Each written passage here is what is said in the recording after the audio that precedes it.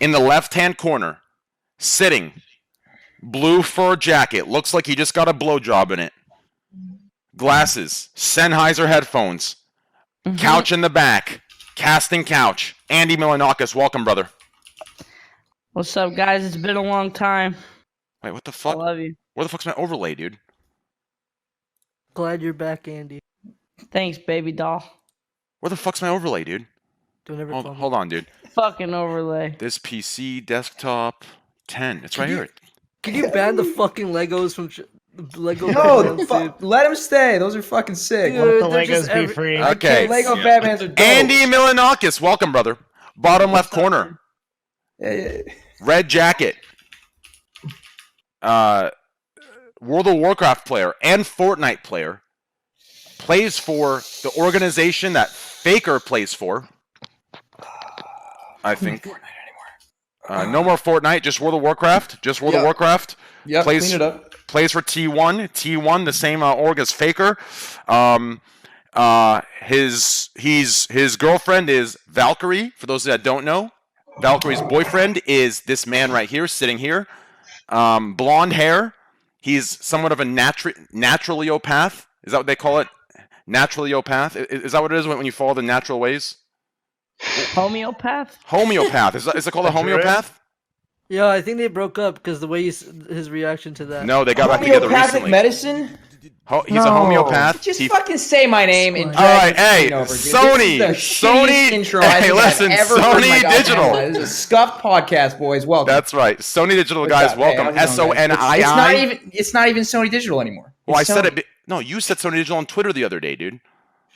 This is my Warriors in game. Sony, guys. Twitch.tv says SONII. Get your who's out. By the end of this chat, you're going to know who the fuck this is, dude. Okay. You're like the PlayStation? Wait, you introed that guy for like 15 minutes and I still don't know who he is. His name is Sony. Michael. SONII. I'm a WoW streamer. He's a WoW streamer. Yep. Gotcha. Hey, boys, 1K Andy. Hey, 1K Andy, wait, boys. who's in the bottom right? Why the fuck is it not cam on? Oh, that's me. Never mind. Okay. To the right of Andy, he's in a red house with red walls. Looks like there's just some weird murder shit going on there. It looks like you're fucking like stuffing bodies in your floorboards. Destiny, welcome, brother. Hey, what up, dude? Sitting underneath Destiny. Some of you may have saw him in the game Skater on PlayStation or even Nintendo 64. He looks like he smokes a lot of weed, but he doesn't. He looks like he's from California, but he might not be. He looks like he's in a rock band, probably not. And he looks like he listens to Kiss. Rod. Is it me? Slasher. Welcome, Rod. Okay, I'll just go fuck myself. To the right of Destiny. To the right of Destiny. To the right of Destiny. He's one of the two people, three if you count Triax, but I don't really count him because I don't think he's a political. He's not like a political person, is he? He's just like a half and half, right? He's half political, half and half. Oh my god, dude, chill. No, no. I meant. Holy shit! Just introduce the next guy. Jesus. No, I meant. Dude. I meant like half gamer, half politics, dude. Or like half speedrunner, half political. You and Hassan are both political 100%. Anyways, to the right of Destiny, Hassan Piker. Welcome, brother. What's going on? By the way, keep the beard at all times. Don't ever shave it off again. Underneath Hassan, white glasses, black shirt, bed that looks like he just got up. Poke lols. Welcome, brother. Yo. To the right, low cut shirt. Just kidding. Just a shirt. Just a shirt. Just a shirt. Black rim glasses. Hair that's been straightened recently, I can tell. Eyebrows done. Like every human that has hygiene. A woman. Casey Tron, welcome. Hey, what's up? I'm only wearing this because my air conditioner isn't working. No, personally, honestly, listen, no. Actually, to be completely real with you, if I could give my opinion, I think that's completely fine. Actually, no joke. I think it's completely What do you fine. mean you think it's 100% agree. completely fine? Seeing He's saying he loves tits her is boobs, completely Andy. fine. That's what Of he's course saying. it No, is. no. What I'm saying is like there's some shirts you can tell like okay, dude, you know. But this one's normal. To me, it's a normal low cut shirt. Hey, the more tits, Is the it? better. Fuck Twitch. 100%. Thank you. Dude. No I problem. agree. Thank you, Andy. Yo, Twitch, can I have my bounties now?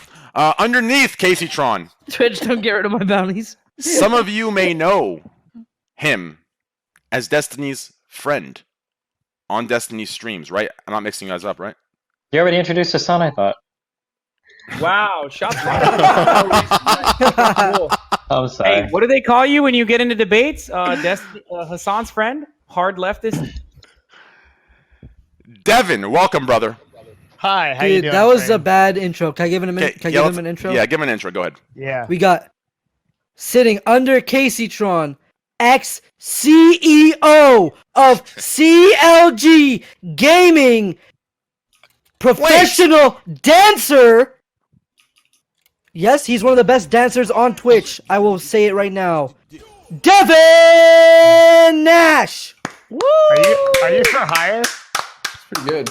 Did I remember Wow. your name? I Did like I remember that. your That's last pretty name good. correctly? You did. You killed it. Oh my dude. god. Oh Mhm. my god. Wow. Can't remember Complete anything. The show now. Nice. I Can am you in just do all of awe. our intros? You know what's Yeah. crazy, Devin? Do everybody's intro. Devin, you know what's What's crazy? Train? So when I first saw your Twitter your name, okay, I thought someone was memeing me and trying to bring up the actor that played the character in A Beautiful Mind, John Nash. You know Yeah. the genius? Yeah. That's my story. Thank you. That was a cool story, bro. Hey, no problem. To the Yeah. right of Casey Tron, some of you may know her. It's not Candy. It's not Landy. It's not Badandy. It's Fandy. Welcome, Fandy. Sorry, guys. My intro's really lacking today. I don't know what's going on. It must be the oil. It must be the oil, boys. Too much CBD, dude. Too much CBD, dude. Hey, listen, Makes dude. you- It's gonna slow you down, dude. Wait, how do I size this, dude? Wait, why is it so small? Okay, welcome everybody. How's everyone doing? It's great to see new faces on here. Devin, pleasure to have you with us. Thanks for driving to your studio. Appreciate that. That's actually, when I saw that, I was a little intimidated, to be honest. You had to drive to the studio. Like, that's some serious professional shit. Oh, That's- yeah. It's my other hat is I'm a CMO of Nerd Fusion, so I just run stuff out of our studio here. It's not as dramatic as it sounds. Well, What listen. city are you in? How clean is the studio? I'm in Seattle. The studio is very clean. Okay. The cleaners just came about 30 minutes ago, so it's looking good right now. Nice. Usually when all the people are here, not so much. But right now, nobody's here but me. Were the cleaners women or men? Why do you ask? I'm just curious. They were women. Squad W. Squad W. That's not an Um, easy one. It's You know- actually Train. Have you ever considered streaming not in your house? Yeah. It's really neat. Like you wouldn't think it, but when you get into an office, it's like a totally different mindset. Let me ask you a question.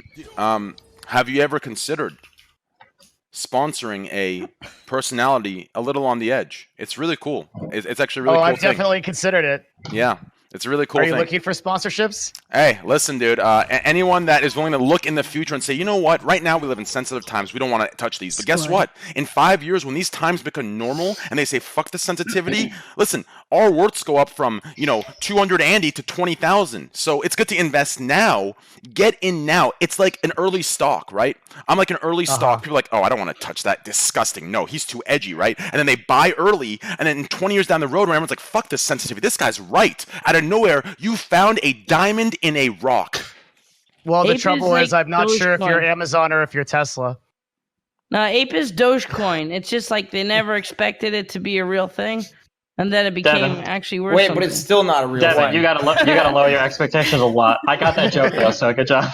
Okay. All right. Thanks. Wait, okay. I'll tone it down a bit. No, I got that joke. He was saying, are you the Tesla or the Amazon stock? One of them, flopped. The other one did really well. Oh shit. Oh well, never mind. Just kidding. Look at that. I just made a bad assumption about Train, and Train just shit on me for it. Good job, Train. I didn't no, shit I on you. understand because I didn't get shit on any you, actually. reaction, I think you assuming that is completely okay, and I didn't shit on you. I just let you know No, that I knew shouldn't it. have. Nope. It was a real dick move of me, Train. You should call me out on it. You know Okay. what? Destiny, I call you out on it, you dick. There we go, dude. Look at the double standards. Look at me bullying him into calling me out. He wasn't even going to. What are you doing, True, Train? dude. I don't know, dude. Listen, I just want my bounties. Wait, do Okay. you really lose bounties? I never got bounties, dude. They fed me some bullshit. Like I've never been fed more bullshit in my life, but I have to put my fucking head down and just accept it and just take the dick up the ass, dude. It's some bullshit, damn. dude. I've been told some bullshit because every streamer I talk to, which they didn't count on me talking to, has told me that they've gotten them recently, or they've gotten them a month ago, or they got them 2 months ago, or a week ago. And I was told like 4 months ago that they're not given out anymore, and it was a restricted beta access or some shit. Like, so hey, listen, I just have to put my head down and take the dick up the ass. Maybe you could reach out to some places yourself and like make more money. You know, show them. Get So your you own think it's sponsors. Make your personal own that Twitch bounties. is like the Twitch Illuminati are stopping you from getting bounties? Is that? Well, I wouldn't say it's the Illuminati. I mean, I think they're Uh-huh. stopping me, yes, but that's because I think they're. I wonder why. No, Do Slasher. you think you're the demographic or that would take bounties or what? I mean, there's like 10 streamers that are my exact demographic that share even more toxic viewers than I do, and they all have them. Got it. Ooh, call them Like out. who? Can you name them? No, I'd Yeah. rather Name not names. because I'm I'd I'm rather right here. not. I'm right No. here, buddy. You want to go? I'm not gonna name names because I don't want them to lose it. But like it's Okay. factual facts. It's factual facts. Who is he talking about, guys? Poke, E-Rob, Mizkip, who else? Call them out, dude. Just name the names. Who No, else? no. XQC. I'm not gonna name anyone out. XQC. Yeah. Tyler. Maybe Tyler 1. Yep. Listen, Tyler dude. one do bounties? Are there any women? Probably. Dude, You don't think he does? The point is, so here's actually Devin. Here's actually the benefit of supporting streamers that are in my circle of friends. He's Okay. still Oh pitching my me. god. No, listen. No, just check this out, okay? See, normies come in, the thousands. All these normie streamers, yes, they have huge numbers. They buy stuff great, but it's not loyalty, right? As soon as one thing happens, they're gone. They don't care. Okay. They don't know you. You become who? But in our circles, it is to the death. It is loyalty. It is an army. Even if we're in the wrong, they fight beside us until the blood sheds and until the armor's piercing with daggers stuck in our backs. We defend each other like shields in the fields of war and battle. So that's Really? why. Because I didn't feel that way when Spoilergate happened, okay? Well, hey, listen. All of your friends disappeared. Even No. I made a My YouTube friends video. did it. My fans did, though. You were there, Yeah. Tyler. I appreciate it, buddy. I love No you. problem, dude. I was there. I texted you. I knew how it felt. I was there. No, Steven, you deserved all the shit you got. What the fuck is wrong with you? Are you serious? I deserve to be called a failure fucking parent and a horrible fucking human being because I spoiled some shit ass fucking TV show? Fuck that shit. You know what? Maybe. Yeah, you kind of did. Wow, found that shit I Game thought of it Thrones was fan. kind of funny. Thank you, Casey Drone. I think it was a matter of escalation, Steven. As we discussed Yeah, dude. before. Yeah. Listen, man. People might start fights, but I'll end them, okay? We go big. Okay, and you did. Well, Reddit ended it because eventually it had to end.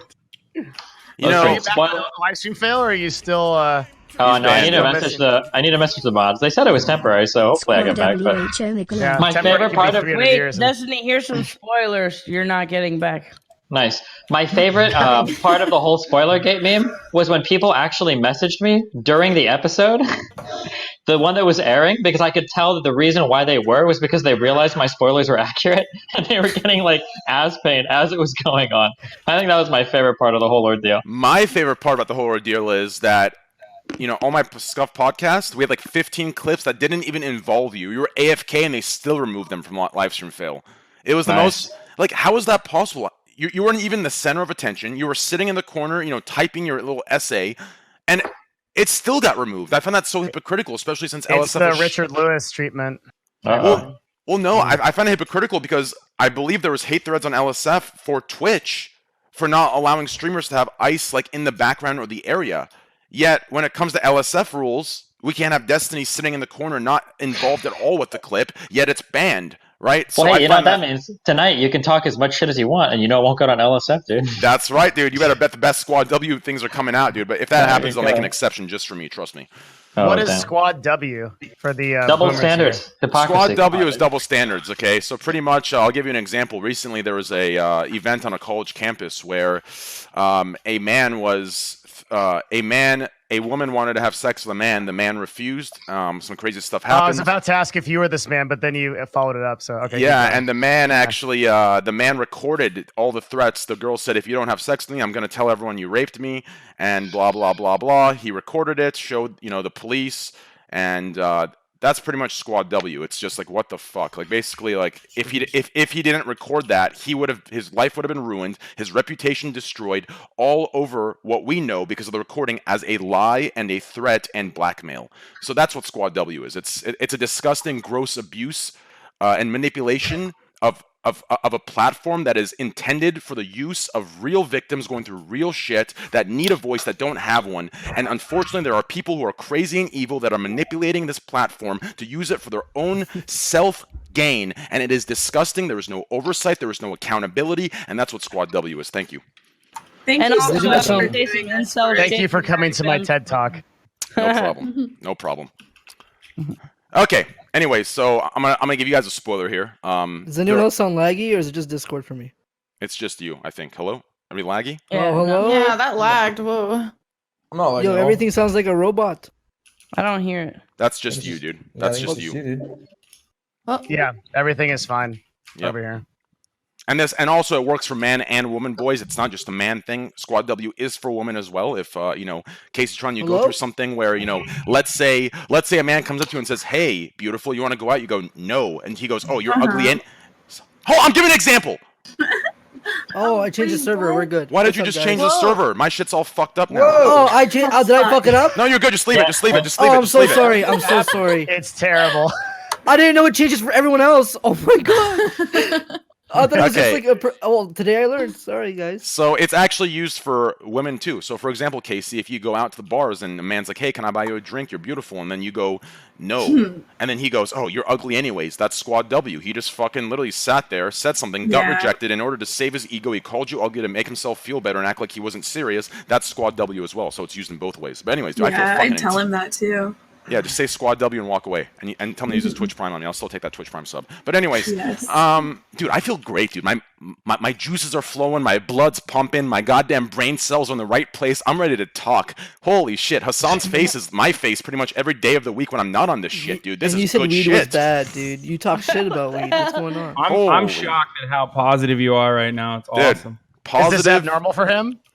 Hey, I'm Fucking using- CBD. Wait, Andy you over talk there. shit on weed? No, I never talked shit Yeah, on he weed. did. Oh, No, okay. I did not. No, I was did about not. to come unhinged. I smoked with Greek when he was here. I know. I'm just kidding. The You only never thing I talked shit to him. talked weed for is I said there are people in denial that use it way too often and they convince themselves that it's not a ooh. They use it every single day. They smoke 5 grams a day and they convince themselves that they're not fucking addicted or they're not Dude, this you or know that. that poke And is they- like right here, right? Holy Yeah, shit. and we've had Yeah, it- I'm right here too. That's and we've not true. And we've had this discussion, and then the same people that smoke 5 grams a day every day that can't function without it, have symptoms of depression and sadness and I'm not depressed. motivation I'm issues, so and happy. then they're confused I'm of what's so going on, good. but it's because they're smoking 5 grams a day and they're doing nothing.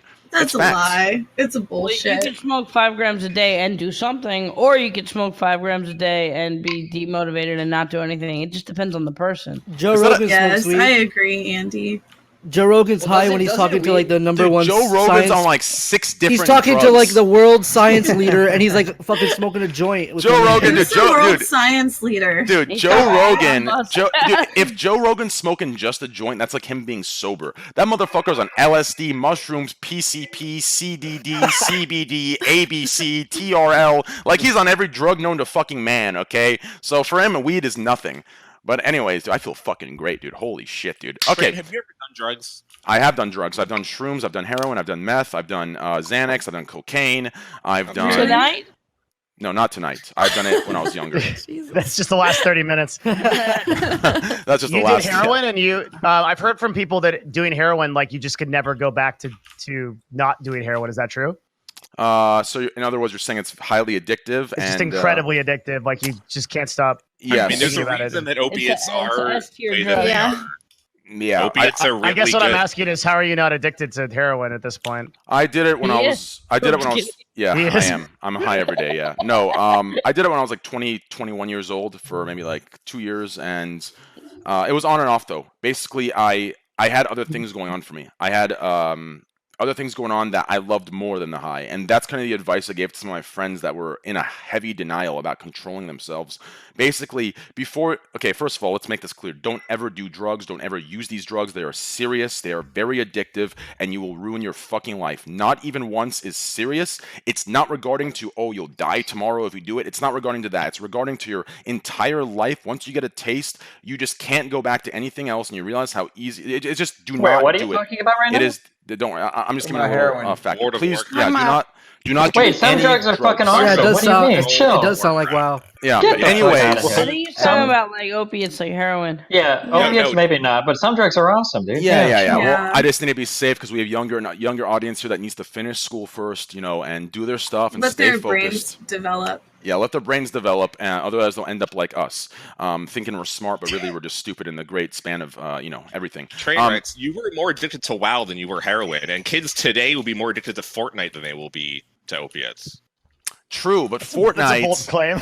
Yeah, but Fortnite has a limited health. I would argue it has equal health implications, dude. yeah, Are you sitting all wait, day and then you're right. just I mean, slamming caffeine 16 you're right. hours a day and just playing Fortnite Fortnite plays at the age into the of 12? same reward receptors I was cocaine does. Yeah, I was gonna say Big, because big brain, dude. I was gonna say one of the biggest negative effects of heroin, besides all the other obvious ones, is actually heart disease. But I was gonna argue that. But realistically, sitting at your computer every day eating shit could definitely. Did I just increase hear this risk of heart correctly? disease. Sony, you said No, not equal to heroin. Okay, my bad. I jumped down a little bit. I just We're got lost there. equating heroin across the board to Fortnite here. I guess I'm on the right podcast. Yeah. Holy shit. No. I was like, wait, we're joking, right? I just think it's interesting. There's a lot of kids these days who are like 11, 12, and their parents are like literally allowing them just to play 12, 14 hours a day and just slam G Fuel, like mainline. Would you rather have a kid 400 on milligram. heroin or Fortnite?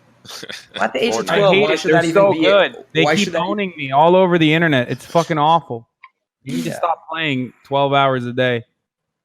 Yeah, I agree. Actually, my doctor. I'd be okay with my kid playing WoW. I went to the Fortnite. doctor and she asked me what I did, and I told her, and she in a very serious, blunt tone, she's like, "You need to. I'm gonna recommend you to a psychiatrist or psychologist to talk about this. It's not good." She was very against it, and she was telling me how her child plays Fortnite nonstop, and she was telling me I need to go get help because I'm on my computer too much, and I'm just like doing my thing, and my job's unhealthy for me. My J Omega L B, guys, get your laughs out. But yeah, He sounds like a feminist. no, she was actually great. I actually explained everything, Sorry, I'm just kidding. You're stupid. Yeah. But yeah, what should we start with here, guys? I'm gonna be honest with you. Another spoiler here. We have no topics at all. I had 30 minutes to make topics, or I had 30 minutes to go on a bike ride, and I don't know why. I don't know if it's the oil or what, but I wanted to go on a bike ride, see nature. So I chose the bike ride. So we're here. We have two topics I've just come up with the top of my head. We can talk classic WoW and FaZe, or we can start with something a little easier. Your intro is longer than that. Why don't you just do it? Yeah, I could have done it during the intro, but I'll be honest, I was walking around aimlessly looking for food. But Are you sure anyways, that wasn't THC oil, dude? maybe, dude. I don't know, bro. Listen, anyway, hey, listen, dude. My boy owns a dispensary. But anyways, real quick. So, you guys want to jump right into the FaZe stuff, or should we open up with something a little lighter? What are you guys feeling right now? Should we open it what lighter? would be lighter than Let's FaZe phase the talk? fuck up, dude. I'm ready. FaZe up, baby. I mean, we were talking about heroin, so going right into banks would be a good segue. Snap. Come on, dude. Ooh. Banks is a cool guy. Wow. Banks is Surrounded by a actually bunch of cool guy. clout sharks. Dude, I'm gonna get Slasher to write a post about that, dude. That's crazy. There you go. Are you ready to post right What's now? going on? Okay. Let's jump into the FaZe stuff. I'm glad we have Devin here. Devin, really, I was watching your clips, Devin. Hey, listen, Yeah. dude. Let's just say, tell me what I need to pay you to never, do any exposés on me. How do you know I haven't already? Hey, give me your PayPal right now, dude. Listen, I'll pay you what you need, baby. Okay. So do you want to Nobody cared who I was till I put on the mask, Train. I've been talking about you for a while. What? Oh shit! Wait, what? Are you serious? I might be. This was his plan to get on the podcast to confront you. Oh. Oh shit! Hey. dun, Let it all dun. out, Devin. Let's go. Call him out. I call him out, can tell him think what of a you couple people that may have hired you to do that, dude. Okay, listen, I'll pay you double. They have hired me? I'll Okay, pay you they double, like- dude. I will pay you You'll double. pay me okay, all right. We'll negotiate this. Knowing Train, he's like legit, actually paranoid. Oh, 100%. For some reason, I'm not right now, dude. I feel great. Usually, I'd be paranoid as hell. I got streaming. I'd be typing him. You hear typing. I feel great though. I don't really care. Anyways, he'd be bidding to me in DMs, offering me double what they paid me to come get him. 100%, dude. Train, So you listen to the clips you said. 0 equals 0. So you listen to the clips you said. Yeah, listen to the clips. Mhm. Wait, are you being serious about what you just said? Maybe. Like, how bad of stuff was it? Not bad. I talk about Twitch and meta issues and like business in the context of like business and industry. So sometimes you come up. Oh, so like some of the things I've done and my reacting stuff. Yeah, that. Like, are you talking about some of the things that have happened with me, or like saying my content? Do you have any advice to give him? Yeah, do you have any advice to give me? I don't think I have any advice to give you. No. Oh shit. Actually, wait. I do have a little. Is that okay? There's no help. Yeah, go ahead. You have a really large platform, right? You would say. I mean, you're the top 0.001% of Twitch. I mean, some websites say I'm top 100. Yes. So, what do you think your responsibility is to your platform? Like, what would you want your viewers to take away from what you do? I want them to grow as human beings in the most Squad WA good, possible. perfect way possible. I want them to get good grades, stay in school, get a degree, regardless of the fucked up school situations in America. By the way, education is shit in America. It is ass backwards. Medicare is, medical care in America is backwards and dog shit. But regardless, I still think you should get a degree because it's pretty much the credit score of the real world in the industry. Even though capitalism is kind of fucked up right now, but it doesn't really matter. Realistically, what I'd say for them. You know, I want to set a good example. I want to show them that they're not alone and that despite, you know, people bringing them down or bringing anyone down, you know, use that as fuel, turn it to fuel and you know, instead of, you know, getting sad and crawling to a corner, use that as fuel, motivation, step up, rise, grind, and say fuck you later in life. Even though that last part's probably a little too extreme, probably shouldn't do that. You should probably control it, be a little bit more humble. But realistically, it's the real world, so we can't really expect that because we have human emotions. We're, you know, flawed creatures. But then again, I guess I should teach to how to be flawless. But realistically, is it possible? I don't know. So realistically, to answer your question in short, I have the responsibility to teach people responsibly and how to responsibly and morally and ethically grow to be a good human being. What else? Do you feel that your content reflects that most of the time? I feel like I feel like no. You're supposed to say yes. No, listen. I'm actually gonna explain. Being honest, dude. No, I'm gonna explain because when you guys laugh like that, when you guys laugh like that, it actually makes it 50 times worse. And this is why I have to explain instead of saying yes. No, it's okay. But so here's my explanation to that. If you're part of the community, okay, so as we know in today's world, people's 8-hour video VODs are judged by a 30-second clip, right? Most of what you've seen of me, I can guarantee you, out of my 200 hours a month, the most someone that sits there and judges and does their exposés on me has maybe watched in total 5 minutes of a 200-hour worth of VODs, right, of VOD time. So we are judged on the 30 seconds or the 60 seconds or the 90 seconds. So if you are part of the community and you're there every night and you watch and you know what our message is and what we do, then yes, I do think my content does reflect that. Now, if you want to judge it from the outside perspective, which, you know, that's okay. I understand where you're coming from. Maybe I should accept that that's how things are and try and, you know, build around that meta. But I can see why you can think that it's not built around that. But yeah, I do think it's a reflection. I think it's the most real reflection. I think these other streamers that you probably would put in there as, you know, reflecting more responsible content, I think that's not obtainable for their viewers.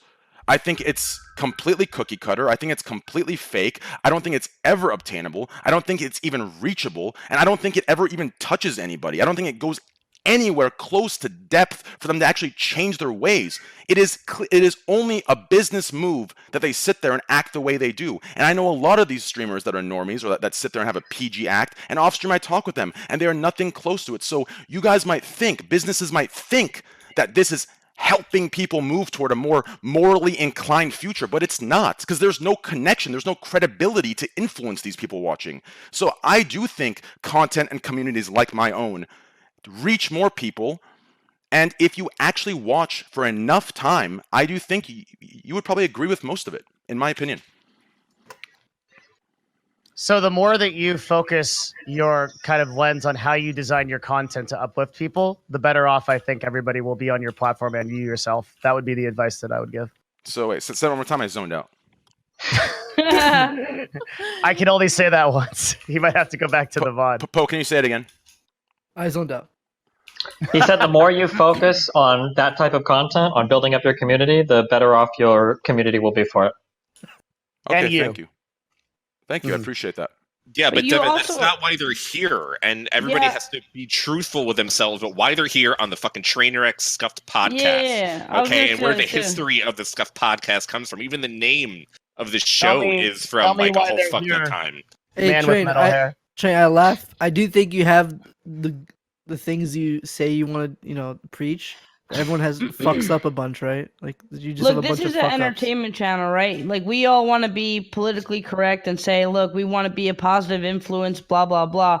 But it's just like switching TV channels. Like you don't have to feel obligated just because you have a big reach to be like, I want to mold these people into be great human beings. You know what I mean? It sounds good on paper, but it's not really that honest. If you're putting on a show and people are entertained by it, then cool. Then they have something to do that they have fun with, and it doesn't Do you have to think be that in so itself deep. is a way to uplift people? What?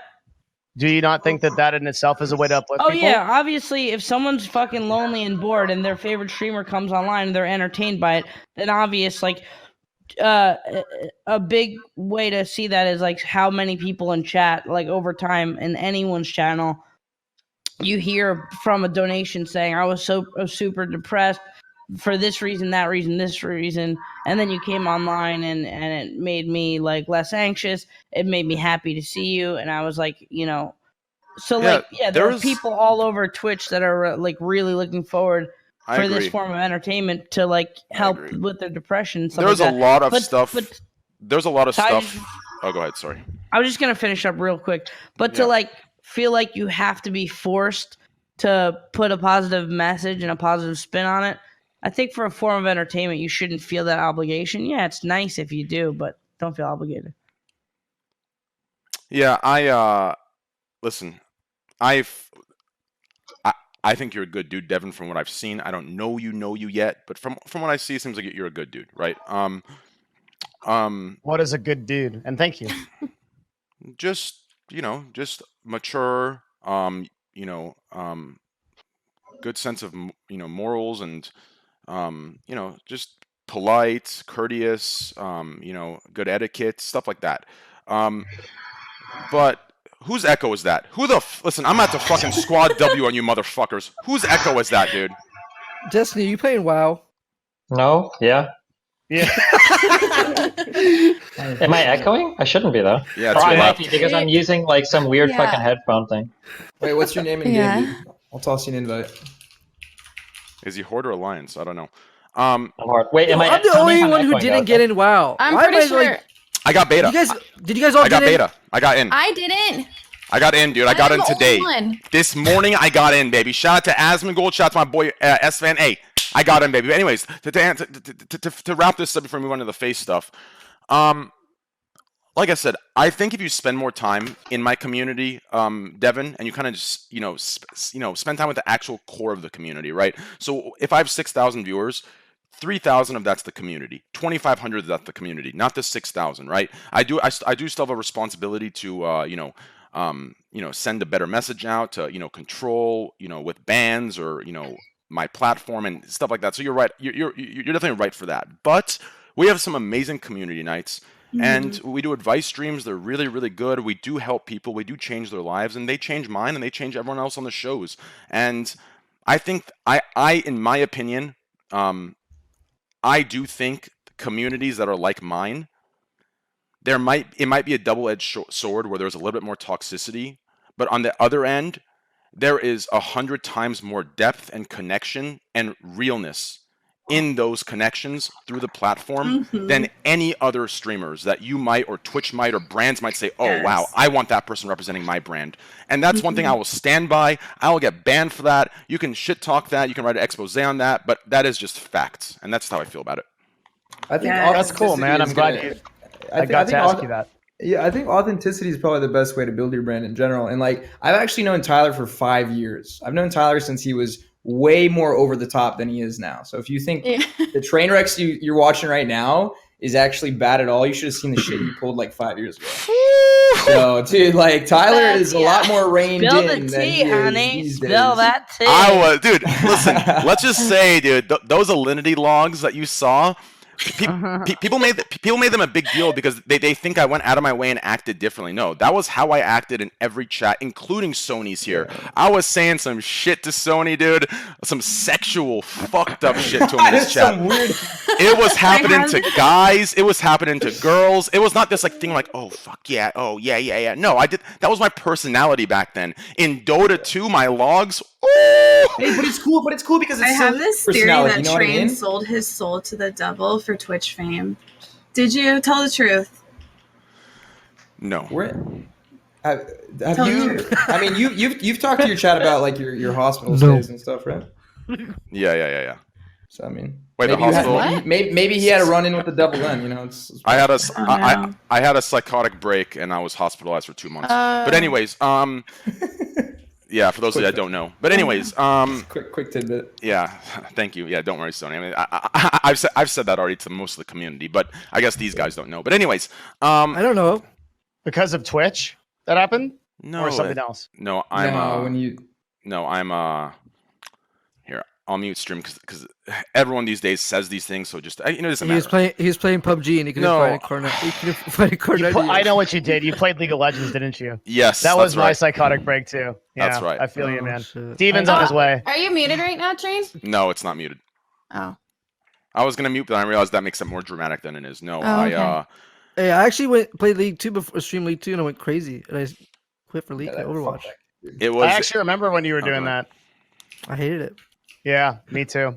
I was just giveaway and I went to conventions and got like 100 gift codes, skin codes, and just gave them away every week.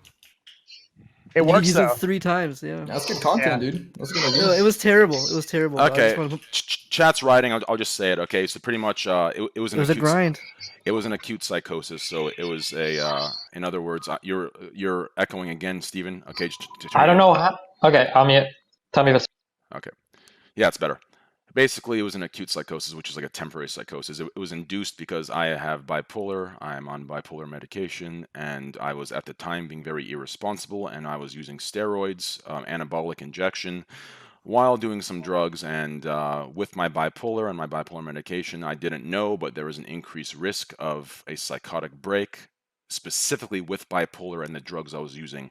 If I didn't have bipolar, it would have been like a 0.000% one chance of happening, very slim. But since I had bipolar, it was a very increased chance. And pretty much, I had a psychotic break. My parents found me, went to the hospital, blah, blah, blah.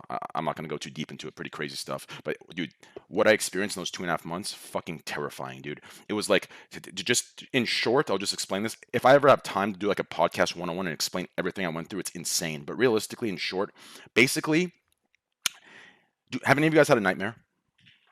Sure. Yeah. So there's a moment in the nightmare, okay, where you become conscious of the nightmare.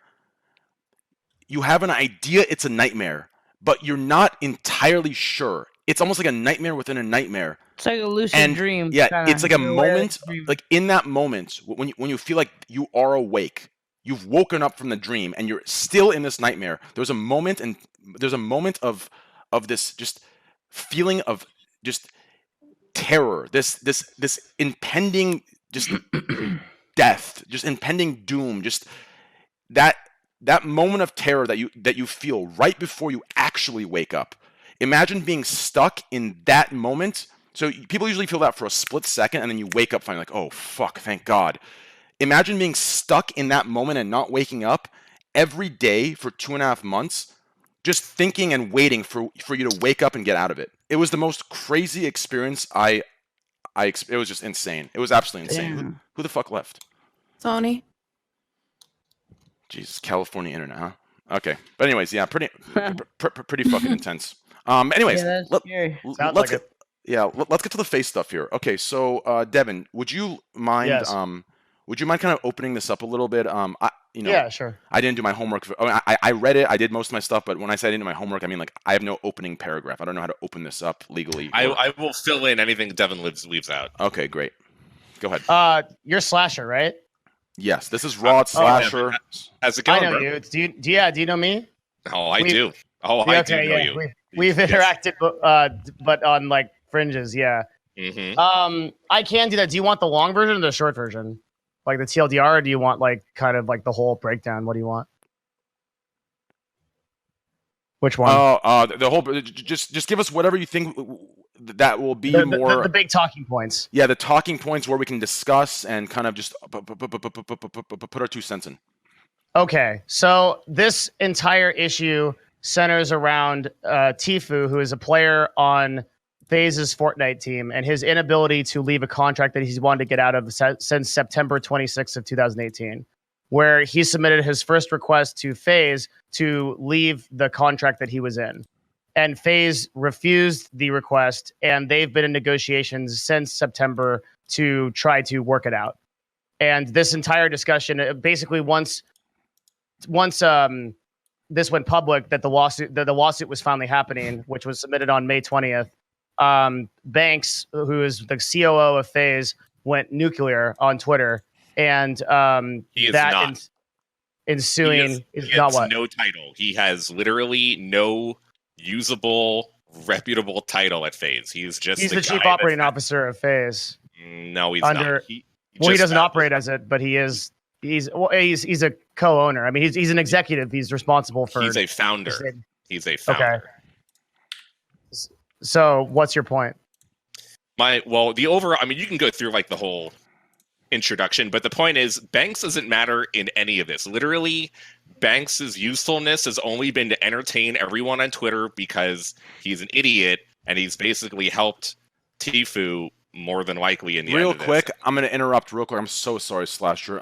Despite our past, I know this seems rude that I'm interrupting you and not Devin, but it's just it's mere coincidence. Sony, what you should do to fix this issue? Either unplug your camera and replug it in. If that doesn't work, then just entirely leave the group. You want to try changing the server again? Close. Change the server again. Actually, change it to like. Okay, let's try US Central. US. Well, don't tell them. They're gonna hit that shit off. I mean, we're on US East now. There we go. Sony, join back. Wait, did he already leave? Nah, he was joining. Okay, we're in Japan. There we go. Oh, holy shit! All right. What's up, boys? Continue. I rezzed you, dude. I fixed it. Great job, dude. Okay, Slasher, please continue. So, what we're talking about here is Devin, catch up. Continue to finish the introduction of what's Wait, going on. Devin's. that's my camera. Okay, Devin.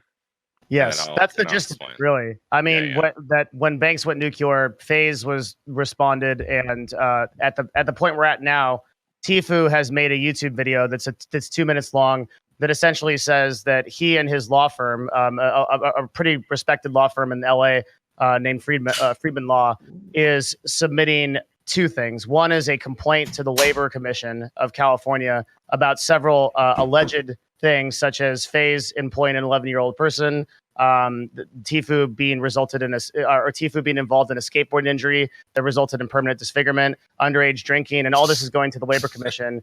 And in addition to that, there was a lawsuit that also had those claims, but Tfue claims in his video that was pulled from the lawsuit, though it's still relevant to the Labor Commission. So those 2 issues are outstanding. And meanwhile, Tfue called for FaZe to release the contract that Tfue was under. And this morning, that contract was leaked somehow to what was it, Slasher? Some kind of like Hollywood. The blast.com. The blast.com. Yeah. And so now that contract's been released, and we actually really haven't heard that much from FaZe since then. So the next step is probably some kind of response. They released another way more professional PR-focused video earlier. Yes. There's a video on FaZe's Twitter that's about 7 minutes long between the actual CEO named Lee Trink and one of the operating officers named Seabass, who is from Toronto. I have to say something about that.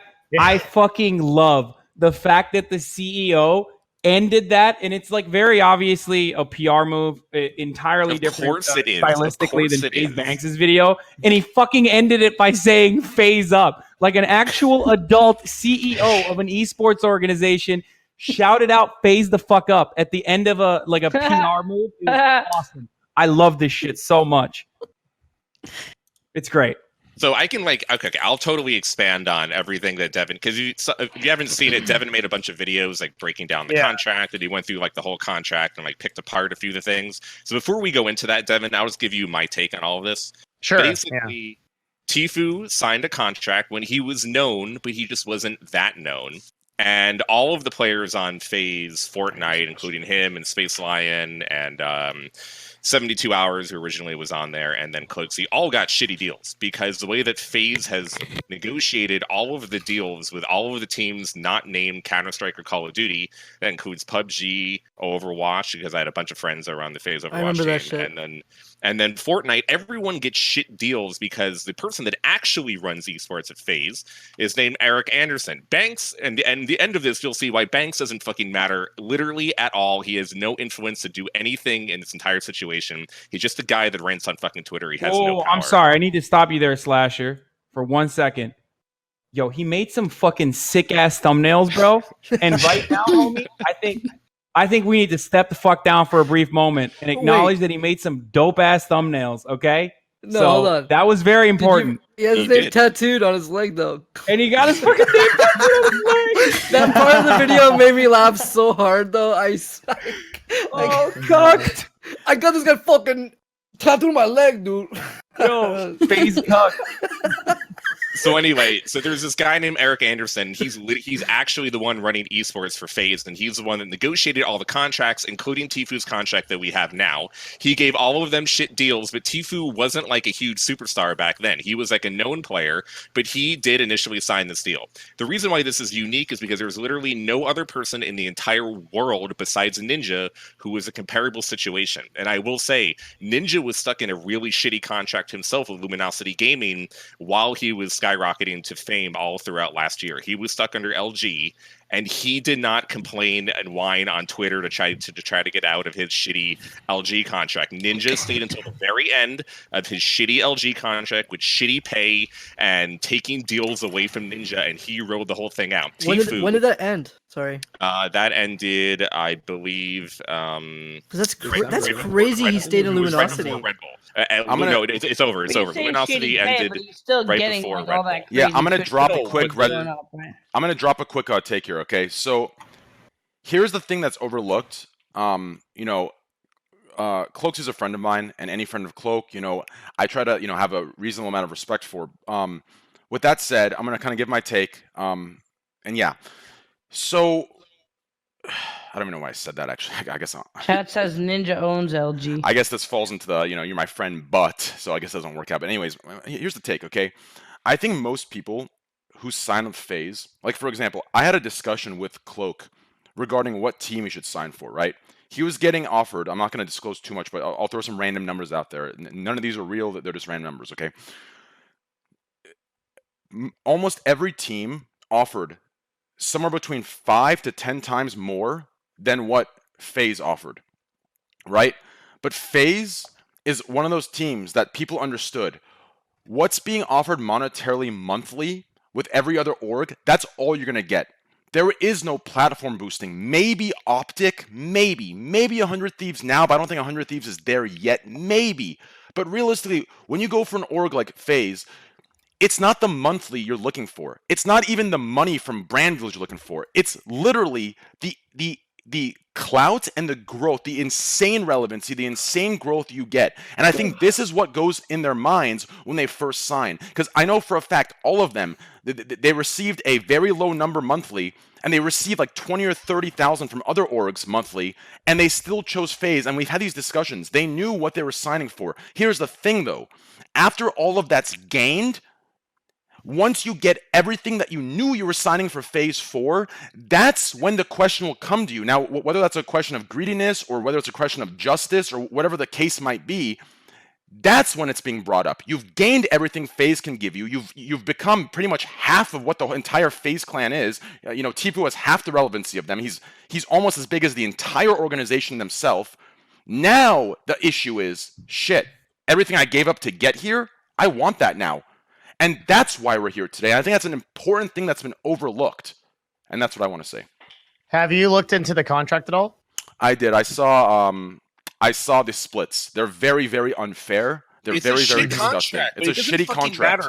It's a shitty contract. Matter. His entire thing. It's Tfue is special because he grew so big more than any other player. Cloaksy did, but not really. Space Lion didn't. 72 Hours didn't. All the other pros in Fortnite didn't. Tfue is special, and he knows he's the only one that could use a lawyer to put out a press release, to work with the Hollywood Reporter, to put in the lead that he's getting up to 80% of his earnings takeaway. I actually helped that. I put it on Twitter. The entire thing turns into a PR disaster for FaZe. And then Banks comes out on the internet, says a bunch of dumb shit to everyone that is, everyone laughs at. Fuck up. Well, here's the question, Slasher. Tfue did this masterfully. Did this fucking yes, he did. That we agree on.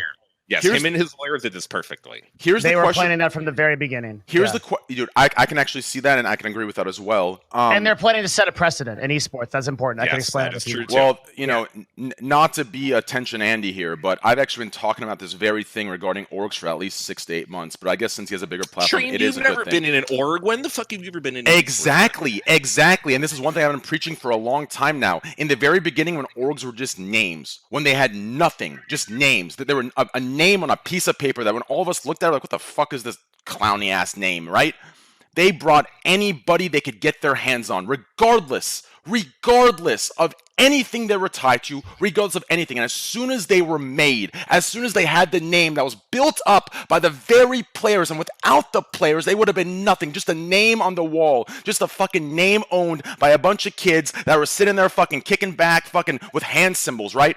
And then now that they're bigger, every player, no, we don't want you, only if you give us everything and we lose nothing, here, this, it's a total just forgotten the roots, total manipulation and using of everybody in the community. Once they got big, they forgot the core, they forgot their roots, they forgot how they started. And that's Is Raynad invited to this podcast?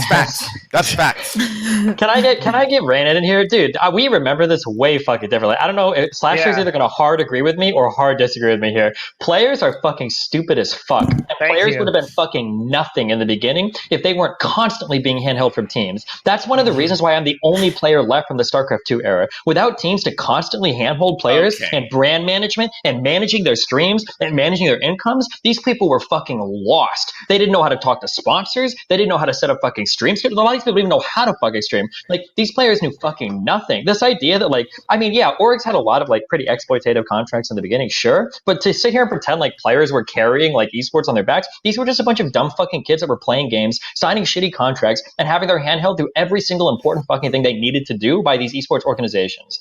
Mm-hmm. Yeah, it was the few people that could actually ascend to, like, a business level that actually coordinated these people together. None of these things would have happened without those esports owners. No, and the ones that were able to do that went from player to owner, such as Hotshot with CLG and such as Reginald with TSM. Any of the ones that had a good business sense transition from player to an owner and now own teams like G2, TSM, CLG, et cetera, et cetera. But I mean, Destiny's generally, right? You're not the only fucking one. And StarCraft 2 is not alive. It's not like you stayed big as a streamer because you kept doing StarCraft 2 or anything. Well, no, but a lot of the StarCraft people, but a lot of the StarCraft people legitimately didn't know how to transition out. Like, are you telling me that if Idrid knew how to manage his stream shit, he'd be like, I could be, a multi-millionaire by the time I'm 25, but I think I'm going to go to college or whatever. Yeah, but some people just love the game that they play, and all they really want to do is play that game. And if they don't play that game, they don't give a shit about Twitch or fucking video games or anything. And that describes all the major Korean players that kind of sort of stream, the Bombers. That describes, like, the Idras, the Naniwas, like, all these people that couldn't manage or hold on to any of their fucking stream shit. We're like, oh, well, I just like playing the game. Now I'm going to go fucking do it like school. Like, you really think that's accurate? I mean, Naniwa kind of impregnated a fan, and then he moved to fucking America. That's or something. Still has nothing to do with failure to manage their business. That's not what I'm referring to, though. I'm referring to who they were willing to bring in so they could grow and get a name for themselves. Back then, there was no pickiness. Back then, if you were a huge good player, there was no pickiness. They brought you in, and now only now but that back then, like you got nobody made money. People don't recognize this, but back then, a good esports contract, if you got paid like for that matter, $500 a month, you were like a fucking god. And absolutely none of this stuff would have happened without the publishers in the first place anyway. I mean, it was them that organized the LCS, eventually OWL, and before that, the StarCraft, the GSL, and all that stuff. So the publishers had just as much responsibility as the esports teams, but the players were just along for the ride the entire way. I still think there is No, Train is absolutely correct though. There is no value without the actual workers. I mean, if there were no fucking people playing the video game, there would be. I mean, these organizations would not make any money whatsoever. That doesn't mean the management companies do absolutely help them out. Without the orgs, there would be no fucking tournaments. The players would be wandering around, fucking stumbling into their own fucking pits. I don't disagree with there either. I think that's so wrong. There was okay. Oh. No. Without not you, Hassan. Destiny. That was to just make money. There would be no tournaments. We had so many self-created tournaments. Like slowly, those tournaments, those LANs, those tournaments slowly became sponsored, branded.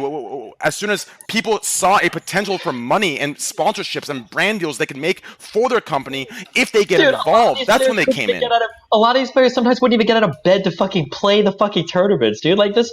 I don't know. Yeah. Maybe I'm biased. Okay, like, dude, hold on. But listen, I think the compromise here that we will all probably agree on is what kind of base expectations can we set, and how can we make sure that this industry that is currently growing and relatively young is not predatory in the way that they set up a certain contract. 100%. I think that is the issue here, right? I mean, all the big ones do what Hollywood does, like, and all the agents they take a certain percentage. Everything is all equal across the board. When you go with like CAA or Paradigm or whatever, it's 10%, 10%, 10%, 10%. Yeah, but Andy, that's different than management, right? As you know, the other reason is the esports players aren't yet classified like athletes are, so you can't compare those two things across the board. Yeah, I know, but I'm saying if some of the bigger ones kind of made a precedent for like, this is what we're trying to do that. I mean, looks like. But that's the thing, is that all these things are individually arbitrated. Ultimately, the only thing that actually gets players to be treated fairly is third-party representation for players. That's it. I'm sure Hassan would agree with this.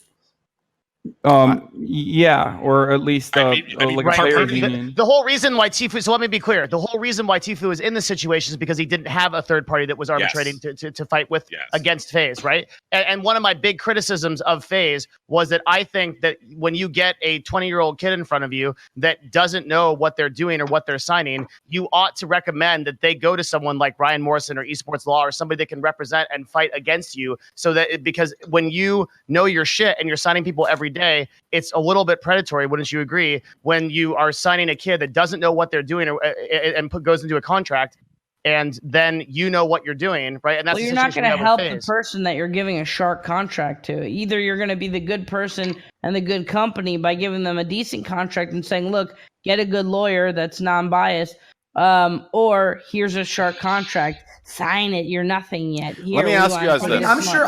Wait. That's why we need to. I'm sure Gun.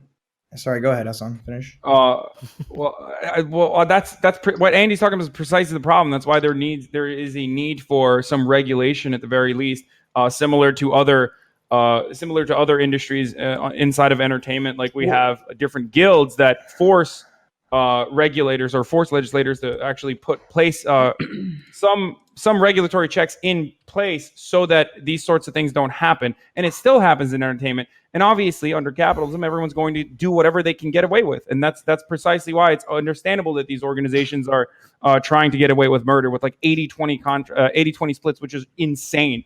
Yeah. Okay. So in all my time in esports, I don't know exactly what the contract was and like how scuffed it was, but I'm sure Tfue didn't have a gun pointed at his head, like asking him to sign the contract, right? No, it was worse than that. He didn't have a gun pointed at his head. He was encouraged by someone he thought it was his friend to sign it. Well, who? Banks? Yes.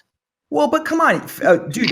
Tfue has his brother who's big in YouTube. He has his family. He has friends in the industry. He's growing. He should have kind of maybe asked those guys first. He wasn't in the position that I think everybody thinks he was in. So when I was broadcasting earlier today, we looked into exactly the period of time that Tfue actually was able to sign that contract. He was at 500 to 1,000 concurrents.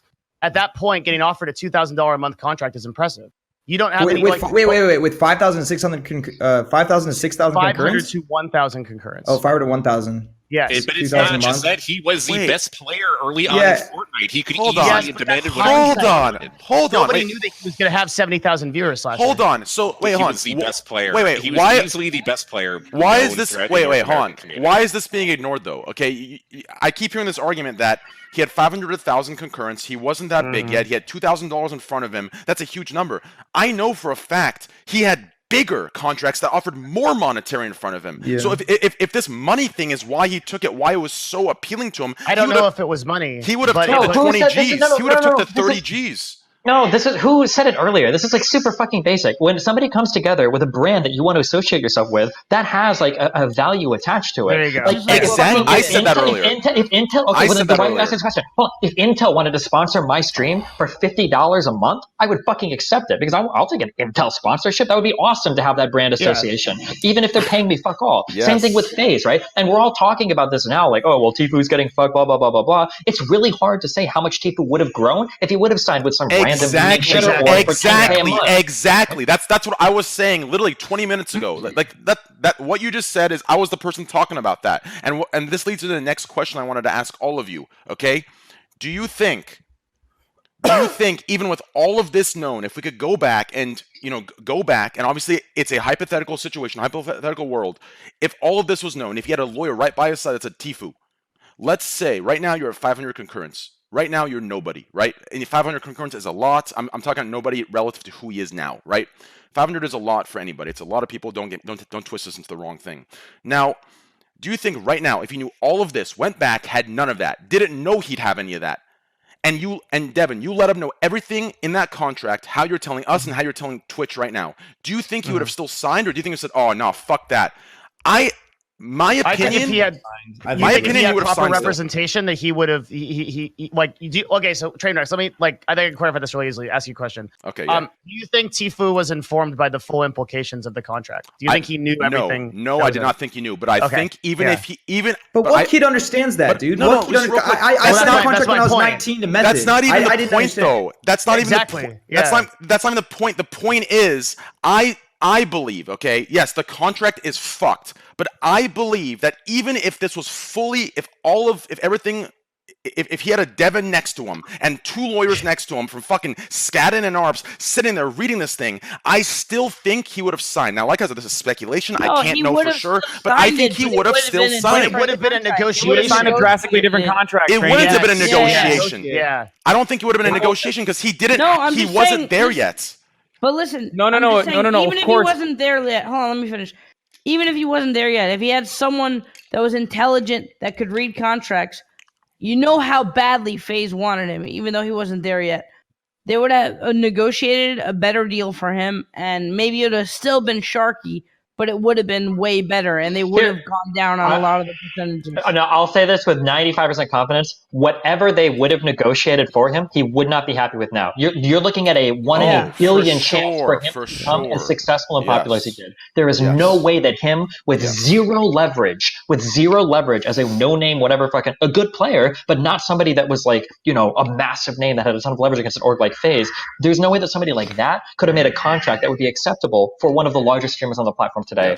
And like Fortnite, it would never have happened. Well said. Yes, that's exactly. Now, do you think, would you feel a little bit guilty about if you really tried to think about that a big portion of your success came from this company, to throw them under the bus like that instead of kind of like maybe handling it differently, maybe worked harder to renegotiate? Because if I really, maybe he doesn't feel this way, but if I really thought like, this company is at least 50% the reason why I blew up the way I did, I wouldn't want to completely just shit on them online because I wanted to like get out of a contract that I thought was Sharky. Yeah, I would be like, you know what, I gotta like respect where I came from, and this partially made me maybe handle it a little bit differently. To respond to your thing, I'll give you my take. It's 2 seconds. I think yes, I see where you're coming from. If they didn't come at him, if they didn't do some shit behind closed doors where they were silencing him, if they were truly in his best interest trying to renegotiate something, trying to fix it, then I agree he should not have done this. Were they offering him like $1 million contract? Just wait. But if they were truly renegotiating, if they were truly trying to move forward with something better, then yes, I think you're right, Andy. I think it was fucked up. Now, if there's something we don't know and there's some fucked up shit going behind the closed doors, then I think he's okay to retaliate in this unique situation. But if they were actually...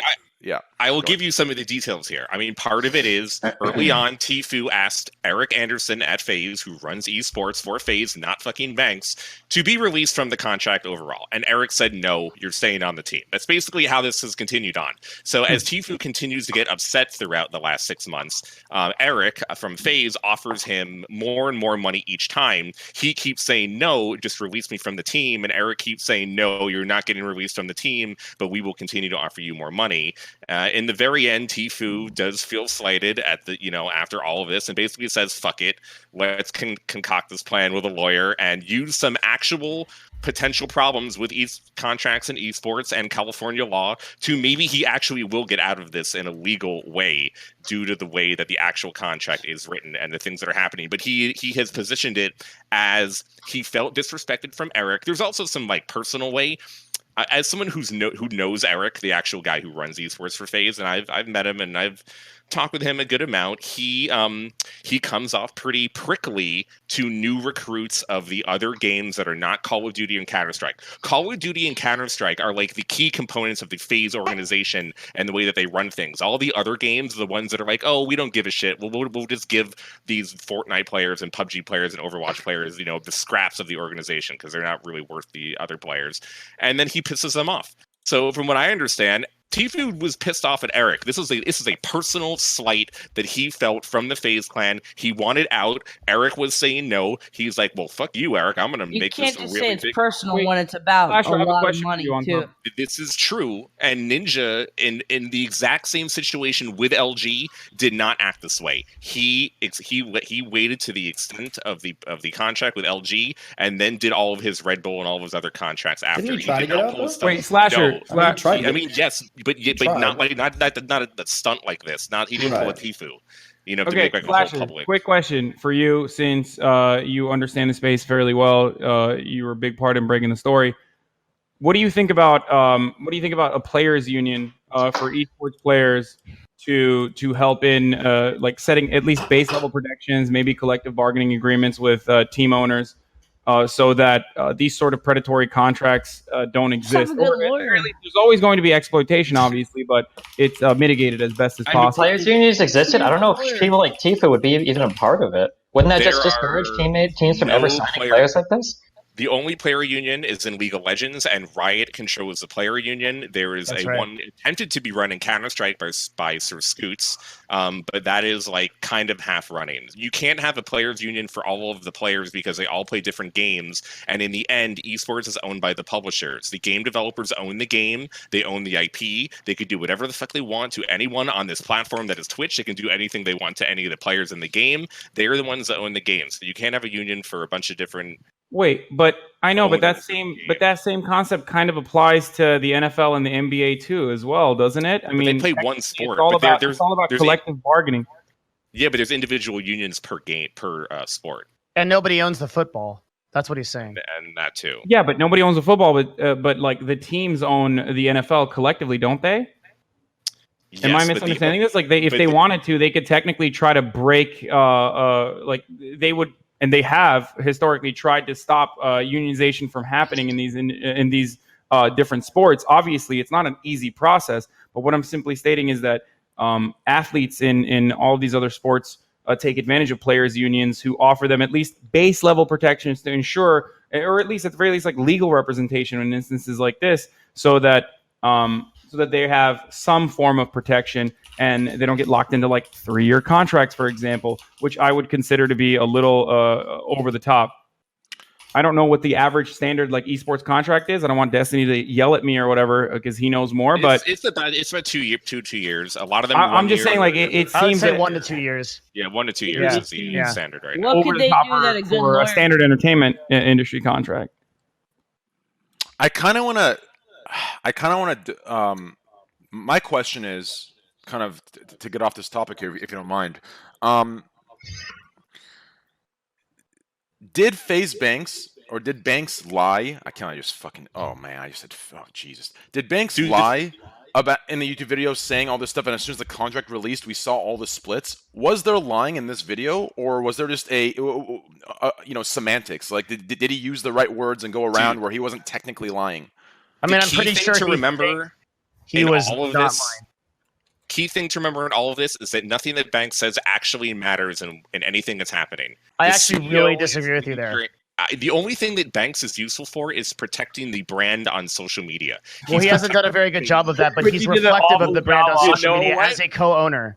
I agree. I totally Okay. agree, and I think it's completely backfired and failed. That is his I want only to know job, about and the he's not done a 60K. Do you guys believe that all they made was 60K off Tfue in this? Yeah. in the life That's of a the- pretty I believe that's all specific they- number to lie about. That's an important distinction. All they collected was 60K, All they but collected according was to the 60K. original contract, they could have collected a lot more, if I'm not mistaken. Yes, Whenever they you're wanted, correct. right? It's a ridiculous Yeah. counter, by the way. Like, I okay, never heard so of a you guys can contract correct that me says, if I'm yeah, wrong, if we're in right? the mood to take more money this week, we can. Like, what? Well, so that's 5 what years of I doing find to be was really contracts. interesting. I have never seen a contract that had those kind of percentage splits. Not anywhere close to it. Jesus.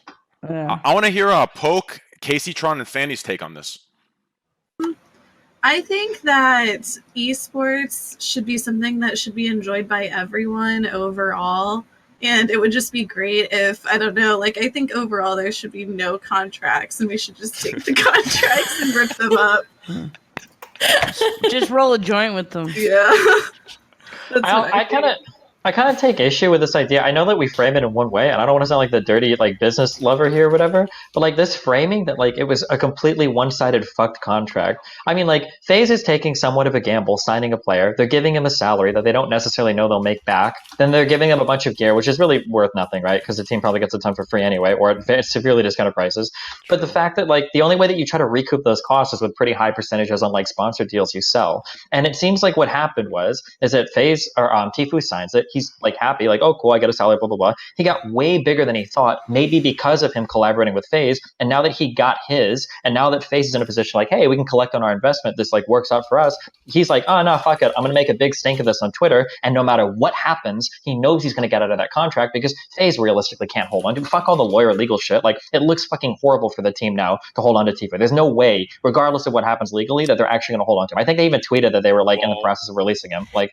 Yeah, thank God he has outsized influence and actually a tremendous amount of capital backing him, so he can fight back for himself. What do you mean fight back for himself? He Normal already labor leached off disputes the that we team. have that go unnoticed, Wait, like the fucking McDonald's strike that's happening right now. He's not. This is not a McDonald's employee. This guy's not fighting back against anything. He used FaZe. He leveraged the team FaZe. He got massively fucking popular off of them in ways that he probably wouldn't have other ways. And now that he got his, he's ready to piece the fuck out. Like you're making it seem as though no, I understand that you're taking the side of the business here, but ultimately, as Train pointed out earlier as well, FaZe also benefited tremendously from Tfue's having Tfue on as their as a person who's on their team. No. It's the opposite. They might have helped him. They might have helped his brand early on, but ultimately there would have been no. This is the wrongest take in the world. They're not benefiting from him. If the second he gets popular, wait, no, hold on. Let me finish. Hold on, let me finish. They're not benefiting from him. If the second he explodes and gets hugely popular, he wants to piece the fuck out. That's the opposite of benefiting him. They're literally building him up to be something massive, and now he's like, hey, I'm big now. Piece the fuck out, guys. No, now is their time to benefit. Now is the time for FaZe to benefit from their investment. But they can't because Tfue made a big stink of it on Twitter, and now he's ready to piece the fuck out. You can't possibly say that FaZe is benefiting you know from what? FaZe could still lock him in the contract and not release him and force him to go through this lawsuit to try to get out of it. They do not have to release him, and that has not been announced. From what I understand, they are not definitely set on releasing him. They could continue to keep him and have him rep FaZe through the World Cup and through the finals in New York City, which What they if actually he still have throws not the qualified game? for. I could be wrong. I thought they tweeted that they were going to. I could be wrong, but I thought they tweeted earlier today that they were definitely not going to hold on to him. Does anybody? I might be crazy. Maybe I make that. I feel like I read that tweet though. Well, Banks doesn't. Nothing that Banks says actually matters, so you can discard. Oh, okay. Everything. So maybe it was a Banks tweet. Okay. Okay. Ultimately, again, just because someone has signed on to a corporation and then has grown out of that, to a size that even FaZe did not know that he could grow to. Does that mean that they have ownership over him for an extended period of time? Especially Yes, when that's the contract. especially Yes. when the team and the CEO and like C-level executives and even one of the symbolic owners personally admitted multiple times that it was a shit contract and they tried to renegotiate it, and then literally said, "Oh, we're only collecting 60,000." We're not even mentioning like all of the IP restrictions, like the usage of his person, the usage of his personality for an extended period of time. No, stop. That's not true. That's not true. What they had signed into perpetuity was what they had signed into perpetuity was stuff that he did for them. So or at least this is how I read it. That's not true. Read it again. It was for all of his likeness. If you want me to pull up the contract, I will right now. It was all of his likeness in perpetuity for all services which they could define. In the galaxy. In the galaxy. That's standard. That's standard. That's standard. In the universe. That is not standard. Do not come here and tell me that is standard. I've been writing it wasn't exclusive rights to his likeness. The exclusive stuff, yes, I'm pretty sure was. I'm going to read it to you right now. Okay, now somebody link me the contract. I'll read it again. I'm looking it to you on Discord. It doesn't matter. It does matter. It does.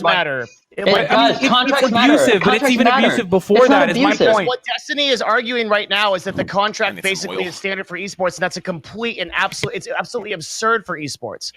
This contract is not normal. Abusive, even if it's my point was it's abusive regardless, and I'm glad that Tfue, for personal reasons, for obviously wanting to get out of this contract, is kind of blowing this whole thing up and making a public spectacle out of it. Because if Tfue's in this shitty deal, I've heard from other esports players as well in much worse situations with FaZe and with other esports teams that they're signed on to, but they don't have that same kind of clout that Tfue has. They don't have the same kind of public backing that Tfue could potentially get. They don't have the same kind of money and resources that Tfue has to actually launch a legal battle against FaZe Clan. So this is a good thing ultimately. I agree. I mean, I'm not one to take a FaZe. And I'm a team owner.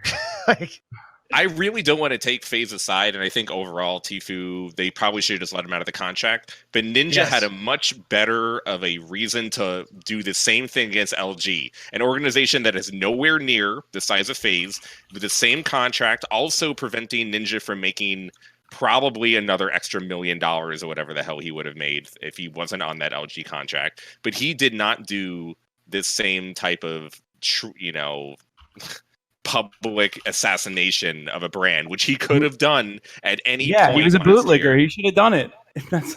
I think. Now, I can't fault Tfue for not going in the same path, but you do have to kind of feel like, okay, fine, FaZe wouldn't let you out of the contract, but he could have just, waited till the end. It wasn't that long. It was through the World Cup for another few months after, but he didn't have to go down this route. He chose this route deliberately because he thought he could have won the public.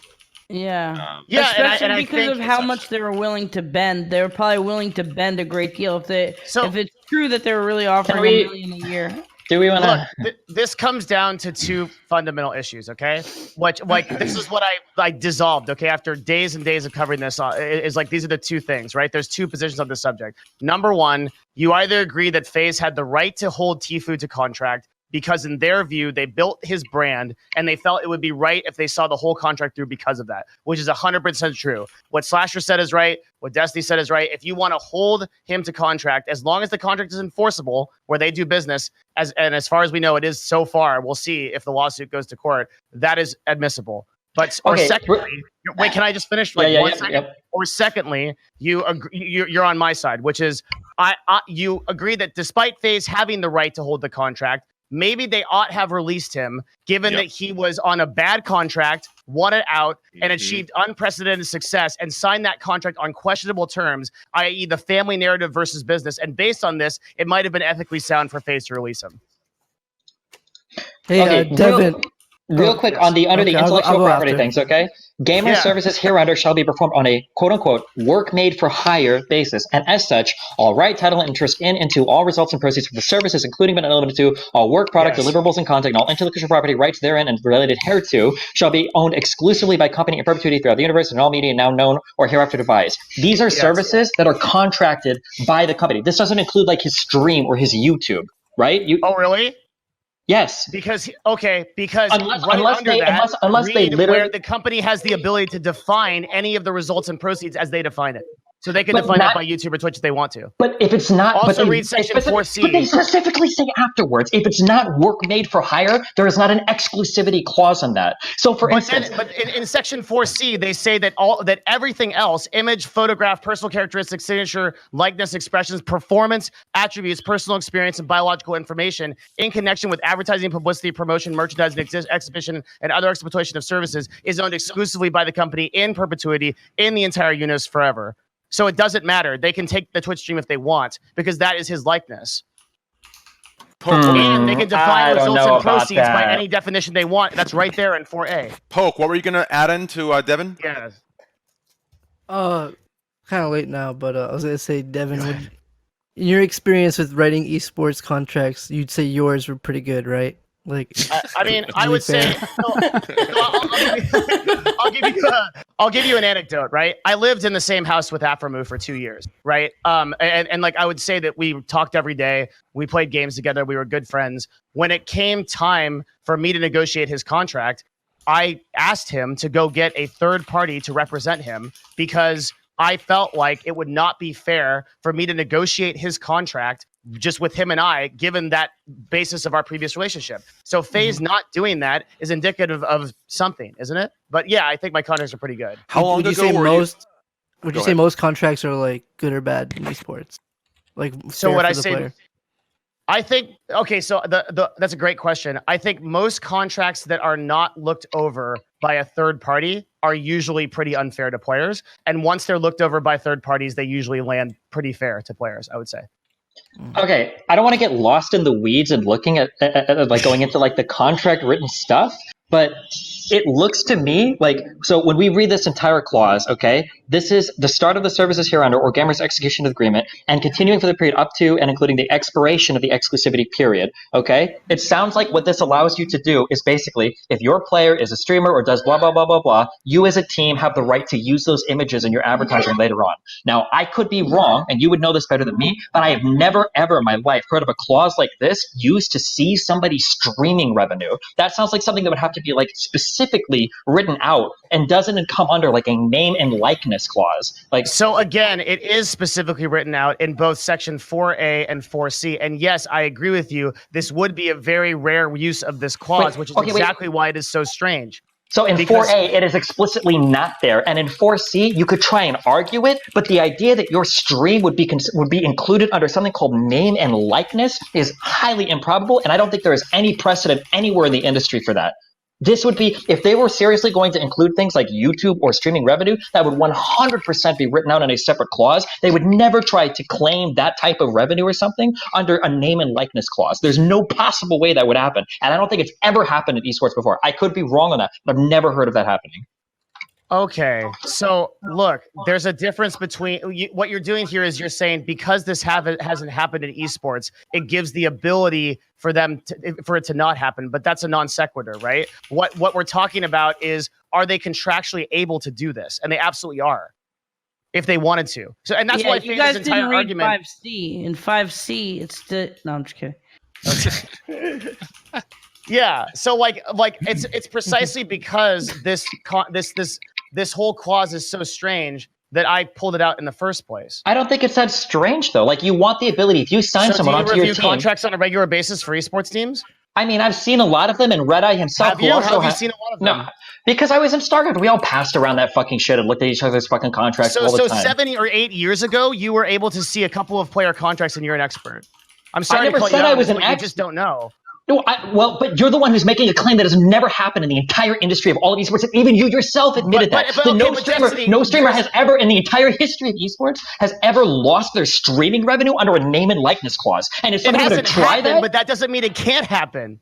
Okay, well, I mean, if that's the argument to go with, then sure. I mean, I guess it's and then the other thing too is that like exclusivity has never been challenged. You're going to make the same argument where you're going to say that because exclusivity has never been challenged, that exclusivity doesn't exist. You know, like wait, what? No, I'm saying that that your streaming shit would never fall under this name and likeness clause. I mean, I guess it's possible that at some point, but I mean, like that's such a vacuous argument. Like it's possible that any part of a contract could be like stretched to its logical extreme, and your shit. Like fuck, if you read all of the early Twitch contracts, technically on a lot of those, it was signed that like you couldn't release any streamed footage for like a week, but everybody uploaded shit onto YouTube. There might even be old contracts that still have it. What's in the writing is what matters because that's what's enforceable in a court of law. First of all, that is absolutely not true. Something being in writing has nothing to do with it being enforceable in court of law. Look how many people still have non-competes, and none of that is enforceable in the state of California. Excuse me, that is what is contestable in a court of law. Does that make sense? Okay, explain to me the difference.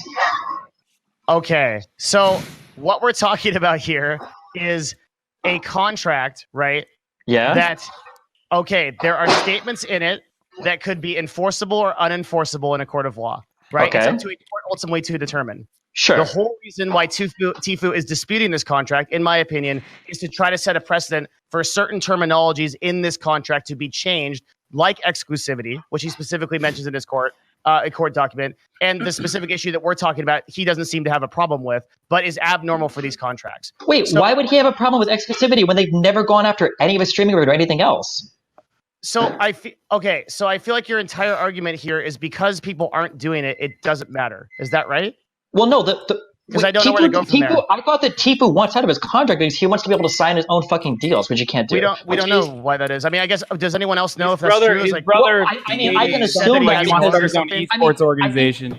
I think that's a reason. Enforce that? I think that's a reasonable assumption, given that nobody has ever touched or threatened to touch any of his streaming revenue. I think that's a reasonable assumption. His brother said he wanted to leave so that he could start his own org, and I have heard some similar things. And this is just a power. This is all a power play to get the fuck out of this goddamn contract. The only thing that actually matters to me in the actual lawsuit is that this is unenforceable in California. And that matters to me too. But that established a precedent for esports, right? Well, wait. What part? Well, first of all, what part of it is unenforceable in California? And secondly, just because part of a contract is unenforceable doesn't mean the entire thing is.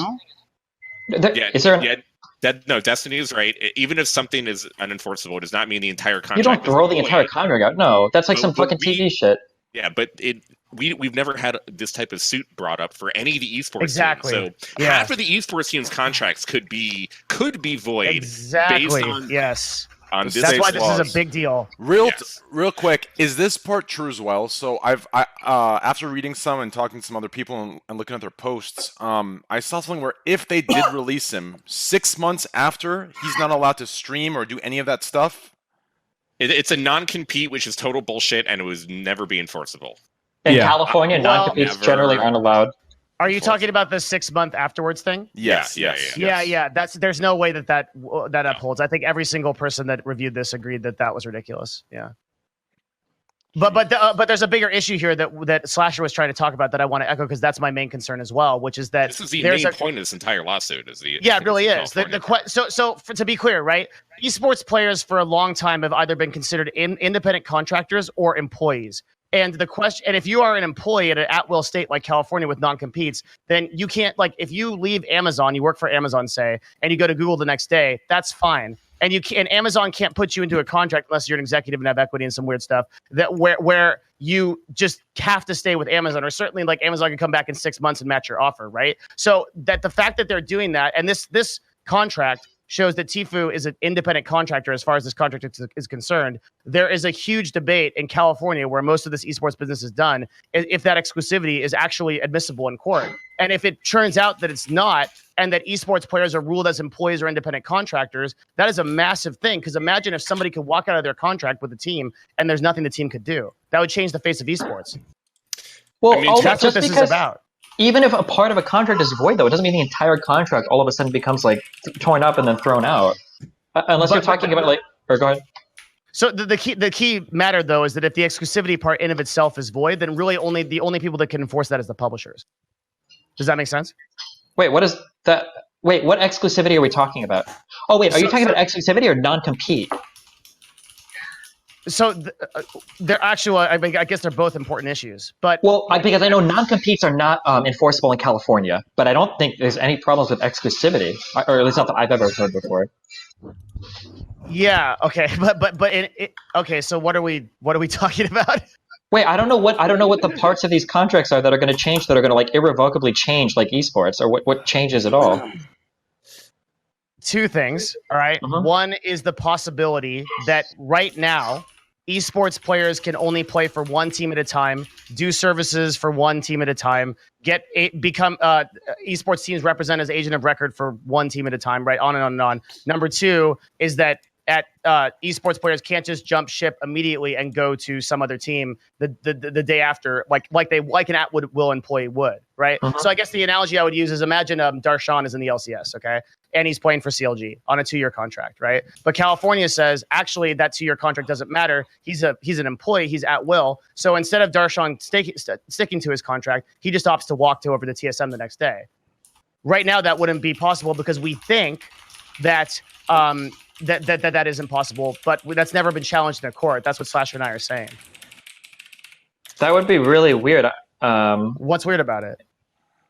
It's the same as being an at-will employee, right? Like, so the whole thing is esports teams right now are treating their players as a little bit of a lot of things, right? Employees, contractors, and talent at like the same time, and like athletes at the same time. And the law has never really cleared up what that means. So there could be things that esports teams are trying to get away with those teams or with those players. Well, these sound like two totally separate issues. So on one end, we can talk about the difference between like, are you taking an employee that's supposed to be a W-2 employee and trying to skirt the laws by contracting them? That's one issue. But then the idea that you have a contracted person that can never be exclusive, that's a whole separate issue. But both these issues are relevant, and they're ones that Tfue is challenging in court. That's basically the whole basis of this lawsuit. Well, actually, to be clear, the basis of the lawsuit is actually Tfue claims they not get paid. That's all that the court document really actually says. All that's for PR. I mean, if he claims that he didn't get paid, he's got a clause in his contract that lets him escape the contract by giving him written notice on 30 days. If they don't remedy it, he can just leave. Did he do that?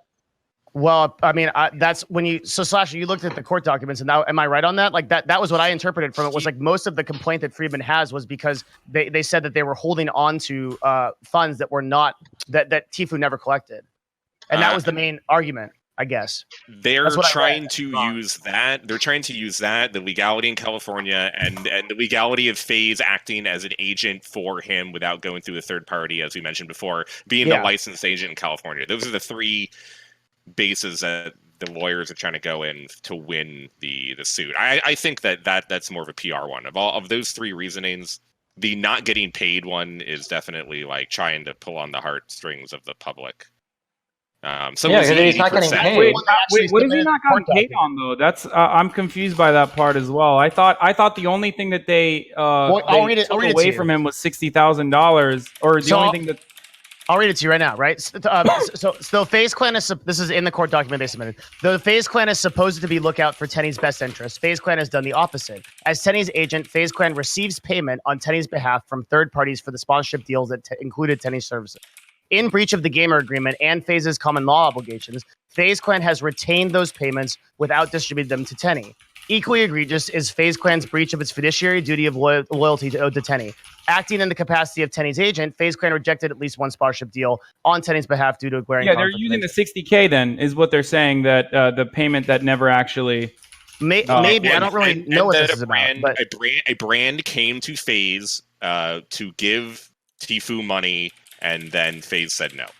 Well, a brand came to Tfue. Yeah, a brand came to Tfue to get Tfue money, and FaZe said no. And that's which is not abnormal in esports, right? Because it could be a conflict of interest. Okay. Yeah, I agree. Nice.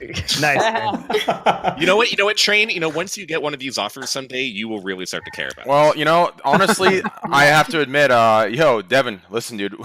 We may have had our differences, but hey, my man, Fusion Train sounds pretty good, dude. What differences do we have? Well, didn't you say you talked about something of me? I asked you some questions about your brand, and you said you uplift everyone, and I said I'm proud of you. No, I was talking about before when you said maybe I've talked about you, remember? Yeah, of course I've talked about you. You're Trainwreckstv, dude. Everyone talks about you. No, listen. Okay, okay, dude. That puts me in an awkward spot. Listen, I am just a small platformer creator that's trying to make it. Okay, dude. Listen, Devin, you and I are gonna have some lunch. I'll fly over to LA, wherever you're at, dude. We'll have some lunch. You know, I'll show you the ways. Maybe with consent, if you're down. Listen, I'm a touchy guy. Okay, I don't know how you are. What? I'm a touchy Where is this guy. going? Listen, I'm into women. I mean, even if I was into men, it's not a bad thing. I have a lot of friends that are into men, and they're very cool. I love Devin's them gonna shoot dearly. your ass. But Stop. Devin, listen, man. Hey, if I come in, I'm gonna come for a hug. Maybe give you a slap on the ass with consent. If you're not cool with it, hey, I won't do that. But hey, that's kind of how, you know what I mean. Give you a hug, let you know you're my bro, and we just have some lunch. But anyways, wait, Destiny, have you invited Devin? No, have you invited? Lunch is your cock. Wait, Destiny, have you invited Devin to our Hawaii trip? Wait, are you coming on that? I don't know yet, dude. I haven't decided. It's a little, it's short notice, but I mean, hey, I don't know, dude. I mean, listen. I don't even know. I'm not the one organizing it. I thought it was Mr. Well, Booten. Devin, you're Why, invited. Do you want to go to Hawaii, Devin?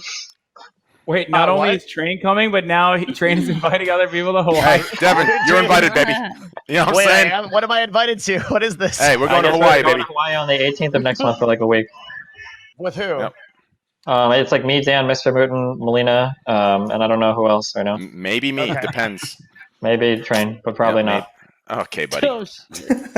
Train, you never go to anything, okay? Fuck you. True, I stay indoors. That's Yep, 100% you do. true. I stay indoors. I don't leave my house. But anyways, I kind of want to. Okay, so do you guys feel like have you guys talked about this? Because I have a topic next. I want to talk about. If you still think we need to go through some things, I'm down to go through it. But actually, let's get some final thoughts. I'm going to ask a simple question here. If it's not that simple, feel free to take a minute to explain your stance, and then we'll move on from this topic. My question is, who do you think Tfue handled this correctly? Do you think he's in the wrong? Or do you think he's in the right?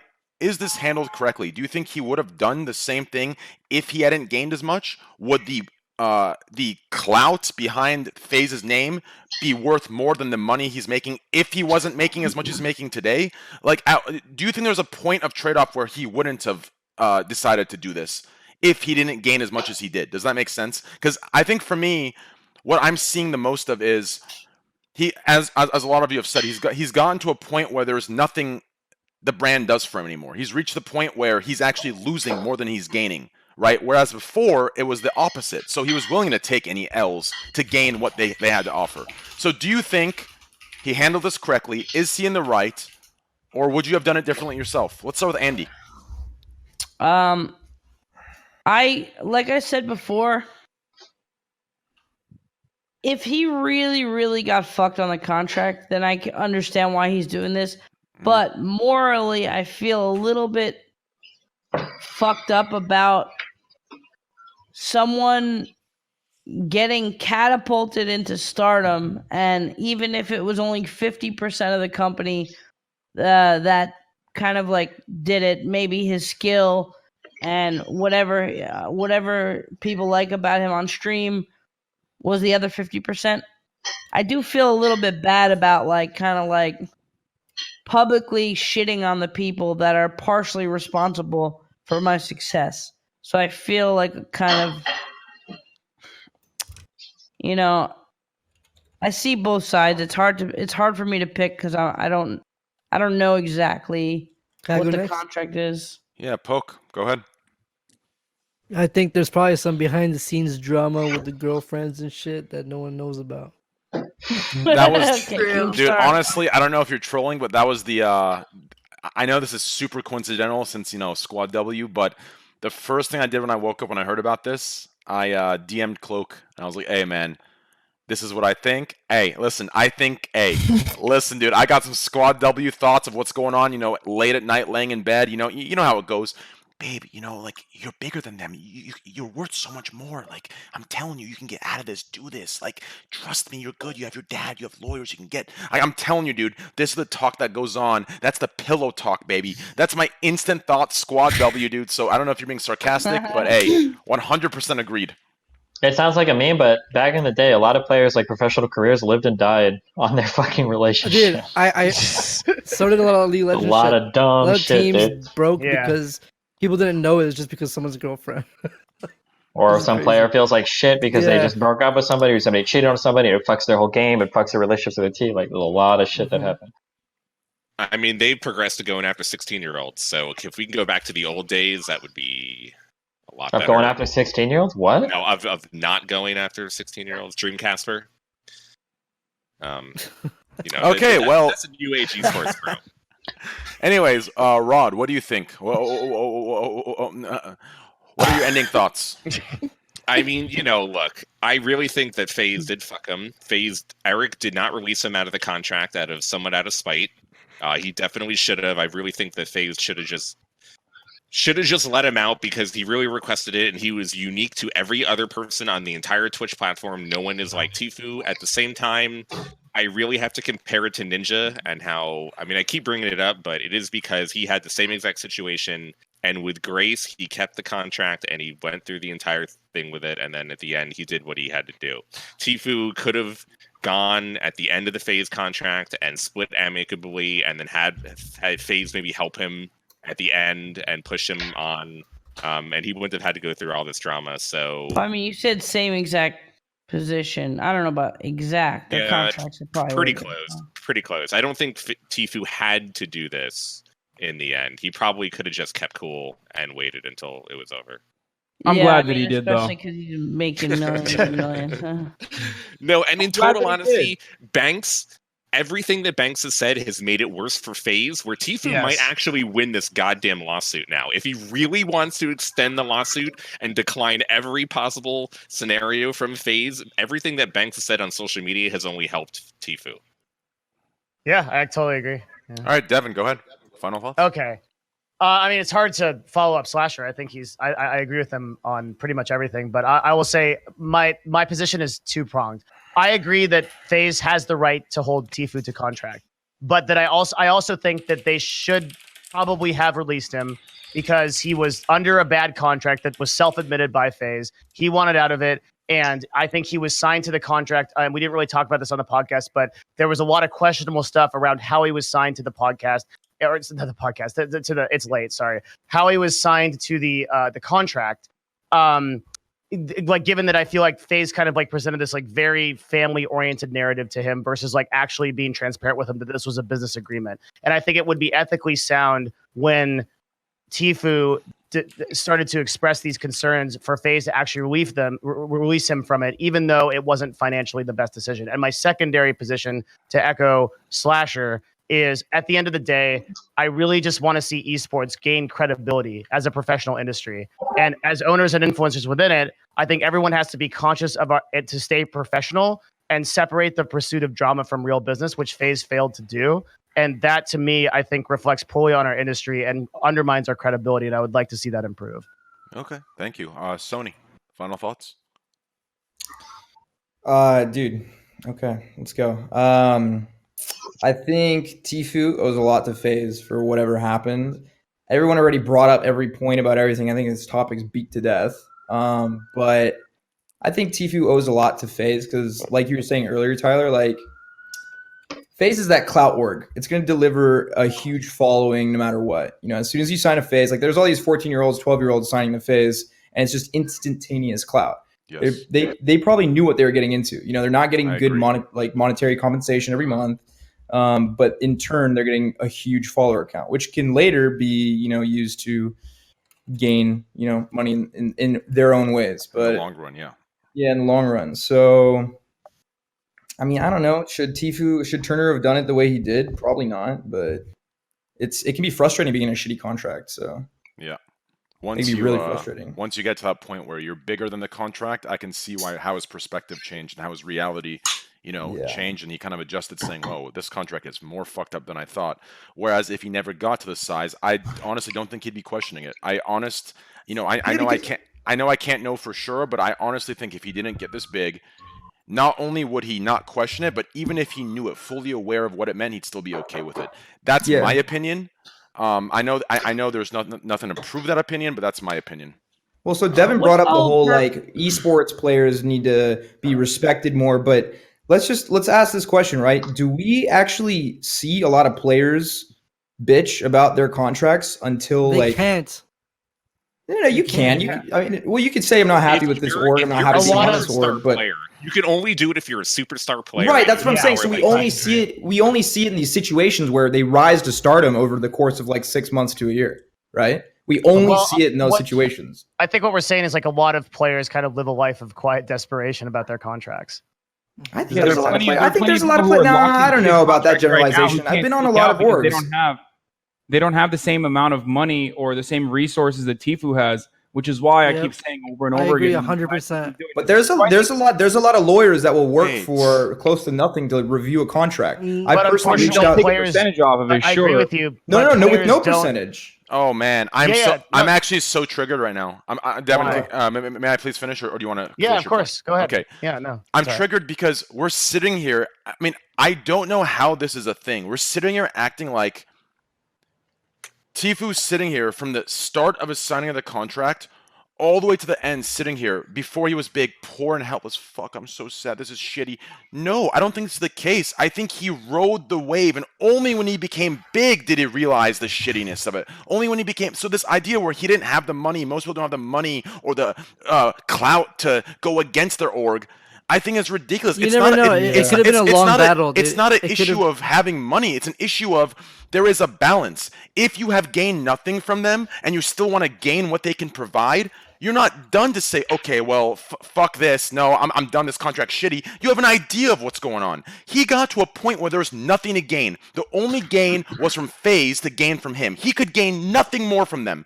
And only then, in last September, did he say, fuck this. This is trash. But if he still had more to gain, if he was at 400,000 followers and he was looking to gain another platform of 2 million, I don't think this was a thing where he was sitting for 2 years desperate and sad trying to get out.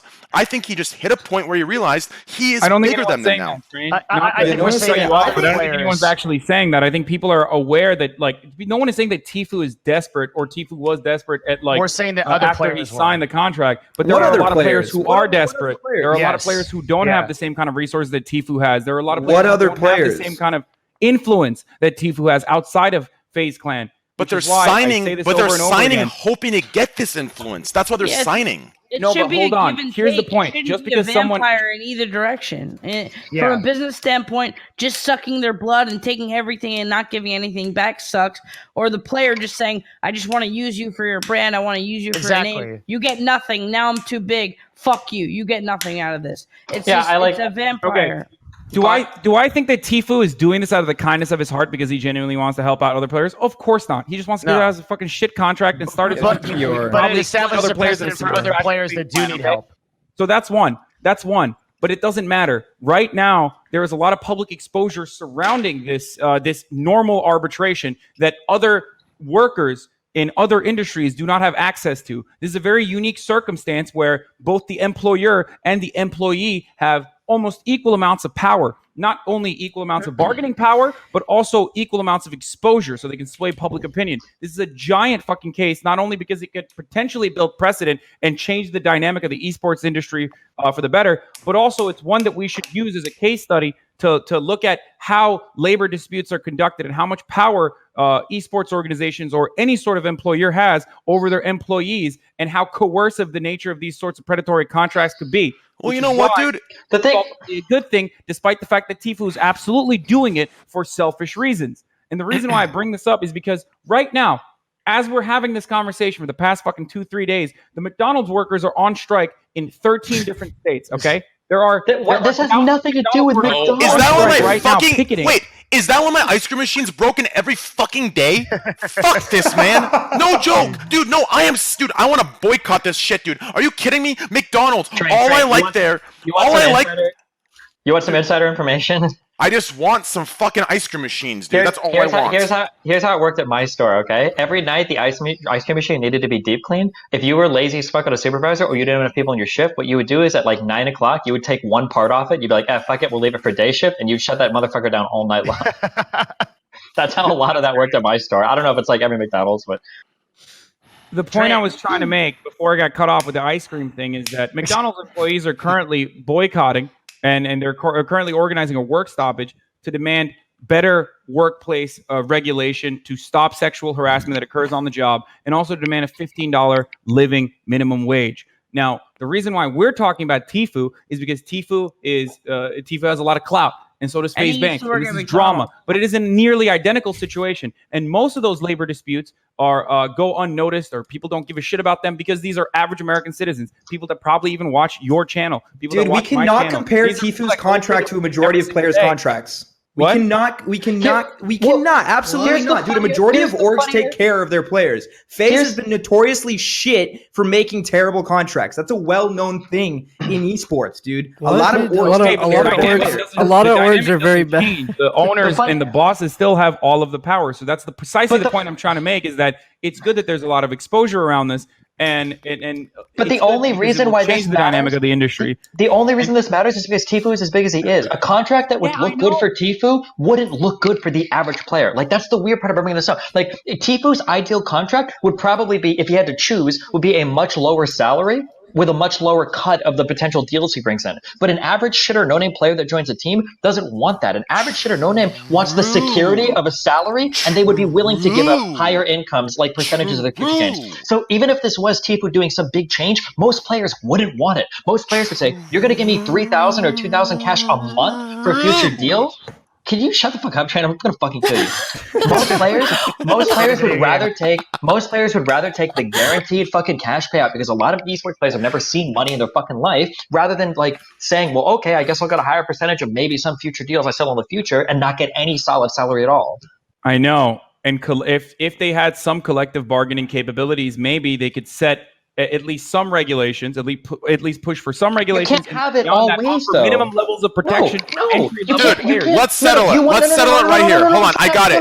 No, you don't have it. What is being said here doesn't make sense. So you want no-name players to be signed for high base salaries and low cuts on their deals? Like, how does the team make any money? No, he wants standards of business practices. But the standards that you're talking about, the standards that you're talking about just means people like people won't get signed. Andy already addressed an example of a standard in Hollywood that doesn't exist in esports. Let me give you an example, right? 10% across the board is the percentage you take for brand deals that you bring in, for example, not 80% in FaZe's case. Does that make sense?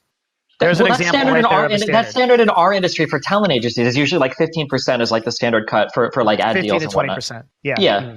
Well, I have a question. Wait, to cut in. 10 for talent agencies. It's more for management. Who has the best Twitch deal here on the show? Does anybody have an? We can't disclose that. It's against the TOS. Does anybody have an 80? I have 95.5. No, I'm just kidding. Because are we allowed to talk about that? I don't think we can disclose that, right?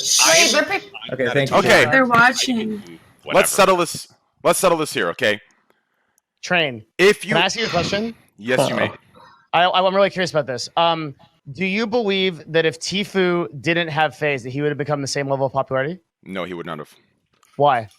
Because we've all seen on Twitch players that are equivalent to Tfue or better in other FPS games, in other genres, including in Fortnite itself. And without the correct platform and the correct team to put them on YouTube, on every social media platform known to man, they all eventually die out. They win 4 tourneys in a row. Guess what? On the 5th tourney, when they get 3rd place, they're done. No one gives a fuck. That's the problem. Tfue won, 6 in a row? Then he got 3rd in the next 2.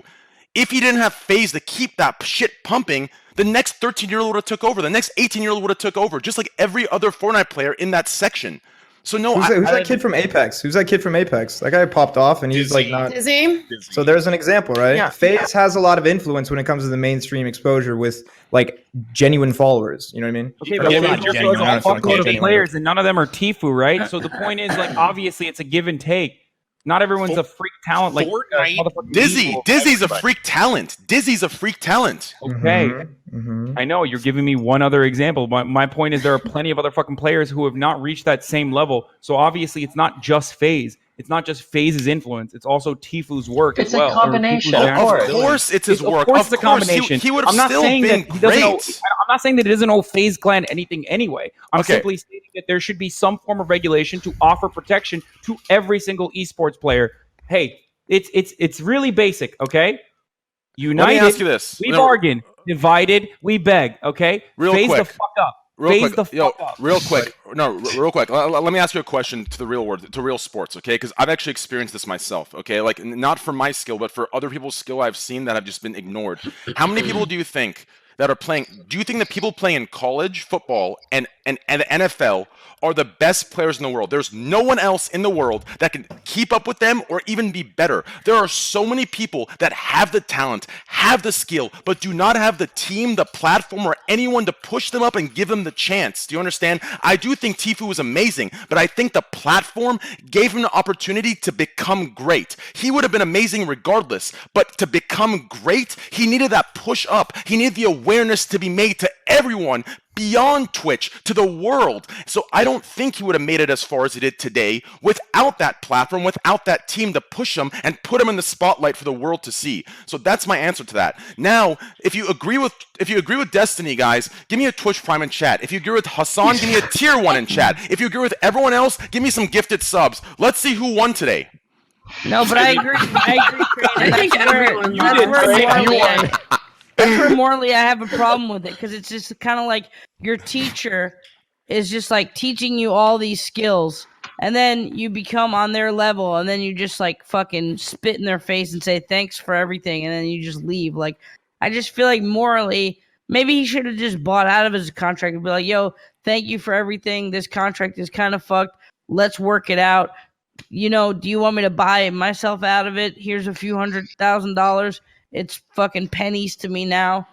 Dude, Peace out. I keep seeing people giving And the leave example. it off social media. I keep seeing people giving the example of Cloak. Listen, Cloak could have been just as big as Tfue. Cloak is just Cloak. The reason me and Cloak got along. The reason me and Cloak got along is because we're both fucking lazy, dude. Okay, Cloak will have a flight at 9 a.m. He'll sleep through it and get another flight. Guess what? He's missing the next 9 reflights that he rebooked, 9 in a row, just to hit the 10th one, and the 10th one he still misses it. Okay, if Cloak put in the goddamn hours and streamed every day, he'd be a 50K Andy right now, 100% just as big. So this example of Cloak is not a good example because it has nothing to do with anything. Cloak would have blew up just as much, and that's facts. But anyways, what about Space Lion, the guy who joined? Sorry, Mike. What about the guy who was also on? He didn't have as much talent or as good. Yeah, but somebody like 72 hours did good as well. Like okay, did he blow up? Yeah, he blew up, but through Team Liquid. If he would have stayed on FaZe, he would have blew up too. Oh, I do want to make a point here that Tfue really was the undisputed best player in the entire game, at least on North America. Yeah, I agree. He wasn't just like really good, but in amongst like the top 10. He was the best player, not only in North America, but you could probably say the world for a good portion at the beginning of the game. He wasn't just a random fucking guy. Yeah, he really was the best player, though, and that is. I don't know. But like Train said, and like this is talked about in sports a lot. Like being the best player doesn't matter. Like I don't want to say. No, hold on. I don't want to say. I don't want to say. Oh my god! Fucking stop with the autism. I don't want to say it doesn't matter, but it's a combination of things, right? Like I can't believe you fucking said this earlier, Train, but you're 100% right. The people that are playing in the NBA and the NFL today are not the best players in the world, or were the best players in high schools. They were really fucking good players with the best opportunities, right? And that combination of having really, really fucking high talent combined with really, really good opportunities, that's what propels you to the top. Just being really good on your own, you could fucking fizzle out. You could get a couple 2 third-place finishes in tournaments, and nobody fucking cares about you anymore. You were something that you were posted on Reddit 2 weeks ago, and nobody knows who the fuck you are, right? Whereas, and you know this because if you watched like CLG and TSM back in the old league days, there were players that were constantly propelled to the top, even though they weren't really that great, just because they were on these really fucking popular teams that everybody fucking talked about. And because they're a recipe for success. It's not just raw talent. It's timing, it's talent, it's opportunity. There's so much fucking thing. The scope of like what's popular at this point, there's so much that goes into like the recipe for success that you can't always just be like, well, he's the best. That's why he's on top. That's why he's number one. It doesn't usually work like that. We just had an example of the NBA draft a few weeks ago. We're here in New York as a Knicks fan and as someone who's grown up in New York. We've had a priest, a rabbi, and who am I forgetting? A bar. A black guy? What? A priest, a rabbi? Are we? No. Are we making a joke? No. But we had a priest and a rabbi go down to Madison Square Garden and pray so that the New York Knicks could draft Zion in the draft because he was that much better than every other player in the NBA to get out of college basketball into the NBA, where And there are before certain Zion, players. there might be 10 other players that never made it to college to get that fucking opportunity. But my point is, there are Okay, but they specific still, once you do certain get that opportunity, they still examples. have unions. I'm just saying there's a lot of circumstance that goes into it. Like there's fucking 20 people who got killed fucking yesterday in East Oakland that could have been the best rapper fucking alive. Yo, and like the But opportunity. once they get to the point where they're actually signed by a team, before they get to that point, they still have protections. They still have a bare minimum level of protections offered to them.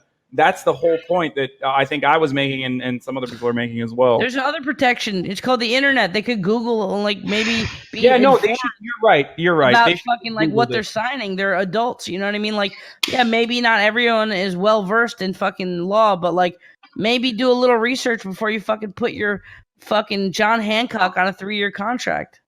Look, you know who's loving this entire discussion is the publisher who makes the game. So the players and the teams can fight each other, while the publishers and developers put loot Collect boxes all in the your money. game and microtransactions and You deals. know what? You just and gave all me those loot boxes I made How about illegal. fucking Take esports all simulator? of the money.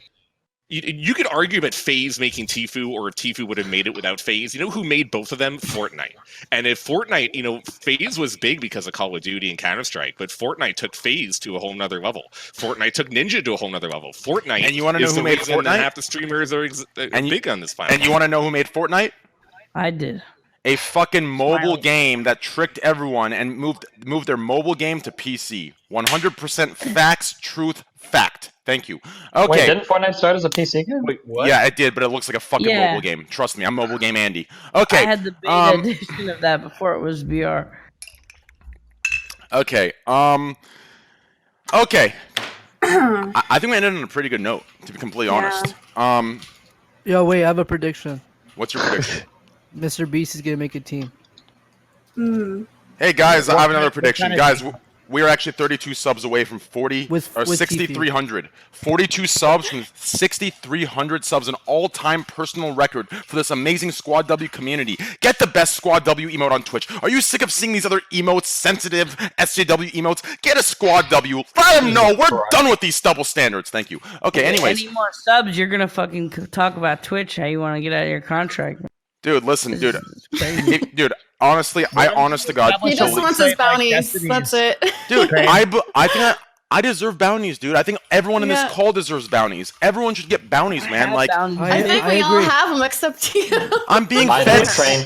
Squad W train. Squad Dude, W. I'm W. being off my fed. I don't have territory. it either. Squad W. No, it's off not my right, dude. territory. Like, dude, the bullshit Wow, I'm here. It's not right, dude. I honestly think I deserve. I should be given a chance, dude. Like, a chance. Just give me a chance. 6,200 subs. Relax. Stay away from my bounties.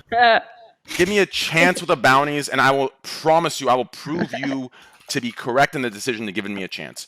And by the way, any orgs, Devin, hook me up, baby. Yeah, you know what I'm saying.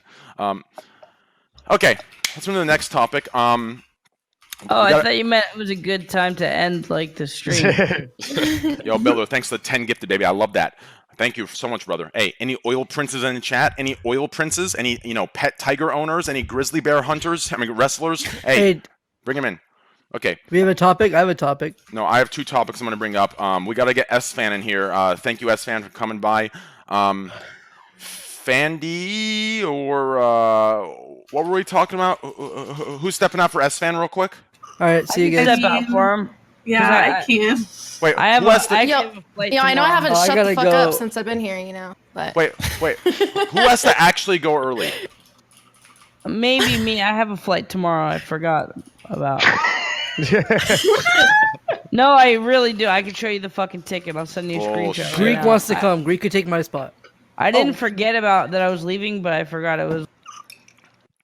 Well, I want to talk about two things, and I kind of want you here, Poke, and Andy, and everyone else, Fandy, Casey. I want all of you guys here. Yes. Destiny, Hassan, Devin, Hello. Sony. I want all of you guys here. So I will step out. See you guys later.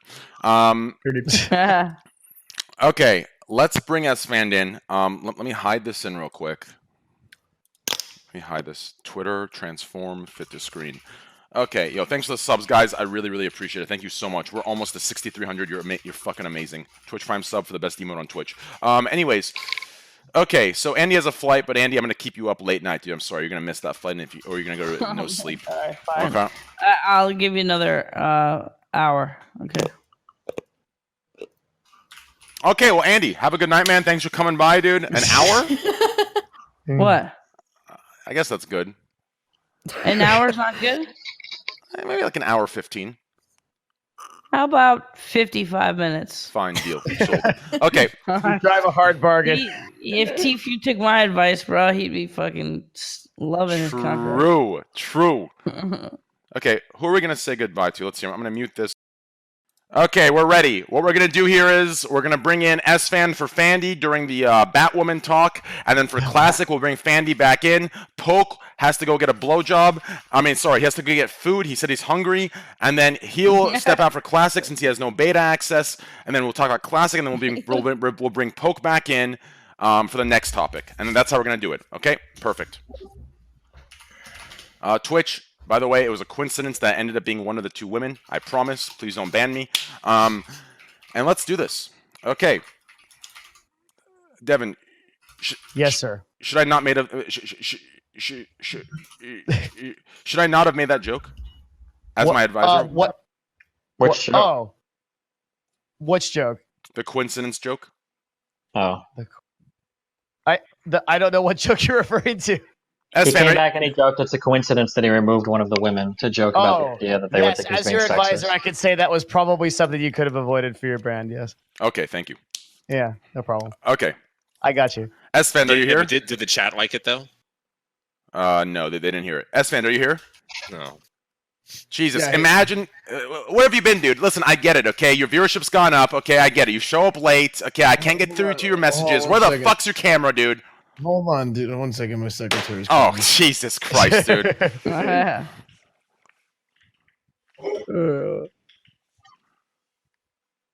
we go. There's that. Turn on camera. Okay. Okay, here we go. All right. South Park, huh? Good shit. Okay. So the next topic here, before we go to Classic, when Classic comes up, we're going to bring Fandy back in. We're going to talk about Batwoman. Okay, so instead of making creating a, Batwoman in a different verse or in the same universe and, creating a different storyline and then maybe bringing Batman in and, incorporating it, I feel like, and a lot of people feel like, especially with the YouTube videos dislike to like ratio, that it's become very political. This whole movement of, feminism is being shoved down the throats in the comic book series. I'll play this video. I'll play this for you guys. This isn't Batgirl. This is Batwoman. And there's a lot of things said in this trailer that will show you why people are thinking this is being shoved down their throats. A lot of one-liners that kind of seem a little too much. And this is, I know it's a little... It seems like I'm exaggerating because, I'm Squad W, but you'll see for yourself. So I'm going to play that for you guys right now. And you can be the judge of it yourselves. So go ahead and open my stream, guys, and mute Discord until you're finished watching it. Yeah. Okay. Train, I just want to say it's a good thing you kicked off one of the girls before the issue about feminist topics. I think that's Squad W, baby. Solid move there. Squad W in chat. Okay, so ignore the fact that I downvoted it. That was because I watched it myself. Anyways, though. You have like a filter that does it automatically. Yeah, I see it. Yeah, okay. I feel so empowered just watching that. She's I'm so Batman's angry. cousin, you say? Monka crazy. S. I'm big mad. I'm so mad right now. I mean, I felt empowered because I was like, man, that was one of the worst things I've ever watched. I don't know if I can Shitty movie. Well, I don't think you understand it from a series. woman's perspective. It Can might you be the help us worst thing that you've understand it? ever watched, but watching it, it made me feel like a strength inside of me, and I just feel very empowered. I want to go and remake Batman's suit. Just do cosplay. Let me ask you this. I want to start doing cosplay. Okay, so let me ask You you want this, to play guys. crime, Casey? Right. Hello? All right, listen. So I'm going to ask you these two things, okay? So the first line was obviously, the suit is perfect. And then the response was, not until it fits a woman, right? I love that. And then the second line was, I'm not about to let a man take credit for a woman's working, or whatever, something along those lines. That. People were very pissed off about that, about how it's kind of shoving this down. Like, you could have just made a suit for the woman, no one would have cared. They'd be like, oh, cool, awesome, right? Like, but like kind of mixing it in together, looking at the suit that was made for Bruce Wayne. It's not a sex thing, though. This suit is for Bruce Wayne. Make another suit for her. Why is this a thing about, oh, it needs to fit a woman as well? Like, it's Bruce Wayne's suit. Make one for her. I think it's symbolic. I think that we're taking the men's suits away from them and making them into our own. The proper response is not anger, it's laughter. It's No, men should be taking women movies and then make it man versions. I mean, imagine. No, seriously. No, listen. Imagine Wonder Woman. Imagine coming out versions of all man movies. No, imagine Wonder Woman. Imagine coming in and saying, "Okay, well, you know what? It's the time of man. Let's make Wonder Man." Like it just make something that fits in with Wonder Woman's story. Bring in a character that's a strong man and insert it into Wonder Woman. For Batman, bring in a strong woman character superhero and incorporate it into Batman's story. Why try and take it fully over? Like this is no longer about, it's very, very ridiculous. Well, they were to me. incorporating it because they said that she was Batman's cousin or something. And it's like she goes into his lair. So it's like what happened to Batman?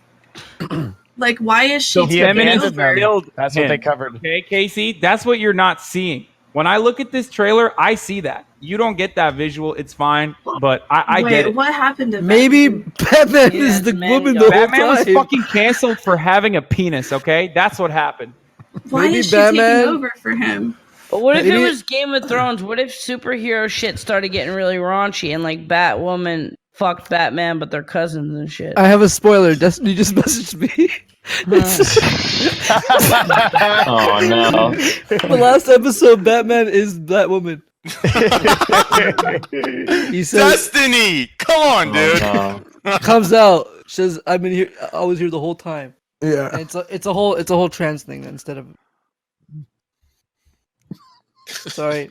Whoa. Not even I'm gonna react to that. Whoa, no. No, so isn't this the same thing as that? No, it was okay. The joke of this show is that it's a message for women, right? Right. Isn't there stuff out there that's messages for trans? You're fine. It's the same thing. It's just, I wasn't trying to be my bad. You're good. I was forming Omega Lows. You guys all scared me. I was taking a page from S-Fans book. You're good. Okay. Yeah, you're good. It's payback for laughing earlier, Train. I got exactly. You. We're even. We're good. 1-1. Isn't this the same argument as I wanted Omega Lols. Isn't this the same argument as the Ghostbusters movie thing? Isn't it the same thing? Is that it's like it's going to turn out that it's not that it's like about women or diversity or whatever. It's just about being a bad show, like just like was it just a coincidence that's what I was in terms of narrative and story. Not funny, or was that just a coincidence? I think it was just a badly written movie. It was just like a bad story and bad idea, right? Destiny, didn't you argue about this once? Yeah. Yeah. So like, aren't we just going to come to that conclusion that it's like not about diversity or whatever? It's just like, I mean, if it's a good show, it's a good show, but it's probably not going to be a good show because of the writing or the story or the direction or whatever, right? And then that's kind of the end of it. Cheesy as fuck. Yeah, it just looks like really corny. It doesn't. It just like so. Like, what is? It's like, does the diversity aspect of it even matter when it's just going to end up being a bad show? People aren't going to watch it because it's just a bad show. I mean, I agree. When something is so bad and so cheesy, instead of trying to like talk about like what it means for like females and blah blah blah, it shouldn't even be a discussion because it's just laughable. Wait, didn't DC just put out a show? I was thinking about this before. What if it absolutely fucking crushes because it like nails the CW target demographic for some reason? That's fine. The masses like all are young fucking teenage idiots. girls or whatever. Look who's popular on Twitch. Dude, listen. If you watch, like, dude, the first couple seasons of Arrow, fucking amazing, and all of the female roles in Arrow, amazing as well. All the male roles, amazing. Great show in the first couple seasons. I don't know what happened at the end. I think the writers had some sort of, like me, had a psychotic break. I don't know what the fuck happened to them. Okay, the end Arrow got a little weird, but like just create a role. Have Batman come and say, hey, and then the roles around her story, and then she crushes it. Like, I have no issue with this. It's just this seemed like it wasn't the point of this wasn't that woman character, and this is off of that comic book. Like this is like an actual character, isn't it? There was Batgirl. Is this in DC? No, yes, it's DC. No. I know that. I'm saying, is this version of Batwoman in DC? This kind of character? I think it is because people were complaining like, oh, they even made her a lesbian, but I think she's like a lesbian in the comic too. So I think it is, yeah. Okay. Mm. Is there a Wait, are we thinking of Batgirl or Batwoman? No. So I made the same mistake originally, but there is a Batwoman in the DC comics, clad in Hebrew colors of war. Yes, former West Point Academy cadet right. Kate Kane is Batman's cousin, but she fights a battle all her own against injustice. So Batwoman, the comic book character, is relatively new, if I'm not mistaken, but also still like very woke and explores that like gender dynamic in and of itself, but in the comic book franchise as well. Yeah, I'm looking at the comic book. It's actually it looks fucking sick. Like everything looks good. Like the suit looks good. You know, the character looks awesome. Like it actually looks badass. I think the point is they should have just stuck. They should have stuck to this instead of adding in those one-liners that made it clear what the message was. Hold on, you don't even know if those one-liners are in the comic. They might be, right? Yeah. No, the one-liners aren't in the comic. She's like a femme power kind of chick. So the comic is for femme power then. Well, her character is supposed to be like that's why the tagline is she fights like a different injustice all on her own or whatever. So yeah. Okay. I think there's an element to it as a female character that she, you know. Do you guys remember the Team Siren stuff for League of Legends? Oh yes. Yeah. That's what it reminds me of. I don't know. Wait, why so? Don't you remember like a few months ago that DC released like this new Titans trailer and Robin says like fuck Batman, and it was equally as terrible as this show? I'm pretty sure to Devin's point, it's just that DC doesn't know what the fuck they're doing. All these shows are bad. It's not going to be that this is because it's a feminism thing. The show just sucks because all the shows suck. That Robin show looks fucking terrible, and that had nothing to do with feminism. So I have no. And DC's had this problem in their universe for a long time, right? Like they just can't seem to get it together. They keep trying to like do these sort of edgy things, but they ignore like the critical components that makes a good narrative arc, and then the story just fails and breaks down. I think Arrow was great. I think Arrow was good. Flash was good. But Arrow got worse, right? It got Young the Justice. last 2 seasons. It's the only good DC franchise. Even Supergirl was decent. Even Supergirl was decent. Really? I heard good things about Gotham. Was Gotham good? Gotham is good, yes. So and Gotham's DC. You know what a good Supergirl's not bad either. So it's like it just I think it's a core. Go ahead. You know what a good strong female character would be? Just a strong female character. The heavy-handed. Look, I'm a female and I'm powerful. That's like obviously a fucking strong fucking thing they put in the script. It just happens to be really cheesy, heavy-handed, and just whack as fuck. What? I agree. I'm saying like they could have made a whole show with this strong female superhero without mentioning it once. The fact that it's heavy-handed. Right. Yeah. Like, that's why are you making us it's a trailer. feel like we have to be empowered? Why can't we just be empowered by ourselves without you telling us to be? Like, because nobody's her Batwoman costume looked like the fucking Moxie emote, the 5-head. Casey, I'm actually legitimately curious what you think about this. Like, can you give like a serious? I don't really care about comic books at all. Like, I don't follow that shit. Like, I don't pay attention to it. I don't know any of it. From what you saw from the 3-minute trailer, okay. I have no feelings or thoughts towards it at all. It would take too much effort to form. I don't want to waste my brain cells on it. Train. I don't have that many. Yo, Train.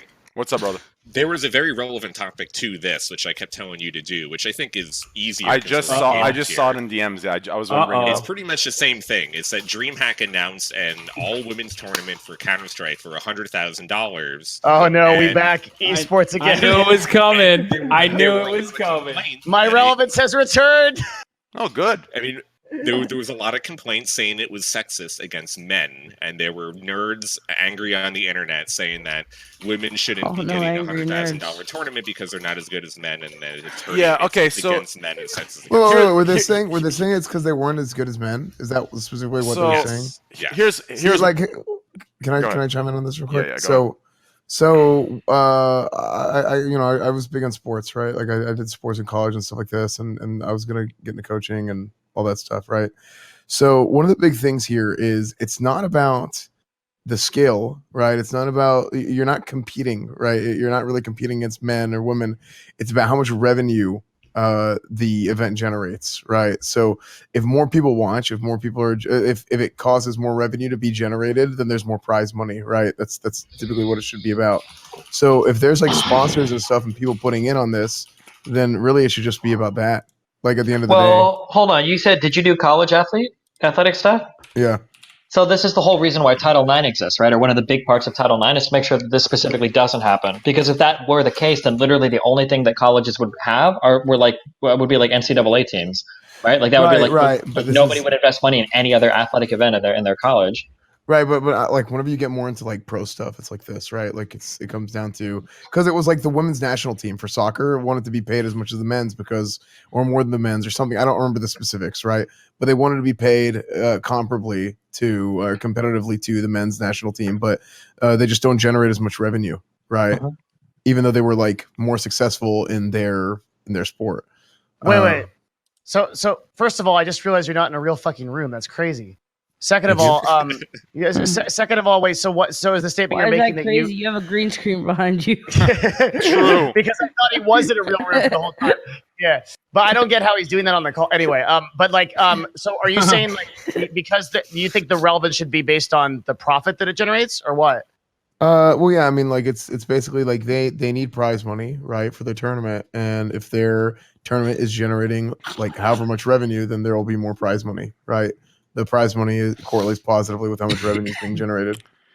Okay, but in this case, the a women's tournament in terms of viewership is not going to be like a CS:GO major. So like, how does that apply? No, I know, but I was just clarifying. I'm not arguing for or against. Yeah, hey, I think. Train, you want me to step out for Fandy here? We're talking about women in esports. Yeah. Are you hungry? I want to hear Fandy. I'm just. Come on, man. I'm always hungry. You know, Pandy also like literally had nothing to contribute for the last topic. I feel like it's kind of shit to like start talking about this, and she's like cut out of the conversation. Like I'm looking at the chat. Like I genuinely. We'll bring her in. Be honest. For classic, we'll bring her in, and then you can step out and go eat and stuff. I'll step out here right now for her to talk about the women's stuff, esports. I think it's important that her voice is heard. Okay. Give me 1 second. Yeah, just bear in. Okay. Can someone give me context on is she an esports player for? Oh my god! Yes. Wait, you don't know? Yeah, you don't know her? No, I don't. Yeah. Are you serious? What? Yeah. I thought you were the team of Nerd Fusion. Hey, I love you. Hey, I love you, Train. Decorated, Dude, she's like one of the most decorated, she's literally one of the heads of like you know Tfue. Like She's the face. Tfue of. Like, do you know who Gandhi is? She's like that. I too. didn't know Like, her. No, I just didn't know her by her look. Yeah, I know who she. I went to her Twitter. I know who she.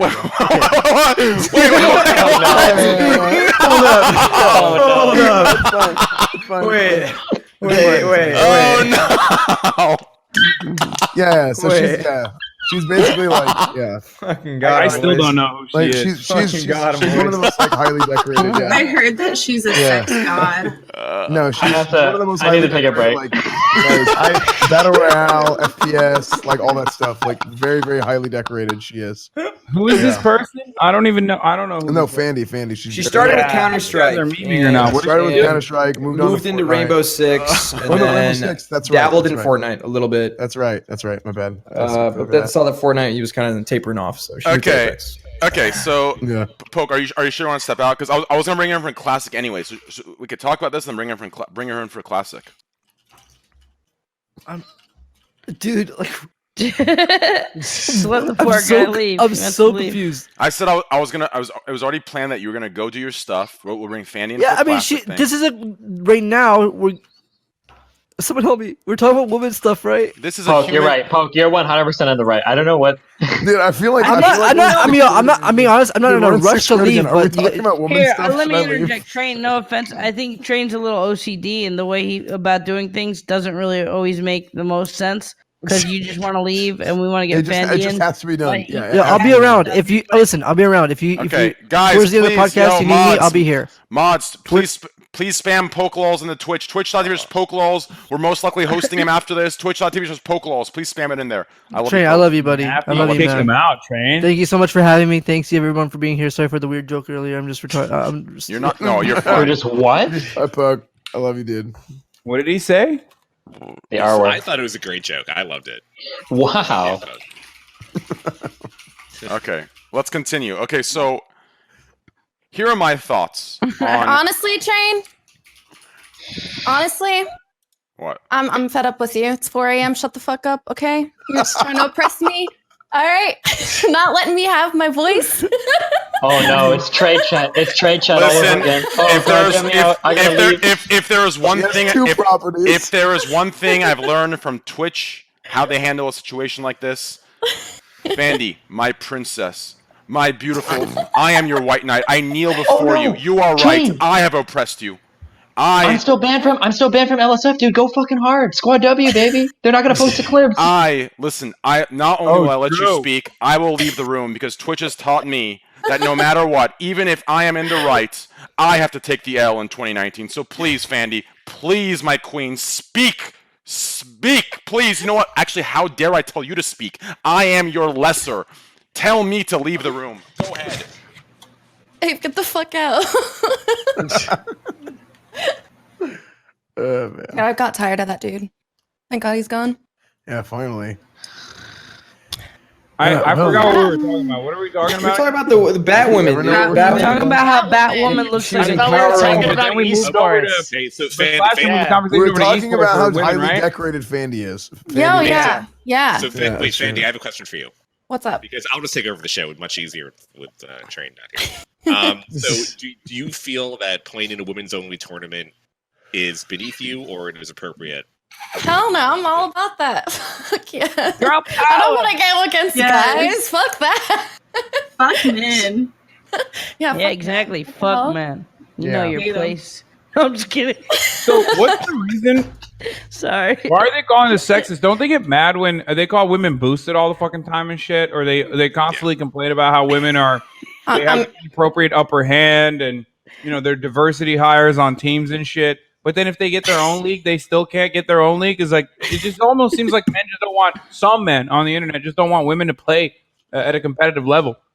Yeah, it seems like that. I think there's some men on the internet who don't even want women on the internet, honestly. It's true. Hello? Honestly, I'm confused with doing a Why 100k wouldn't anyone CS want women on the tournament. internet? How are we gonna jerk off? Bathroom Sorry, break. it's getting late. My jokes are getting. Okay, so I'm I mean, ninja there's a after huge dark right crossover now. between like the incel community, like Train's Twitch chat right now, and the people that would watch. okay, so I'm gonna. Those are the people that are really mad that like the women are getting the Counter-Strike tournament. No, my community doesn't give a fuck. Half my moderators, listen, I've caught them. They're fucking having a good. Listen, it's not like that at all, man. Listen, Wait. As a woman, I have never felt more accepted Listen. in a community. Caught them. listen, just listen. Okay, please listen here. I Okay, just am be realistic to Hammerham's chat. listen. Okay, honest to God, I get the memes, I get the jokes. Okay, in this chat, and please do not react to this. Hold this in. We're not incels. We're not. Okay, we're not. If you want to label us, if you want to, convinced. if I'm you want, convinced no, now. listen, dude, listen, man. It's crazy. It's crazy the time we live in. If there is anything said, anything, if a woman does wrong and is actually wrong, and I say, hey, she lied, I'm an incel. There is this thing has been created that no matter what you say, if it's not a compliment, you're an incel. It is the most ridiculous over-dramatization, over-exaggeration of bullshit. We love women. We love men. We have so many streamers from the female community coming in here. They support us. They understand the message. They understand what we're doing. It's nothing like that. Nothing. But to give you my 2 cents, okay? Okay, what's the topic again? What are we doing? The female CS:GO Females in tournament. CSGO. Okay, listen. It's this Oh, simple. we are talking about females in CS:GO. It's this simple, okay? I think it's a good thing. I think there should be female teams. I think listen, this shouldn't even be a thing about female teams or Wait, male Trent, are you teams. saying that men and women should separate? No, stop, Hassan, stop with your leftist tactics of trying to catch me in I'm something. fucking with you, dude. Just listen, real quick, okay? I know you're messing around. Just real quick, okay? I believe this tournament is great, okay? It's a great opportunity. It's a great platform to promote females in the gaming community. But with that said, there shouldn't be this split, okay? That's why earlier I corrected myself and caught myself. There shouldn't be female teams, male teams. I understand why that's the case in sports. I get it. There's physiological advantages and disadvantages in different categories. I'm not a fucking doctor or scientist to explain what they are. But in the gaming world, I'm not sure. I mean, maybe you could argue something, but I'm not going to argue. I think it's the same. You're playing a game. I think it should be mixed in. If you're good enough, then if you're better than Alex, if Stacy's better than Alex, Stacy's in that team. Stacy's gonna play mid lane while Alfred and Jameson and fucking Tracy play whatever the hell. There shouldn't be a thing about maybe. It shouldn't be a thing about a girls tournament or a boys tournament. There should just be a tournament.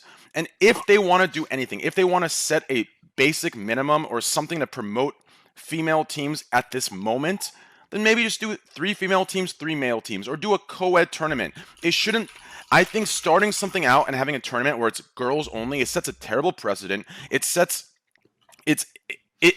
more damaging than it is supporting. I don't think it's damaging. It's not damaging. No, I'm saying damaging in the sense where it should just be a tournament and females should compete in it, males should compete in it as one. So like a regular tournament, like every other Yeah, tournament. there Yeah, do you think it's demeaning because it's an all-girl tournament? Females aren't banned from like the actual tournament. I'm saying it's a little demeaning. I think, listen, I'll tell you right now, every female on this platform is a better gamer than I am, right? Like, but to put us in 2 different tournaments is it's a little demeaning to them. 100%. Put them in the tournaments. Let's all play together. We're all human beings. Put us in the same tournament. Yes, 100%. I think. But don't girls make up for like a minority when it comes? Like there aren't as many professional girl gamers as there are guy gamers, right? So don't they want to just maybe see who the fuck the best chick is at Counter-Strike? Yeah, I So wait. Good contribution.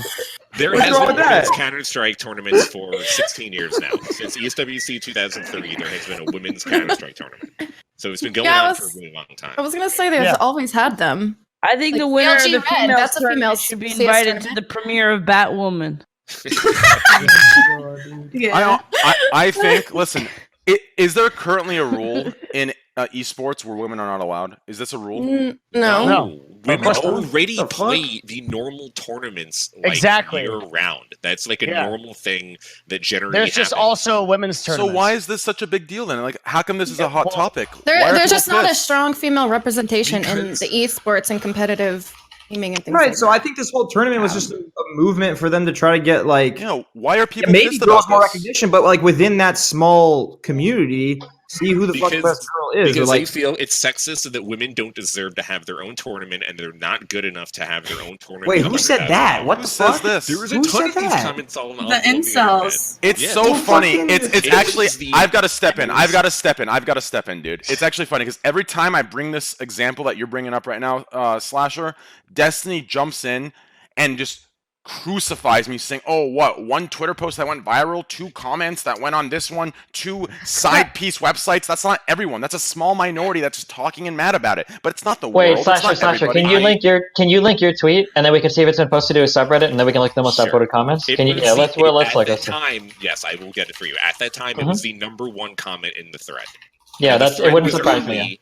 Yes, it was But it's one- early, but it was But the top comment. wait, what was the number 1 comment? What was the number 1 but comment? this thread doesn't speak for humanity. It doesn't speak for No, every gamer. but come on, it speaks to an overwhelming. Are we going to pretend like guys don't get? I'm gonna Look, remember the fucking outcry when Riot had like a non-binary room for like trans people to like go in or non-binary people to go in and talk about their gaming experiences, and people were like, well, what about normal devs that were available to go into like every other room? Like people get mad as fuck at this shit all the time. So when it's convenient to your argument, that one Reddit thread is relevant, but when it's not, it's just one Reddit thread in the compared to the rest of the world. I'm confused. No, to no, how oh, you're- wait, no, hold on. I would always accept that. If there was like a mass upvoted fucking thread, like saying some opinion, I think that's valid to bring up. I don't think it's valid to bring up Joe Schmo, 7 followers on Twitter, tweeting some random dumb thing. No, I mean, I That doesn't even get like any interaction. Like it doesn't even get any engagement. A lot of times when we look at like news stories, I remember I think it was like the thick otter or whatever. It was literally like a fucking 7-follower Andy with like 35 likes on the tweet that turned like into a viral story. Wait, what'd you say? I zoned out. No, I feel like we run through this argument like every single time, like affirmative action related stuff comes up. So here's like the idea is, well, because a lot of the arguments have like been addressed like a million times. So the thing is that you have a minority in some field, and you don't believe that the minority exists because there's some like massive biological difference. Like females are literally incapable of competing with males like in tournaments. It's like impossible. So the idea is if you bolster minority representation by having events that feature them, then you inspire more people in that demographic group to start playing, and then organically in the future they'll be competing with the majority force like later on. But that's not going to happen naturally. To say like, oh well, there's no law keeping women from playing esports. Well, of course not. But there's a lot of like cultural baggage related to it. And if you see people that are like representing who you are, then it makes you more likely to want to play. That's just like a fact of life. Everybody knows that. That's why esports teams rally to have, you know, different events for white people and Koreans. It's why at the World Cup you've got teams from all over the world. It's why at the Olympics, everybody, right? That nobody, every time somebody puts this argument forward, and I'm sure there are even people doing it in chat that I'm watching, there's going to be like, oh well, I only want to see the best player. That's bullshit. That's a fucking lie. No fucking sporting like event in the world is operating that way. The World Cup doesn't have 16 fucking teams from Brazil. The fucking, you know, NCAA isn't only the fucking Big Ten or whatever. Like this is not true. Like people want to see their own people playing their own sports teams, their own gender. Okay, well, Sure. I have two responses to that. The first response is I think this tournament is a good thing. I think that women should compete, and I think there are really good women that are overlooked. But like we said earlier, Destiny, you and I talked about how there is great sports players in the world that aren't given the platform, aren't given the chance, and they're just, you know, growing old, not playing the sport because they never had the chance like other people did. So I definitely think this tournament is a good thing. Now, the one issue I have with the issue I have with all of it is not with the tournament. The tournament should go on. It's great in my opinion, but this esports thing, I'm gonna ask you guys this because I'm not sure. Is it a sex thing, or is it I'm talking about for the orgs? I'm talking about for the actual tournaments, that, you know, the $1 million tournaments. Is it a sex thing, or is it just because no one's stepping up, no one's making it to the cuts? It happens to be the men. Like, do you know what I'm talking? Like, I don't It happens to be the men. Like, I don't understand how this is a sex thing. If there was a girl that comes in and just dumpsters every man, they're gonna say, "Nope, you're a woman. Sorry." No, they're gonna say, "Fuck yeah, come play mid lane for us." This idea where people are making it into a sex thing and they want people to. No. But it's not that simple. It's not like teams. Although people have reported it, and I wouldn't know as much about this, but I've heard that like some people are actually discriminated against just for being women. Blah blah blah. But it's not about that. It's the idea that when you're 5 years old, you know, mom and dad buy the son a fucking PlayStation and they buy the daughter a Barbie set because that's what girls are supposed to do. And then by the time you get to grade school, you know, boys are supposed to play video games, girls are supposed to play house. By the time you get to high school, girls are supposed to, you know, be homemakers and boys are the ones that are competitive, right? It's about like when you have some sort of representation in games or whatever, and people see that, hey, girls can do this too. At earlier ages, people take a greater interest in it, and then eventually it blossoms into something more organic later on in life. Like that's the hope. No, that's actually true. When I was My younger, mom's like very old fashioned. So when I was younger, I played with when I was like very young, 6, 7 years old. I played in a co-ed league, AYSO or something, and that doesn't change the fact that during like 80s and 90s games were largely just, you know, advertised. We had this girl. We had like 3 girls on the team that were fucking amazing. Fucking okay, great and we also game. had a black president. Does that mean that racism is solved in the U.S.? Like, this doesn't mean anything. I'm not saying no. I'm not saying that. Yeah, no, you're right. There's definitely not, you know, a platform for people to show their skills. What I'm saying is, if there is someone that steps up, that's amazing, and they will be accepted into the team. So I'm not sure if it's a. Yeah, but the problem is right now women suck at competitive games. So the question is, why is that the case? Whoa! I disagree with that. You can disagree with me all you want. Okay, you can disagree with me all you want, but the fact is that it's true. Is at the highest level of professional games, men dramatically outclass women in almost every single esport. Right? It's men are massively overrepresented. So the question is, why does that happen? You can take the biological incel approach that women can't click a mouse as fast as a man can, or you can say, well, maybe there's something greater going on in terms of environment that's keeping women from competing at the same way that men are. Maybe it's something that starts a lot earlier. And the point of having like affirmative action as esque tournaments is that, well, maybe if women see that other women are playing at the highest levels or playing at like levels that they can actually see on TV or whatever because they're tournaments, maybe it'll encourage them to play at an earlier age too, because that's where a lot of the problems start. When you're 6 or 7 years old and your parents don't let you play video games because you're a woman, not because you have some biological inability to do it like a man can. Can you guys hear me now? I was muted. Am I not muted now? Yeah, you're good, dude. Okay. All right. Sorry, my Discord goes out. So I'm okay.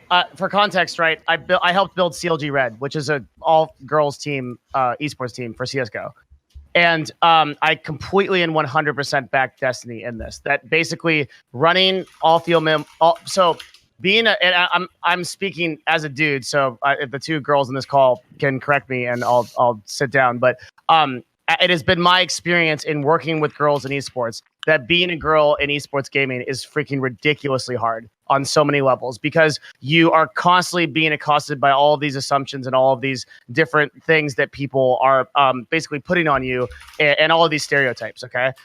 So anything that brings awareness to women in gaming and encourages new women to get into gaming is good. And that's why those kind of tournaments exist. Now, as Slasher mentioned before, women can already compete in a lot of the or all of the CS:GO tournaments that exist, because when we're really talking about women in esports, we're really talking CS:GO. I don't know if there's like Slasher. Do you think there's any other like place where women are meaningfully represented? I mean, there's a woman in the Overwatch League. There is a professional. Yeah. So I mean, there is a lot of other women, but it is general. But I mean, in CS:GO, there's like 3 women teams, right? So yeah. Like when we talk about CS:GO, I think like the fact that women can compete in all the leagues is great, and they do compete in it. It's also great that we have, basically, my argument is like more awareness for women, no matter what, in gaming is good. As long as you're bringing attention to, and Destiny, that's kind of what you were saying, right? Like, yeah. I mean, I do agree with Destiny. Yeah. I agree with him because, like, I, for example, wanted to do shit like karate, and my mom wouldn't let me do that because she said it was for boys. Like, I wasn't allowed to, like, my mom would get mad at me for playing video games and things like that. So, I mean, and there's, like, a huge difference. So that is, Were you, like, kind of alienated from other girls, too? Like, I remember feeling like I was the odd one out because I liked the guy stuff. So it is definitely, like, a thing, as long as, I mean, as many people want to say it's not, it is. It totally is, yeah. And it's exacerbated by the... Like Destiny and I have these stories, right? Where Destiny, you remember you told that story of like you didn't think that like the bullying aspect of like women in gaming was that bad until you played online with someone, right? Do you remember that story? Mm-hmm. Yeah, and I had a really similar experience like that, where it's like I went over to the girls' house and I watched them play Overwatch and CS:GO, and I was like, I cannot, like, every single game there's somebody just every time you open your mic, it's the same dumb fucking jokes. It's the same stupid comments. Get back in the kitchen, blah blah blah. Like it. Who was the one girl FPS player that posted? It was either her playing Overwatch or something else. Wasn't for like it Ammunition on Twitter? Or was it was yeah, and she did like a compilation, like, and that's the point, right? It's like if we're going to eliminate those stereotypes, we need to do everything we can to bring awareness to women in gaming in a positive light. I mean, it's the same reason that in every single game people say the N-word. Like every time I play Counter-Strike, literally once every 2 games, someone will just keep dropping the N-word every 30 seconds. I was a CS player for a long time. So I'll tell you what will truly eliminate the stereotype. Okay, I do agree that that we should create a platform and give and there should be a platform for women in esports to increase awareness, to eliminate the stereotypes, etc., etc. I agree with this. This tournament is a good thing, but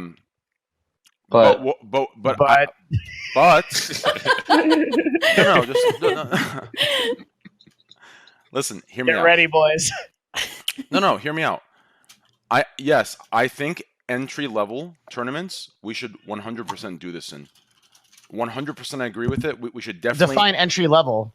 As in any, listen, what I'm saying is, in order to eliminate stereotypes, just making a team and having a requirement, hypothetically, okay, let me ask you this. Do you think do you support at one point having it necessary or pushing a female gamer up to a top league team and force them to play with a female under the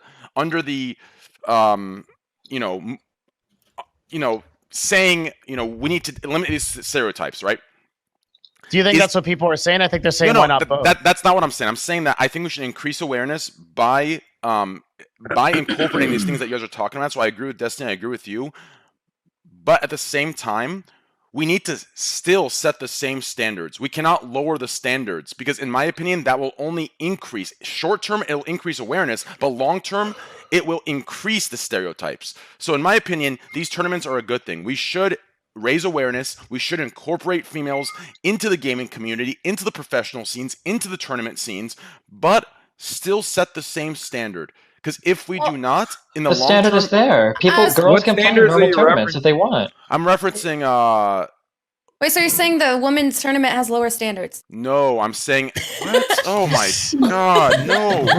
Wait, but that's literally what you just said. Like, I don't understand. No, what I'm saying is we can't just say, okay, we need to increase awareness, so let's put this all-girls team into this, League of Legends all-star, tournament match to raise awareness. For example, it happened recently, right? It happened like 8 months ago or a year ago, where they put an all-girls team in to increase awareness, to show it, and they got absolutely demolished. It was like 63-0 kills. Like, this is the problem. When you give the special treatment and you push them up, it might be for the intention to raise awareness, but the long term, the end result is not that. You just made an argument for having a separate tournament so that they don't just get crushed by the people that are... No. I'm saying that there's... man, I wish someone could just... I am... Here, I am siding with the tournaments. I'm siding with increased awareness. I'm siding with the increased platform. I'm siding with the chance. I am siding with eliminating stereotypes. Or not lower, sorry. Like, that's what I don't understand. I'm not trying to... It's not a gotcha moment either. Like, I just genuinely am trying to figure out what you mean by, like, lowering standards. Okay. Or not lowering standards. Like, what are the standards that they would lower or not lower? So, for example, okay, I believe Destiny just said something along the lines of, right now, men outclass women in esports. Did you not say that? Yeah, of course. Right. So, if that's the case right now, how can we make that change to incorporate and involve more women in esports if men are just all around better? What we'd have to do, the only way I can see to do that is to put them in the teams, put them in the tournaments, right? So is that not... They're in regular tournaments too, though, aren't they? No. Look, and this is a suggestion. There was a Destiny actually quote tweeted this prominent woman in esports about a bad take that she made, and then she actually later on deleted it. I don't know if that's... Hell yeah, I bullied the fuck out of that. Wow, classic bullying another woman on the internet. I spoke to her in DMs, and she is kind of suggesting what I think Train is suggesting, and she and you were both wrong, by the way. And this is what it is. She was saying, instead of doing female tournaments, you force men and women together on their own teams, and you do mixed, like, show match tournaments, and that'll be an easier way of promoting women because they're going to be playing with men instead of doing all women's tournaments. And that was something that suggestion. Wouldn't they just say the girls were being carried, though? Yep. Yes, and not only that, you're both wrong because those are real teams, because the players aren't practicing as a real team and they're not scrimming every day like women's teams are. They're actually practicing every day and playing for real. If you just put men and women together on a fake show match type of tournament, it's actually less impactful than an all women's tournament where they're actually trying to win the tournament, not just a show match that they're playing on a stage. I think I'm misrepresenting together. I think I'm explaining it poorly. I'm explaining what I mean poorly. I knew what you were getting at. I was just messing with you. It's not a good thing to mess with me during this time. Trust me. Can I take a stab at what you're trying to say? No, here's what I'm trying to say. Okay, split tournaments are completely fine. I understand them. I also do think at one point we need to bring it together. It's just the best play together, right? But what you're saying is right now, we're not there yet. So I understand what you're saying, Destiny. I get what you're saying. So yes, these split tournaments are the way to go to increase awareness. All I was saying was we don't want to force the issue and put, hand pick people to put them in there to raise awareness. Do you know what I'm saying? We don't want to break rules and break the best play standards just to push a political agenda. No one is doing that. Does that make sense? I know, that's not happening at all. No one's even suggested that. Yes, I know. I was just saying we shouldn't do that because at the end, no one else is though. No one is saying we should do that. No, there's a lot of, not on the show maybe, but trains can represent a large amount of people that really do think that giving women's tournament this amount of money is completely bullshit. What? No, there is a ton of people that actually exist this way. Oh man, why are you in court? Why are you putting me with that? Like, I'm just so sick of this, dude. I'm so sick of this, man. Like, I'm not. I don't think it's a totally negative way to look at the situation, but I do realize that. Dude, I have been like, I want to bring every single person, every single woman that's ever actually watched my stream, that's ever actually put time into my community, that's hung out with me. You are so wrong. There are other women that don't believe that there should be women's tournaments. I think there should be women's tournaments. I think women should be paid the same as men. I do not think any of these things, and that is just hateful and stupid. There's no logic behind a difference in pay. What is the logic of these people saying that a woman should be paid less than a man in esports? It makes no sense. It is illogical. It is ignorant. It is disgusting. I have never promoted that ever. Do not put my name with that. That is disgusting. Where is that stemming from? Where is that even stemming from? I don't know. I mean, these guys why is that a point right now? Because they don't watch my stream. All they know is incel Trainwreck. He got banned for these 2 reasons. Let's fucking ride that wave of Omega laws. Let's farm the Destiny and Hassan subreddits of fucking Trainwreck Squad W incel. That's where that comment's coming from. But anyone that actually watches my stream and hangs out with me and knows me knows I am not even close to anything about that. Wait, first of all, no. The only threads that are on my Reddit as of late is appreciation threads for you talking about. I know. I'm saying what I'm saying from outside perspective what he thinks he's farming. I'm not saying what it is now. Right now, everything's clear. Destiny has done a good job on my behalf. Thank you, Destiny. Hassan, you've done a good job. Thank you. Everything's been good. On my Reddit, I keep it clean as well. Things have been good now. But from Slasher's perspective, does Slasher hang out in our communities on a daily basis? No, he doesn't. So he doesn't know this. He's still riding the incel Trainwreckstv fucking hate wave. It's not totally. But if you're trying to make a point, I still don't know what the hell you've been saying for the last 15 minutes then.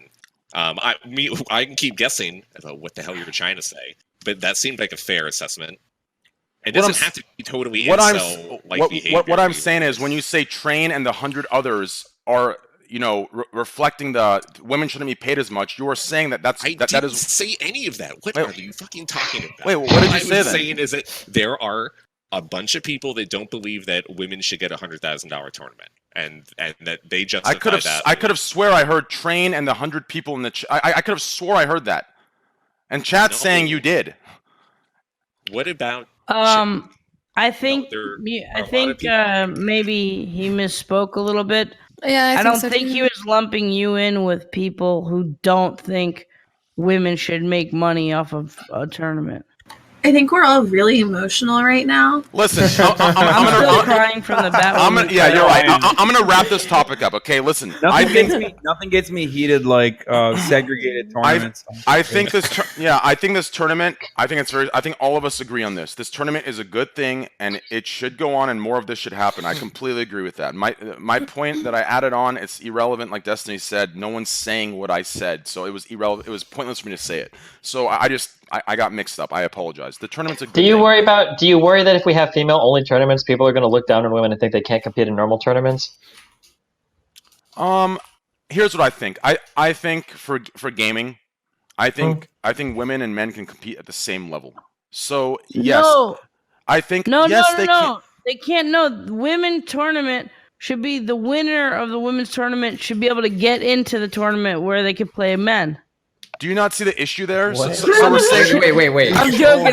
Trolling. The shittiest trolling. Okay.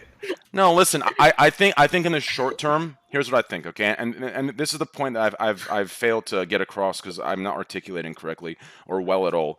But I think in the short term, it's a good solution. I think the way everyone's looking at it is this split tournament is a good thing. It's going to create a platform. It's going to create a good start for women to get out there, to get in the esports world, to get in the tournament scene, to set a good precedence for women in gaming. Okay, we got it. Next time. No, stop. Listen, but I don't. Yes, I think the long term of it. Yes, I do think it. I mean, a good example is the NBA versus WNBA. I mean, that's split. I mean, obviously this is different. It's about there's physiological factors. Even though I guess I don't know. I don't even know about that. Those women in the WNBA, dude. Those. I mean. They can dunk on Shaq for sure, dude. They can for sure compete with those guys. But realistically, I do think men and women can compete at the same level in esports. 100% I agree with that. So yes, in the short term, I think the split tournament will help. In the long term, I don't know how well it's going to do once you want to say, okay, you know what? We've raised awareness. We've raised the population of females in esports. Now let's put them together. Like, I think we should start with putting them together. Like, sure, this one split tournament's fine, but we should also move to making tournaments that involve everyone at their best, females Have any and girls males. qualified? Have any girls qualified for the Fortnite World Cup? I know there was a few. Slasher, do you know that like if any qualified? I don't think so. I mean, Tfue's not even fucking qualified. My guess is no. No, Tfue qualified. Tfue solo qualified. Not. I thought him and Quixie failed. Oh, No, I he's meant solo. He's Tfue. solo qualified. Yeah. No, but there's a few really good girl players in Fortnite who would fuck my shit up 1v1. Genji has a few. You are. Yeah, Genji has a few. Dude, any girl would fuck my shit up in Fortnite or any game, so let's just fucking get that out of the way. Same. I get carried by girls a lot. 100%. So it's like it's weird, right? Because there are a lot of badass girl gamers. It's just like they somehow don't break through to that like top percentile of competition. Right? Yeah. And Hassan, you're the worst gamer here. I mean, it's either you or Andy. I'm still taking Andy over you. That's how fucking bad I think you are. Oh my god. I mean, I am. No, I mean, it's not a secret. I'm really fucking bad. Well, to be fair, for Hassan's defense, he actually, like, I've played games since I was like 4 years old. Hassan, right? You were into the political commentary. You were a political figure. No, I've played video games. I just you was have? never allowed to play competitive multiplayer games except for Dota when I was younger. Because my parents thought that I would get raped by pedophiles on the internet or some shit. I don't know. Well, I'll be honest with you, dude. In Dota, the shit I saw in Dota, dude, that game was fucking toxic, dude. It was fucking great, though. Great toxicity. I think toxicity is great for the competitive scene, but hey, that's just me. But yeah, let's go into actually, let's talk about that real quick. Do you guys think in today's world,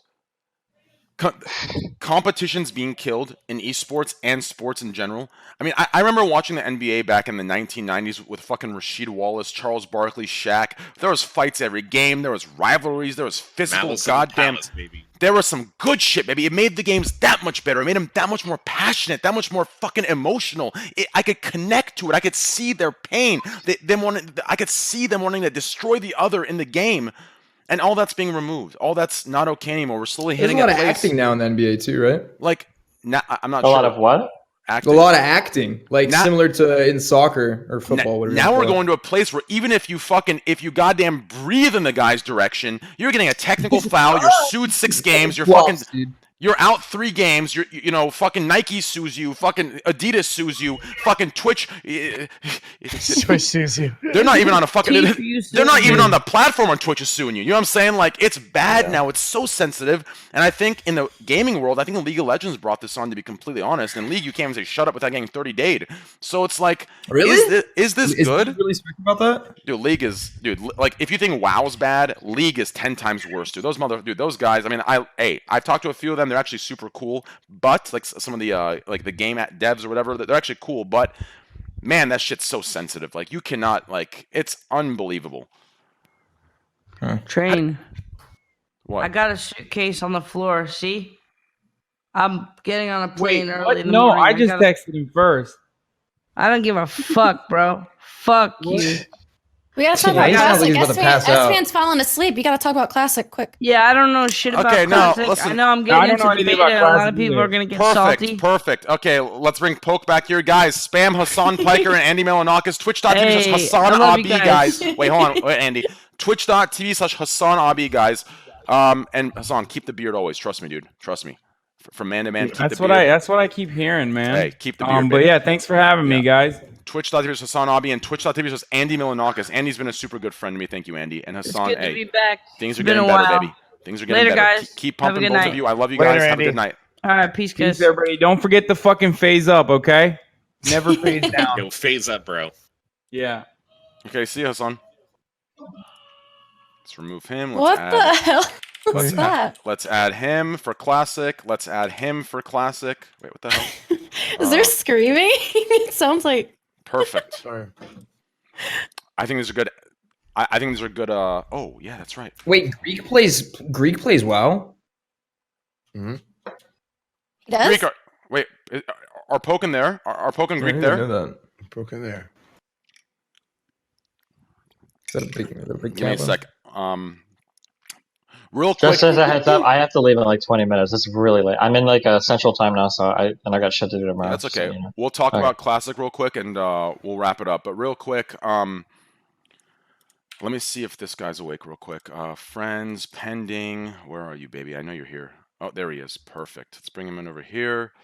Let's go here. Jesus Christ, I'm happy I didn't share that screen. Holy fuck. Okay.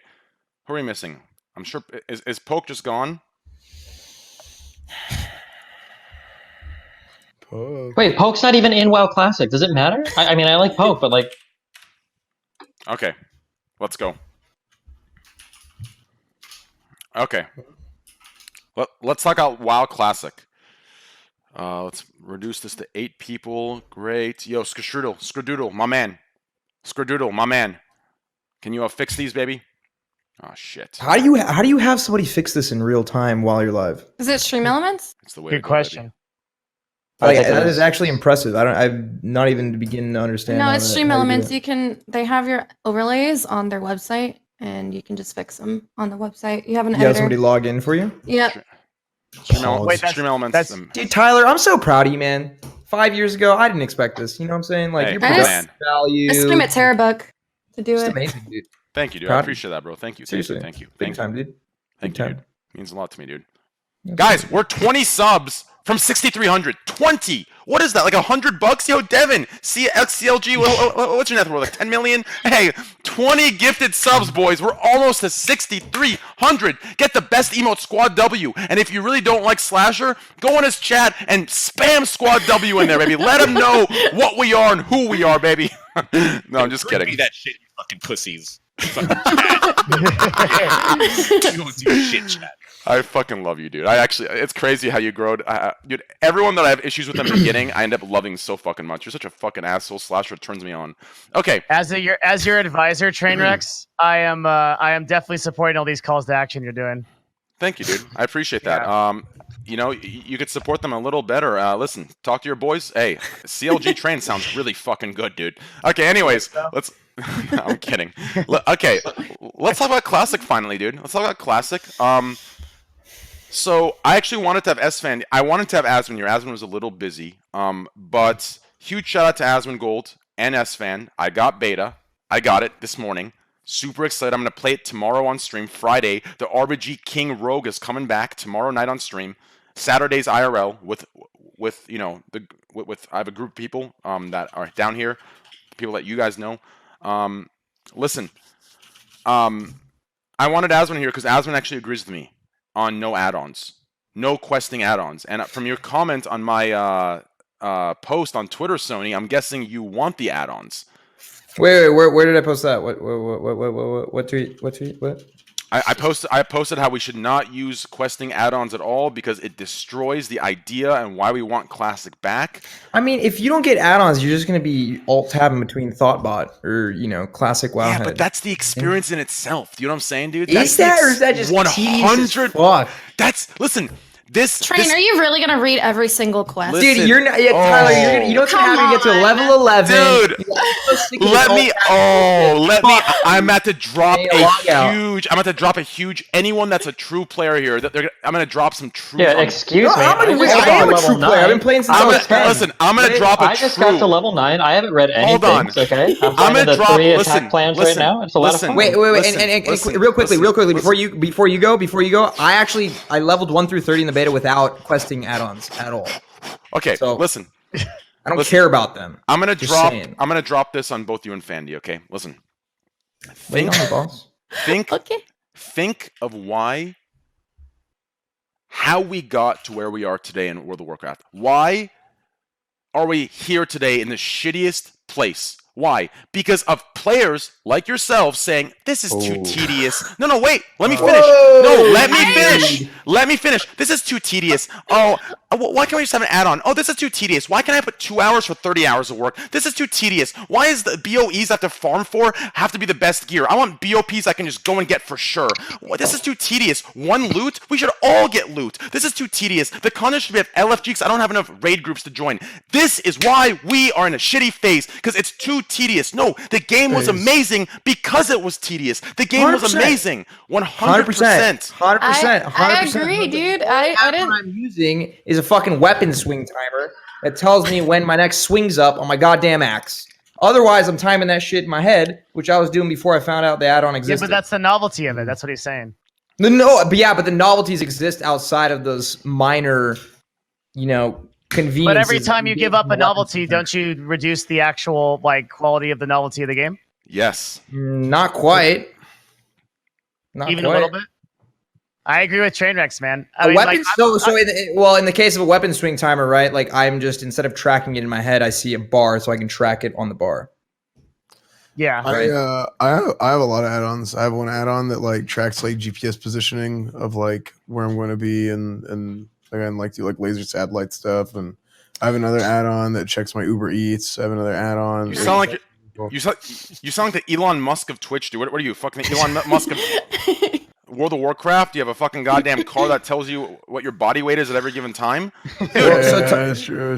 So Tyler, we had add-ons. We had add-ons in Classic. That's what you don't. We had tons of add-ons in Classic, dude. People's UIs looked like goddamn spaceships, and they still do on Twitch. So I think some add-ons should be allowed. So for example, I think all PvP add-ons, that's fine. But I think what killed the game, it's the PvE side of it. Everyone was fighting so hard for PvP. I think PvE is the side that got boring, dude. I remember in between raids, it was fun to go farm for the BOE that was extremely rare. That was 100,000 gold in the auction house. It was fun to do auction housing, to do all the professions, all the trading. There's so many things you could do because the economy was booming. There was a supply and demand because there's things that took time that no one else wanted to do. As soon as these things got taken out of the game, there was no novelty. There was no prestige. There was nothing but sitting there AFK, waiting for the raid to reset. It got boring. It just got so fucking boring. I don't think PvP got better though. What add-ons do you need for PvP in Classic? There's no for Classic, you could track enemy. So basically, in Classic, you don't even get enemy cast bars.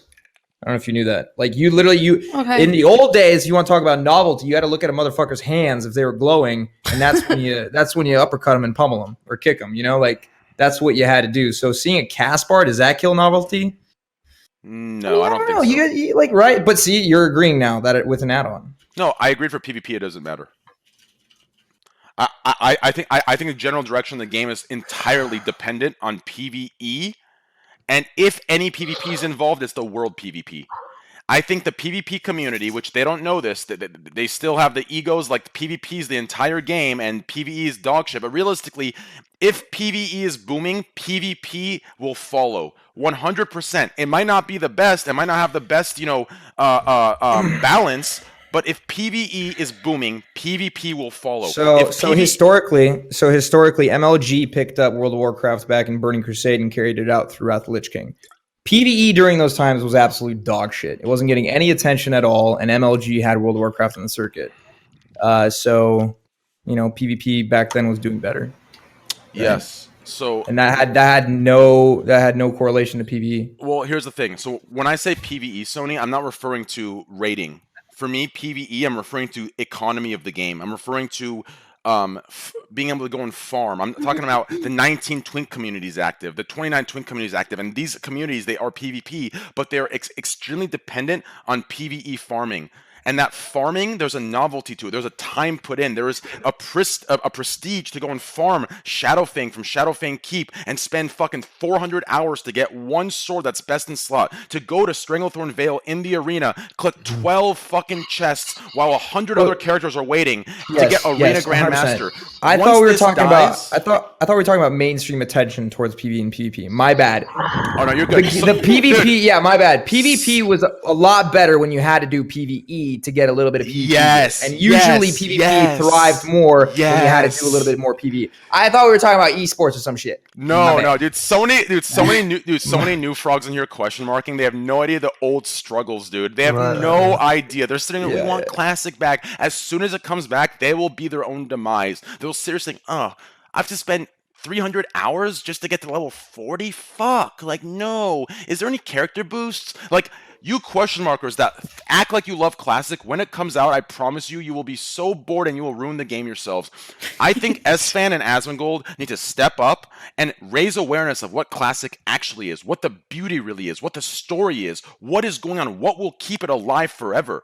This idea, I know what most people in chat are thinking. Most of these games, most of these demographics that are excited for it, once they see how long it takes to hit 60, and from there to gear up, and from there to even think about another fucking character, let alone investing in your one character you put your life into, they're gonna be so goddamn fucking head up their own asses. They're not gonna even understand what classic is. So I think that's a generalization that might not actually apply to everyone, because I think a lot of people watching you probably came from SFON, and a lot of people watching you are also probably played World of Warcraft at one point in their life.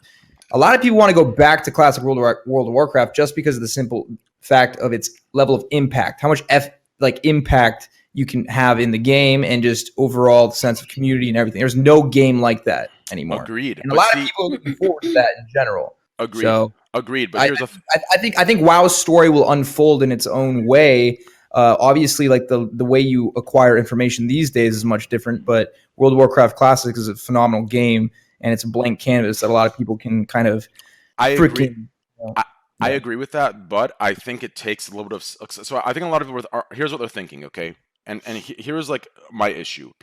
All people are doing is they're staying very simple, right? Simple-minded, just no depth, no dimensional emotional reflection. They're thinking, oh, Classic was great. I can't wait to go back. But they're not thinking why Classic was great. Classic was great because of everything I just said. And without that awareness, without that understanding, I think, like I said, I feel like everybody who's been advocating for vanilla has kind of like said that over and over, and that's the things that have made it special. I think a lot of the people that are going to be like trying vanilla out have heard all of that and kind of have like that expectation already, don't they? I just think we need to keep add-ons away. Yes, no, you're right, Fandy. I think we need to keep. We're not going to keep add-ons away, Tyler. It's not going to happen. We need to. What do you want to do about it, dude? Here's the thing, though. Here's the thing. So how like add-ons work, and specifically like you're talking about quest add-ons, right?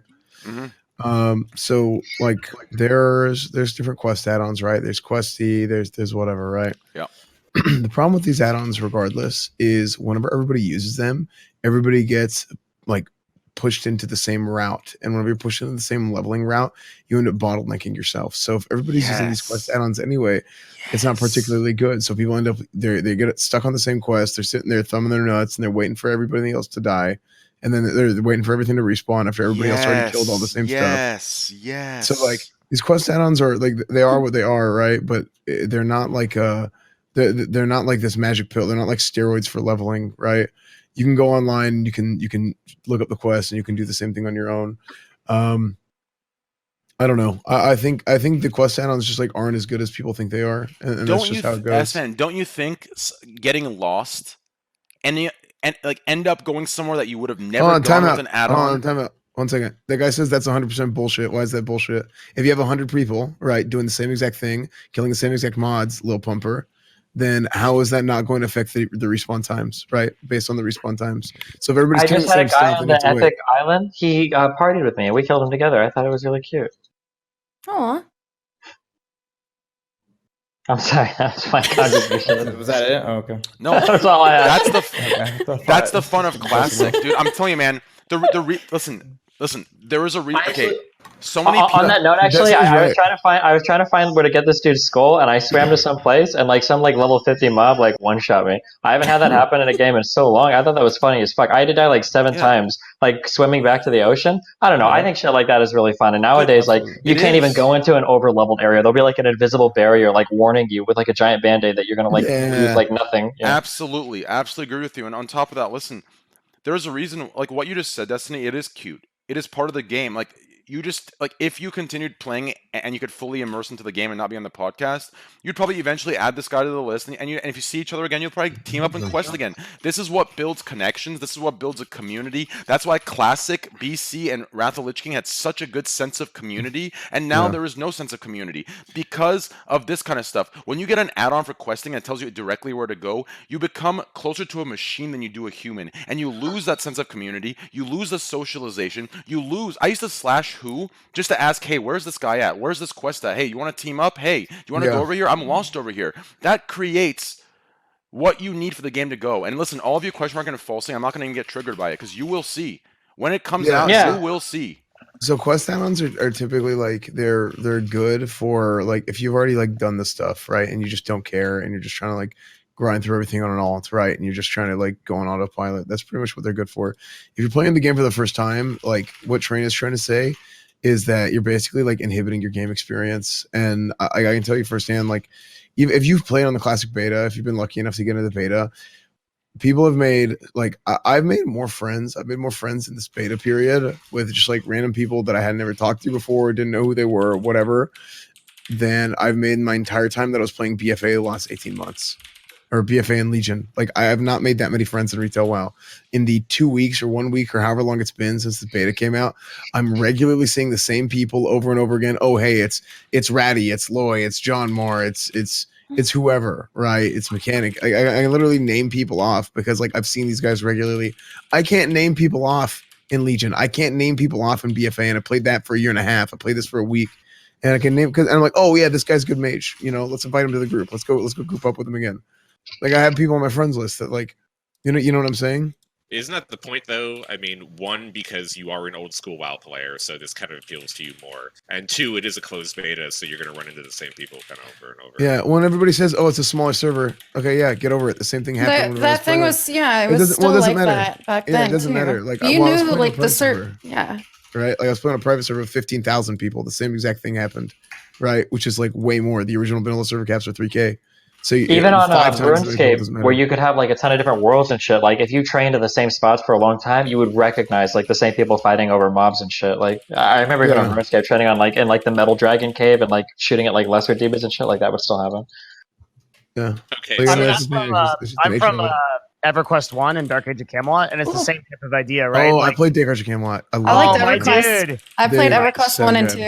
I loved EverQuest 1 and 2. Yeah, I mean, I played. It was the same sense of community, wasn't it? It was like that kind of that difficulty. Hold on, I have a apparently. I'm so sorry to cut you off, Devin. There is a very triggered person in the streamer Discord that thinks everything we're all saying is very wrong, and he claims to be a longtime WoW nerd. So I'm gonna add him in here. His name's Serendipities. Let me go. You're adding Oh Lord. Woo! Add him in here, No. These are just Andy's. Do you know this guy? Or? These are, I mean, I know him. I can't remember. I've talked to him a few times. I can't remember if he liked me or not. I liked him. I believe I liked him. I don't know if he liked me. Did he add me yet? Yo, Serendipities, add me, dude. Trainwreckstv hashtag 7017. Did he just pull in some like known griefer rager WoW player? Sony seems to know who this is. I'm not. I know who. You know. I'll reserve my. He seems like a cool guy. We've had our run-ins though. I don't remember if he. I don't remember if. Yeah. I don't know if you. I either got along with him or he was one of the. Oh, there it is. Here it is. No, it's not it. Yo, Saren. Dude, I think me and him are cool, dude. I can't remember. Yes. Here, check DMs. I think, dude, I'm almost positive me and him are cool. I can't forget if we had a disagreement on whether I got kicked out of the guild or not. No, I was in Asmon's guild, and Asmon's a great dude. I love him to death. But his officer, his officer talked shit to me, and I talked back, and then the other officer's like, at that rank, you do not speak up to your officer, and I got kicked. Like, what the fuck? Up to the... Dude, you're playing BFA. Like, suck my dick. What do you mean? What? So I'm not sure if this was... I don't think this is him. Does anyone remember what the exact scenario was in Legion when I was raiding with Soda Poppin'? And Saren and I had a little whatever you want to call it. I don't know what it was over. As well, we were in Doge. Dude, I feel like maybe Saren was laughing at me with that. Maybe Saren was siding me with that. I don't remember. I gotta hear his voice because I don't talk to them much. But there's someone in that Discord. I forgot who it is that doesn't like me. I'm about to find out. I don't like you. Shut up, best friend. There's someone in the Discord that doesn't like you. That sounds. It's right. me. It's me, Smile. It's me, Smile. Yo, is he gonna add me, dude? Holy, I made this. Anyway, point was EverQuest 1, Dark Age of Camelot, ultimate games of all time. WoW, and you know what I worry about with WoW Classic? Maybe you guys can talk about this. Do you guys really think it's gonna have staying power? Because Yeah, I 100%. Yeah, 100%. I You So do? good, dude. 100%. Yeah. Because Twitch will- There's not a single good MMO on the market that is comparable to Classic Yeah, but World of here's the Warcraft. They thing, don't like, bring the but- same but- elements. But here's one of the things that I always question. Is the nostalgia powerful enough? What's not powerful? Are MMOs done? I Yeah, hate to MMOs say it. MMOs I hate to became say done it. because the game design of MMOs went to shit. That's why Did the design go to shit, or did our expectations just What is the air? Moxie, get out of the call. Jesus Whose Christ. air is that? It was mine. God. What is Oh that? my god. No, but back to wait. Actually, back to I'll actually. What is that? Fuck that! Who is that? I'm gonna figure out right now. It's not Slasher. It's not Slasher. It's not Destiny. It's not Casey. Me? It's not S-Fan. It's not Sony. It's Devin. It's Oh, Devin. it's Devin. It's Devin.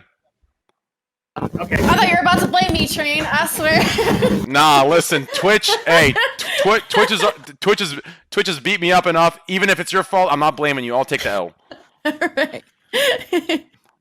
Dude, Devin, shut up. It's 4 a.m., dude, please. Yeah, dude. 4 a.m. It's 4 a.m. Wait, what did Devin, he? shut up. It's 4 a.m. What did he add me on? I'm so confused. I was just gonna That's add actually- him, but I don't remember if I have him even added. So You know, here a bigger question: if WoW has staying power, did Blizzard do something right for once? Finally, Yes, they didn't mess. They didn't mess with the integrity of it. They added a few quality of life features, but overall, it was a pretty good approach. Well, and even that, it's like Looks like stuff it that's did. like artifacted in mostly, like because what they Like did raid is they stripped down. profiles. Yeah, Yeah. which I still think they can change. Like, I mean, You hopefully don't we'll think see. raid profiles are okay.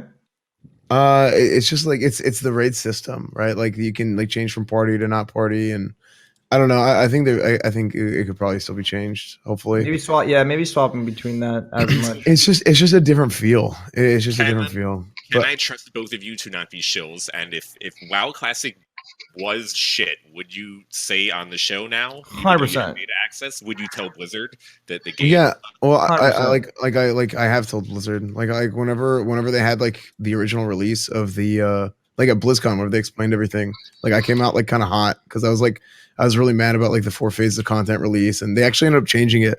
So like after BlizzCon, like I ended up having like because I got to stream at BlizzCon and then I actually talked to somebody at Blizzard the next day. Like I went and got breakfast with them and like I met with them for a long time and I basically explained like everything that was wrong with the announcement.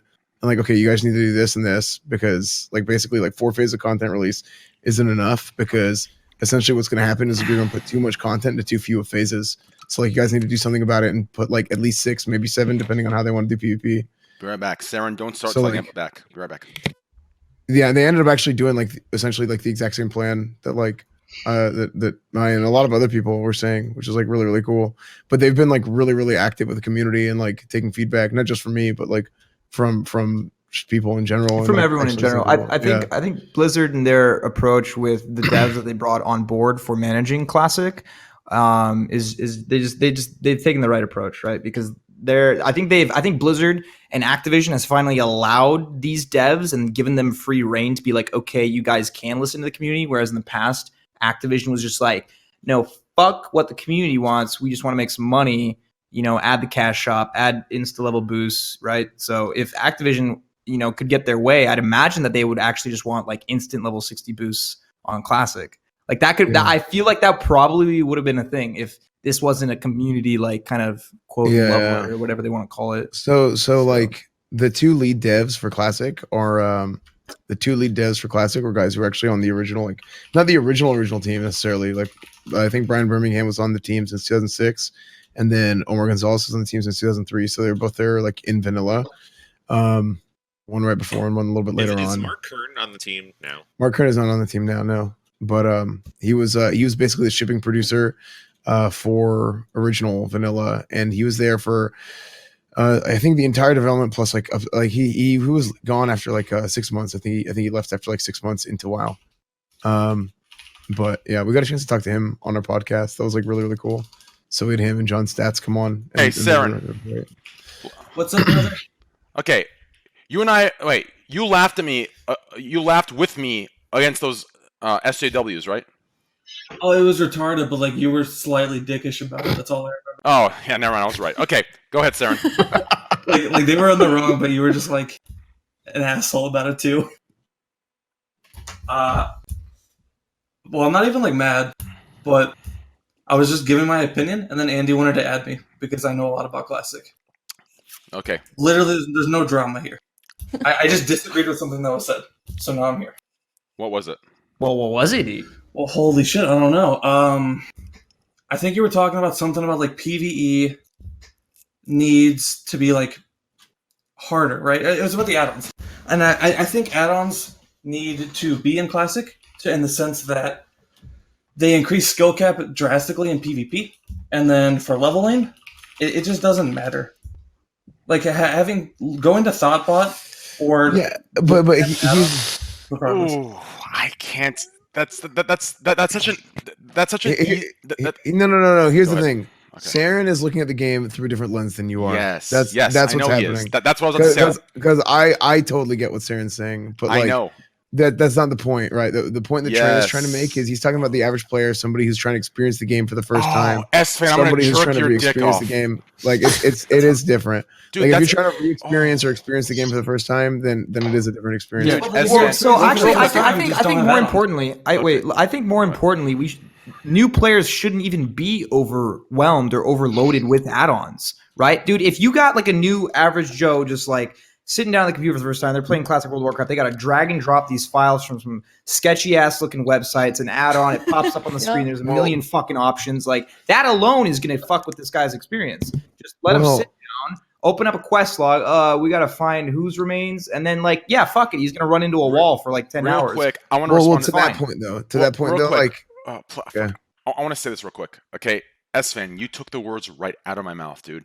Saren, I think you're looking at this. You're looking at this after you've been through it, after you've played it. So for you, you want to get in there, you want to min-max, you want to fucking get your shit, you want to gear up, blah, blah, blah. Listen, I want you to think about when Chance or when S-Fan or Asmongold or yourself, when you go into that zone, that feeling it gave you, that nostalgia, just walking and hearing the Westfall music or the Darkshire creepiness. How do you think you gain that? Do you think you gain that by putting... No, real quick. Do you think you gain that by putting your head down, going through an add-on, going to your quest, returning it, and just finishing it to get to level 60? No. You gain that because there was hours you were lost, hours you sat there, hours you got to enjoy the innkeeper, hours you got to enjoy the flight master, the horde killing you. This all was given to you because there was nothing telling you, okay, go right, the chest is right there. Go left, get the honeycomb. Go that way, get the mirror for the ghost in the fucking shack. So, but if you want that experience, you just don't follow the add-on. You just experience the world. So I think what Tyler genuinely wants people to experience the game how he experienced it when he was 11 years old, and that's how I personally want people to experience the game as well. What the? His week. What's up, Rick? So, guys. Yeah, dude. So I'm thinking, right, like I agree with that. I want people to genuinely enjoy the game as well. And I think unless a guy is watching a big streamer like Sfond or Asmongold and they feel like they're feeling left out because they're not rushing to 60, then they'll download add-ons so they can feel like they're catching up, right? And like leveling alongside their favorite streamer. But I don't think a majority will do that. I think a majority will just enjoy the game for what it is and play it at their own pace. Chance, Asmon, and S-Fan need to set a standard by not doing it themselves, and hopefully Blizzard follows as well. I'm telling you, I know you just want to min-max. I got so many of those comments in my response, but the reason we want to bring Classic back is to not min-max. It's to not. It's because we're sick of it. So I'm so confused. But unfortunately, big streamers, right? You're gonna you want to be ahead of the wave. You want to set standards, right? And those standards, unfortunately, that Asmongold and Sfon and a lot of the big streamers, myself included, like we want to min max. We want to pop the fuck off. We want to be the best, and we're gonna use any information we can to get to those lengths. You know what I mean? And that is unfortunate because we are setting the standard for a lot of people who watch us to also download add-ons and to also race to level 60 and also race. So it's like, yeah, that, you know what? You bring up a good point. That's shitty. That's shitty. I actually want people to not do that. I want people just to like, just take the game slow and enjoy it because it's truly a really. Yeah. I don't know. Everybody should take the game slow so that way we can get ahead of them and we can mash them. Saren, go ahead. Saren, go ahead. No, it's like, so you're looking at like vanilla as only the leveling experience, right? If you want to have this experience of just experiencing the world still, you just don't download the add-on. 90% of people But the when add-on you're is watching there, a big streamer, you feel pressured, right? When you're watching a big streamer, like a majority of Twitch viewers, they want to feel included, especially with a game like Classic World of Warcraft. You want to feel included because the game is about fucking community to begin with. So if you're watching these big streamers and they have add-ons, you're like, well, shit, I should probably get an add-on so I can be cool like this guy. Well, if we're talking about the whole speed leveling thing, every single streamer, if they have any idea what they're doing, is going to speed level on launch. Because if you're a level 15 still leveling, and there's level 30s on your server, you're not going to play the game. They're going to No, cancel that you is the until game. you- That is the game. That is the In my game. opinion, I'm the not speed game leveling. didn't start until you got to level 60, in my opinion. No, that is The the end game. game of vanilla is just Here's as the good as thing, the that's leveling. the way, well, like what Casey just said, that's the way I used to look at it. But then in hindsight, like the leveling from 1 to 60 is a huge part of the game, right? In vanilla, whenever you play later on in the later expansions, like it's very end game centric. But vanilla WoW, more than any other version of the game, is about the entirety of the game. It's about the entire world, Dude, right? this World of is- Warcraft. This is so funny how I'm hearing that getting ganked.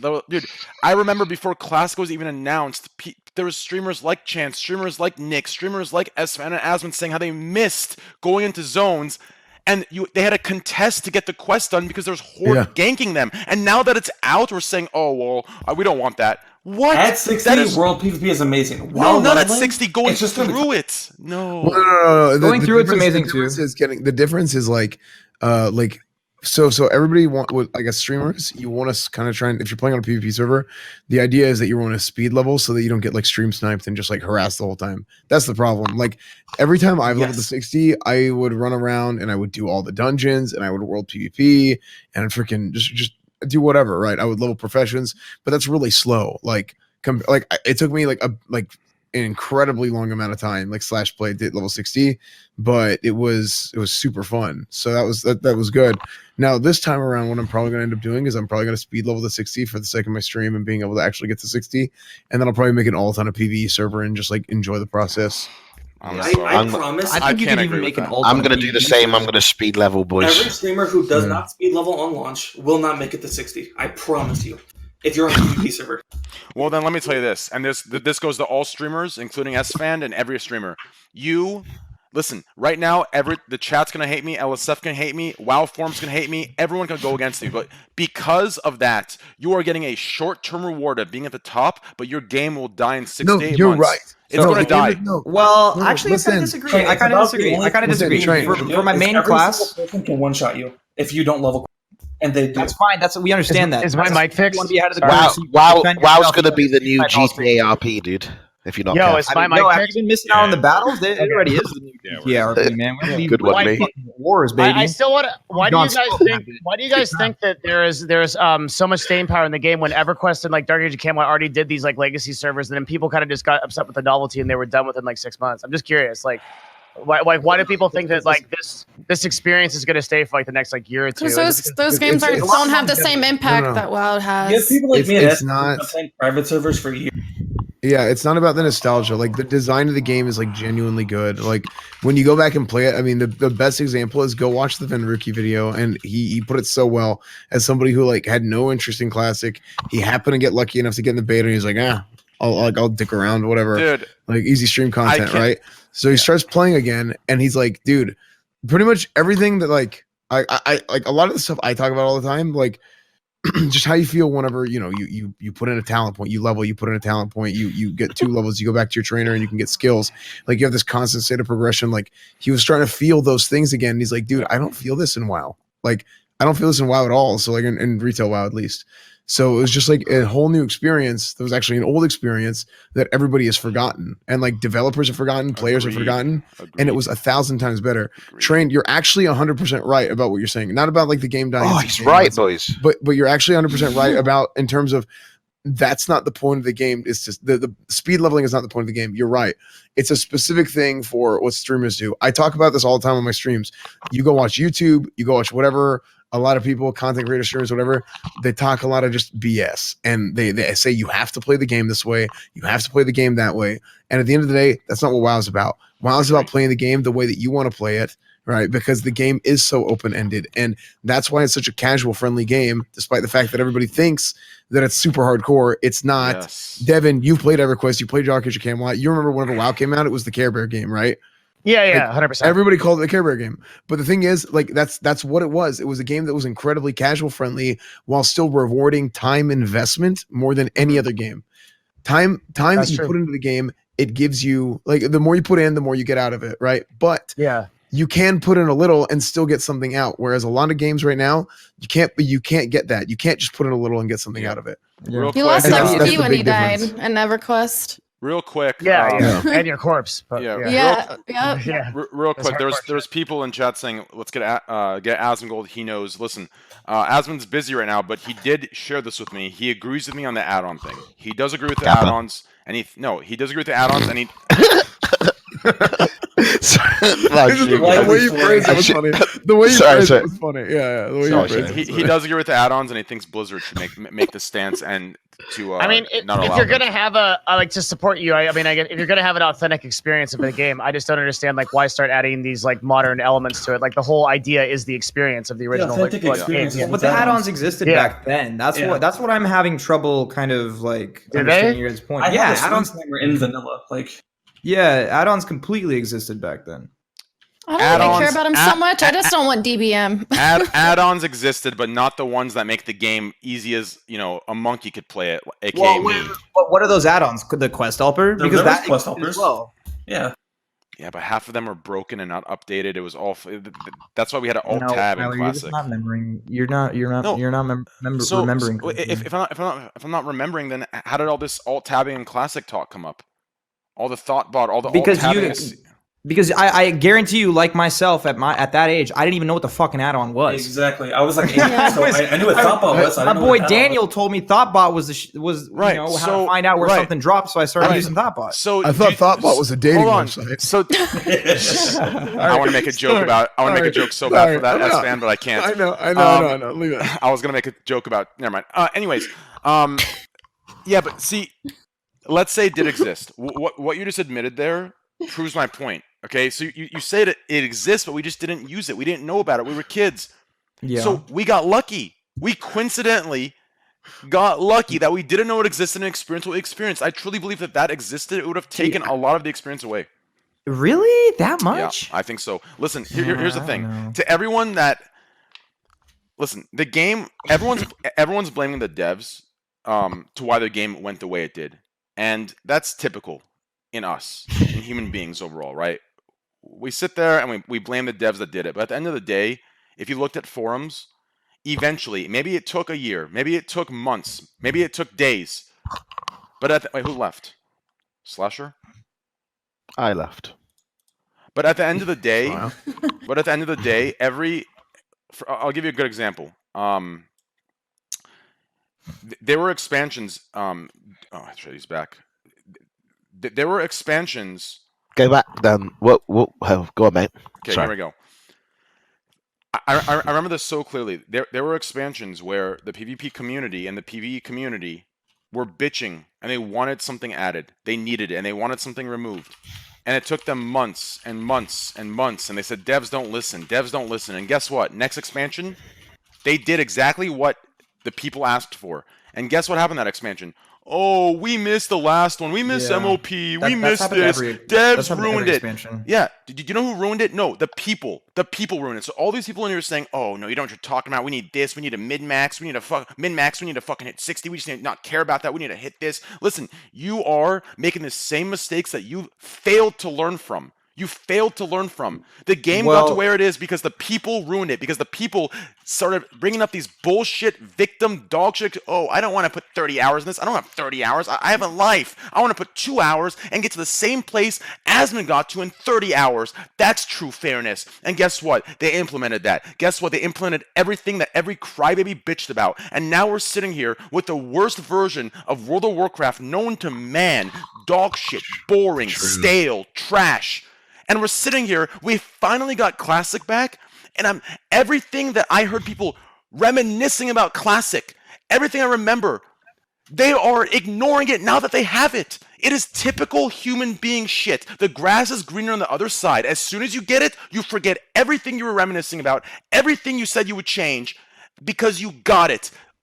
The adventure to it, the journey to it is gone now. You have it, and now you're going to abuse it, make the same mistakes, and people aren't seeing this. They're telling me to open my eyes, but they need to open their eyes, because if they continue to make the same mistakes and not correct them, this game will die again, and it'll be super, super unfortunate. And that's what I got to say. You're extending your argument beyond the scope of just vanilla, and like you're not looking at just what is in vanilla, right? Like time, being rewarded for your time is still the absolute peak of what vanilla is. You are rewarded for grinding at every single stage of the game. Regardless if that's leveling at level 60, getting rep, getting rank 14, it doesn't matter at all, getting consumables, at all points in vanilla, you are rewarded for your time commitment to the game. Like that argument doesn't land in the scope of vanilla. It does land in the scope of vanilla, because this idea that you're rewarded, I mean, that's a logical thing to say. Yeah, if you put in the hours, you still get your reward. It's not saying that we're shortening the hours. No, it's the experience in those hours that you're cutting that you wouldn't cut originally, you wouldn't cut initially, you wouldn't cut your first time playing, that made the game what it is today, that is allowing you to say, oh, well, I did it already, I'm going to go ahead and min-max now. Did you understand? But that's what the private servers are then. A lot of the private server audience are people playing the level 60 content, not just the leveling content. Well, so you know what's interesting? I think when Saren first joined this call, the topic was brought up that he is looking at vanilla from a different lens, right? Because I think, Saren, you've played, what, private servers like 10 times over? Yeah, I've probably leveled to 60 like 20 different times. Yeah, so I mean, I'm going to be honest, like his perspective on this whole nostalgic or like experience or, you know, leveling slowly from 1 to 60 is going to be very skewed and not something that can be applied to the general audience or just the general population. It's, you know? It's not so nostalgia like, to me. Yeah, it's like I genuinely. To you, think I don't the even. games- What is it to you? Actually, it's like someone who's leveled 1 to 60 20 He's times, working. maxing every single time. Like, what is that even to you? Are you enjoying it actually? I enjoy the community aspect. I don't know. I hate leveling. I like leveling to beat other people. I feel like I'm good at leveling. That's what I get out of leveling, to like be better. But I enjoy level 60 for like the community aspect. There's like in-house drama, like, oh, this dude fucked over this. Drama, of the nice. server. Like, your name carries weight in vanilla more than it does in retail, unless you're a top player in retail. Right. Yeah, well, unfortunately, I guess, that exact, what you just explained is what destroys community. And it might be a short-term, awesome pog, drama, awesome, but that's what destroys community, and that's what destroys the servers, and that's what ends to exactly where we are today. I'll tell you, entertains the server. No, it's cheap entertainment. Learn from Twitch. It's cheap entertainment at the cost of an actual deeper meaning and a legacy, in my opinion. It's cheap entertainment. I'm telling you, 100%. I'll tell you what keeps WoW burning for me to this day. Okay, I met this guy. I still remember his fucking name. I was a warrior. He was a paladin. His name was Your Head, My Sword. And we had a decision. I think around level. I think it was after Darkshire. It was something like that. It was at like level 30 or 34. Or so, I don't know when it was. To go to Desolus. Or some, I don't know what our other option was, but everyone else chose the other option. We chose Desolus, okay? No one was in Desolus. This was just dog shit, dude. We went there. Just the friendship gain. I met this guy questing. Do you understand? The friendship, the connection. He had friends. I had friends. We met other people questing that were alone in this wasteland. This dull, dark, depressing wasteland. But it gave you this feeling of just adventure of what's going to happen. What's around this corner? When am I going to find this chest? Am I going to get a BOE? Am I going to... Like, this is what keeps the community together. Yeah, you talk about all these experiences, right, man? And you talk about how much you want all of them, and you talk about how add-ons, out of all things, are going to ruin them for you. But do you not think for a second that maybe your experience is going to get fucked because you're a streamer?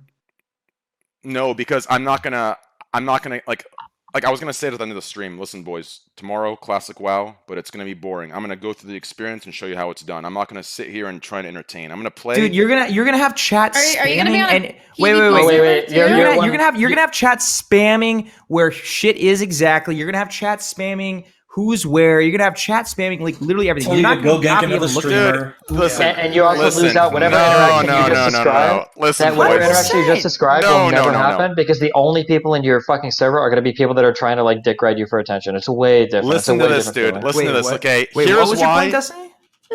He was saying people are gonna snipe me and ruin the game for me. I get that. He's right. No. Well, so they're gonna snipe you, right? But what you're trying to compare here and what you're trying to acquire is this like full blown immersion. When you were 13 years old, you didn't have a goddamn chat room to your right. This wasn't your occupation. So there's that, and that's a big that. True. No, it's what you're saying is true, but trust me, there was game. Listen, I'm gonna let you in on a little meme of our community, okay? I play a lot of story games, okay? Games that literally all chat has to spam, and they did. Train, press all 3 buttons here, just 3 buttons. They spammed it for probably 10 minutes. Guess what? It came. Man, I still didn't know what the fuck to do. Okay, so listen, they could spam what they want. They could say what to do. I ain't. Hey, listen. Well, no, I don't think it's a matter of that. It's a matter of like the actual interactions you get in game are going to be totally different as a streamer. Than they ever were. Yeah, but so here's less the thing. authentic. Like whenever I Much started less. playing Vanilla WoW in 2017, like versus original Vanilla WoW, I had more fun playing it the second time around than I had originally. 100% Like- because you knew how to do it, but you weren't as big. Well, here's the thing. I wasn't even streaming whenever I started playing, right? But like I started streaming like after I started raiding. And one of the big things for me, right? I ended up having a different experience after I started raiding, sure, but it was still really good. And just because something isn't the exact same as it used to be doesn't necessarily mean that it's bad. Right. True. And that's one of the that's one of the I big agree. things that everybody says. Everybody's like, oh, like, well, it's not gonna be the same as it was when you were kids. But you know what? It's not.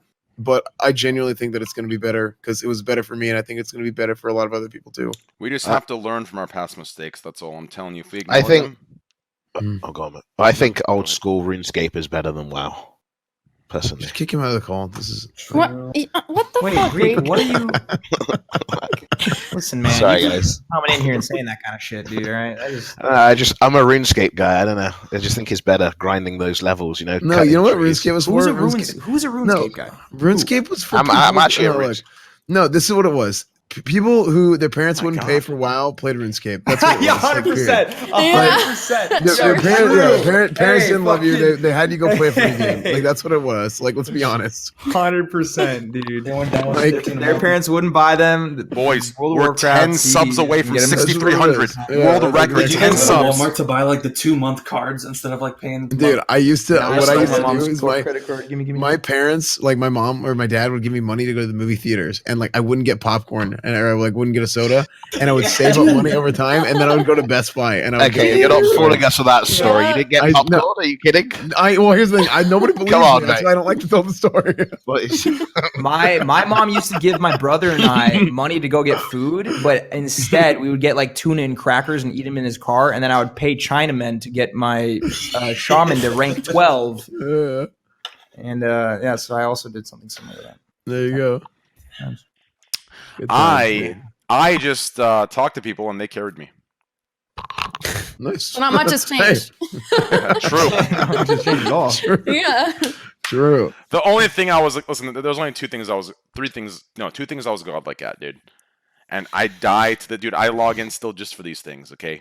3 things. 1, This is a Scuffed running. podcast. Yeah, no, Oh, my listen. bad. 1, farming for BOEs that are extremely rare and auction housing. I ran the auction house on multiple servers, and that is my credit. So many people know me for that, dude. I love running auction houses. I love farming. Dude, that was the best part of WoW. Yes, it was. The economy, yeah. the economy The is great. economy is The so economy's amazing. so good. It is amazing, dude. So, Devin, you actually talked about are MMOs a dying genre, right? It's not that MMOs are a dying genre. Well, I posed the question. I don't know. Yeah, you posed a question. I would like to answer it. So it's not that MMOs are a dying genre. It's that the design of MMOs have been dying, right? Yo, any real modern quick. MMO, any modern does that MMO, mean? you're missing. Wait, you're real missing quick. 2. Go ahead, Tyler. Real quick to pause in, Casey Tron looks like she's on a date with Method Josh, and he's talking about WoW at dinner. That's what she looks like. No, I Okay, played listen, WoW. on that joke. I played WoW until Cataclysm. I love you, Train. I have to sleep, okay? All right, see you, Destiny. Yeah, Yo, guys, I have spam to him in there. sleep later. Twitch.tv/Destiny. Twitch. Wait, I need to be freed. Okay, too. Hey, night, Destiny. Nice meeting you, man. All right, Nice Casey meeting Tron, you too. Destiny, thanks for being here. Twitch.tv/Destiny, spam it in there. Casey Tron, guys, please spam her in there. She's actually Thank super you cool. so much for what you're doing, and I really mean problem, it. Like, I feel Casey. so welcome by your community welcome. as a You woman. should. They love Thank you. They actually love you, Casey. They love you, Casey. Thank They love you. you. They I do love you you guys guys. too. They love Hearts and chat for Casey. Hearts and chat for Casey. Ah! Hearts and chat for Casey. Thank you. Bye. Hearts and chat for Great guys. night. Follow her stream, please, please, please. Why would you do that, Train? What do you did mean? he even say? What did you say? Screaming in his screaming like that, man. Like I got ears. Sorry, dude. It is literally morning. Daylight? Yeah, dude. Where the fuck? I was gonna ask you where in you New York. live. It's a light. I'm in Okay. New York He's in City. New York. Forget about I it. guessed that right. I guessed that right. I guessed that right. Dude, I guessed that Slasher just because of the buildings. I guessed it. You are. This is Manhattan, and it is light out Manhattan. Oh my god. Yeah, dude. And it wasn't. Wait, did you say you're in Manhattan? Yeah. Man. Oh, that's perfect, man. I love that place. Great. It's nice. Yeah. Greek, where was the joke in that one? Huh? No, it was the joke, dude. The Oh. joke. Yeah, man. no, boys. Okay, let me ask you guys this then: do you think there will ever be an MMO that rivals like Wrath of the Lich King's population, like hits 11 million? Because we were talking about if MMO's a dying breed. I kind of think it is. I don't think MMOs will ever hit the population they did. I don't think Well, so classic either. WoW subscription count, when it's all said and done, probably round out to about 6 to 7 million. I don't know. I haven't really. I'm not a good number cruncher, but Do if I we had to even take a know guess, their current subs now? it's got to be like 1 million. Because they haven't released them for a long time. Yeah, I guess not them it's releasing like 2 to 3. Yeah, they're not releasing them. So I think here's my thing. It's the problem isn't necessarily that MMOs are a dying genre. Like companies don't want to invest into MMOs because they're so unbelievably expensive to make, and they're also incredibly high risk.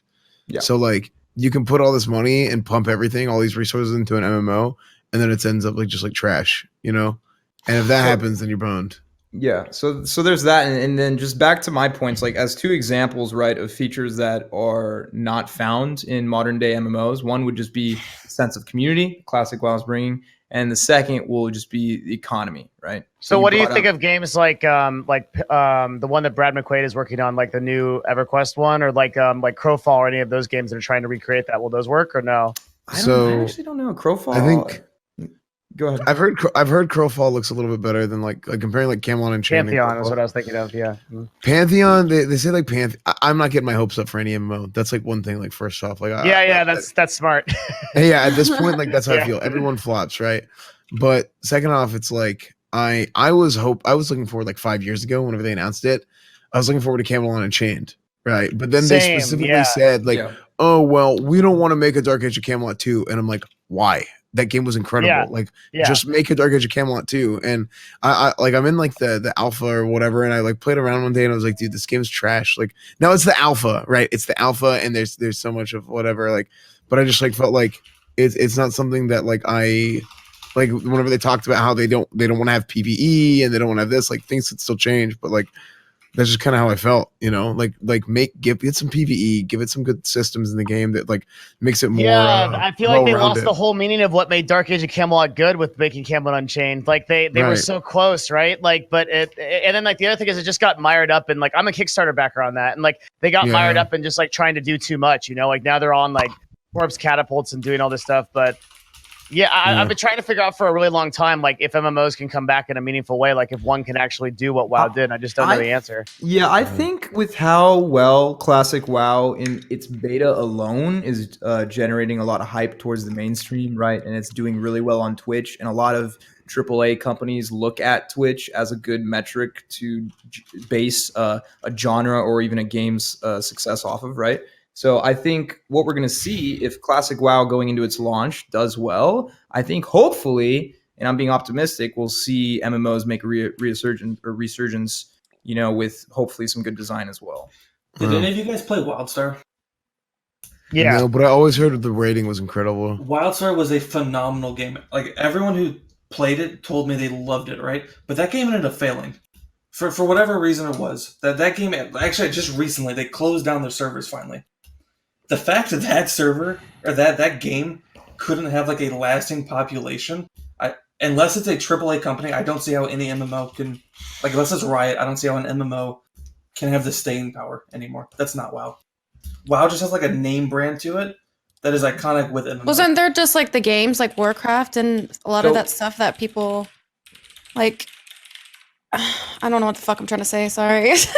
That's fine. If there's one, and I want to know everyone's opinion on this, right? We talk about names, we talk about impact of MMOs and what could last. The one that could do it, I think, would be a League of Legends MMO.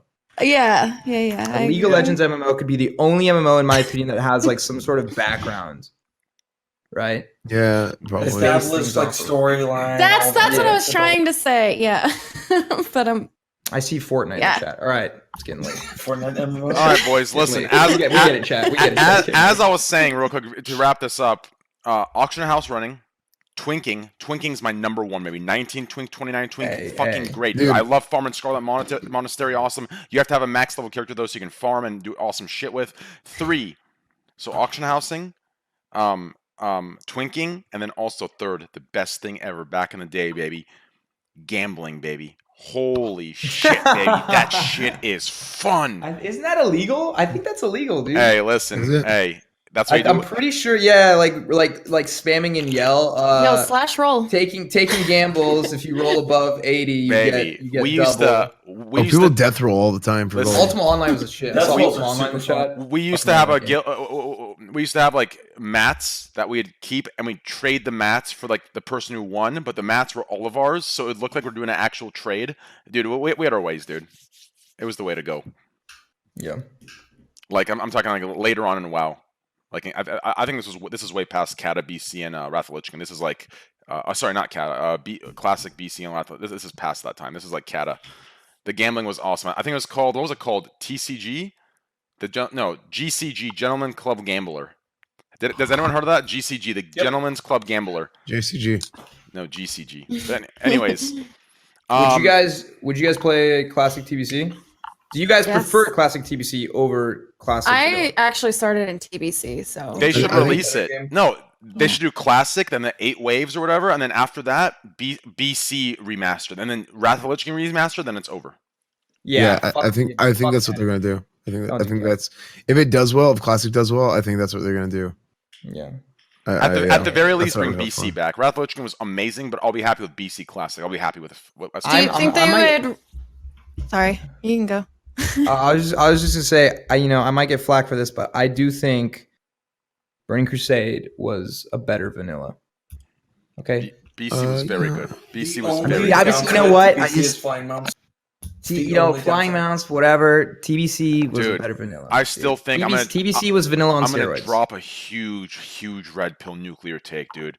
To this day, the best mounts in the game, Nether Drakes. Bam, boom, slam. Yeah, I still gotta get those. The best mount is probably the season 3 Nether Drake, the Gladiator one. I got season 3, season 4. Dude, are they gonna Shit. I got screwed out of mine. Sucked. All right, guys. Next time you'll get them in TBC remastered. That's fun. Yeah, hopefully we'll see. Wait, Saren, what about you? BC or classic, Saren? BC is way better. It's just a better game. Yeah. Here's the thing. I don't know if it's like a better game overall. I like both, but I think the focus on the end game is a little bit better. I think BC couldn't have been what it was without classic being phenomenal. And that's also a fact. I agree. Yeah. I think Cataclysm is the best. Greek. Oh my god. It is. Why is it? It's just okay. So just because I have an unpopular opinion doesn't mean I'm wrong. I really liked Garrisons, by the way. I had fun during Cataclysm. Nobody had fun. Games that about fun. You're not supposed to have fun, Greek. I'll tell you what's fun, dude. We're literally just 8 of you guys. 8 of you have to have Twitch Primes. 8 subs away from 6,300, guys. Help a boy out. Can we get some subs in the chat? Can we bring the fucking get Squad some W's? subs? Join the Squad W emo. Let's get some subs. Twitch Prime Tier 1s, boys. We're 8 subs away. No, we will not sub. I'm trying to farm. I don't know if it's gonna be a dumb question. Train, I'm gonna gift you subs, man. Wait, are they? Wait, Greek, how many are you gonna give? I'll give some. I'll gift a fucking enough, mate. I'll get in there eventually. Ooh, any hot dudes? Wait, are there any hot dudes in the chat? Wait, are there any hot dudes in the chat? Can I get a one in the chat room if you're a hot dude? Every person in the chat is a hot dude. One in the chat room if you're a hot dude. Hey, well, I'll tell you this much. There ain't no women here. This is Train's channel, so 100% hot dudes. Man, let's prove SFan wrong, guys. Give me a 1 in chat if you're a woman. Give me I'm memeing with you, asshole. Give me a 1 in chat if you're a woman. You should just let it happen, dude. Biller with the 10 gifted subs, baby. Thank you. Dude. I wasn't for you. I wasn't clarifying for you. I was clarifying for Twitch. Okay, good. Well, guys, I actually had fun with you guys. This was super fun. To be honest with you, Tyler, I only had fun getting the last segment. Bomb on you, baby. 5 gifted subs. Honest. There you Last go, segment was the most fun. Fuck the other segments. All Which that segment? contract Classic? bullshit about 5D, 5C, Didn't even say 4B in the clause, and fuck this guy and FaZe Banks. Like, dude, I didn't like any of that. I'm gonna man. say it. GGX with a 5 bomb. Thank you, Greek. Yo, no, I completely agree. So wait, so to you, the best section was classic. Oh, 100%. But I mean, I'm passionate about that. But then again, I'm going to be honest, the other topics, I don't know, maybe Chad could say, or you guys could say, like, kind of boring, the contract. I want to hear Fandy's opinion. Yeah, someone has to listen Oh, to Fandy's no. been trying to get this question out. Oh, It yeah. doesn't matter anymore. I'm Go, over go, it. Fanny, I go, don't Fanny, go. care. Ask it. No, I was gonna say, is it Fanny, a the floor is stupid yours. question? Okay, but if they're gonna do BC and Wrath servers, are they gonna make them like progress from the vanilla servers or have the separate servers? This is a really good question. Solid That question. is- That is a This solid a question. big That one. is So- really good. I'm okay. even mind boggled. Good one, Fandy. So here's the thing. Basically, the concept of the concept of forced progression is something that's probably bad, right? Because this is something that happened the first time around, and a lot of people were pretty upset about that, right? Because some people just genuinely just wanted to play vanilla forever, right?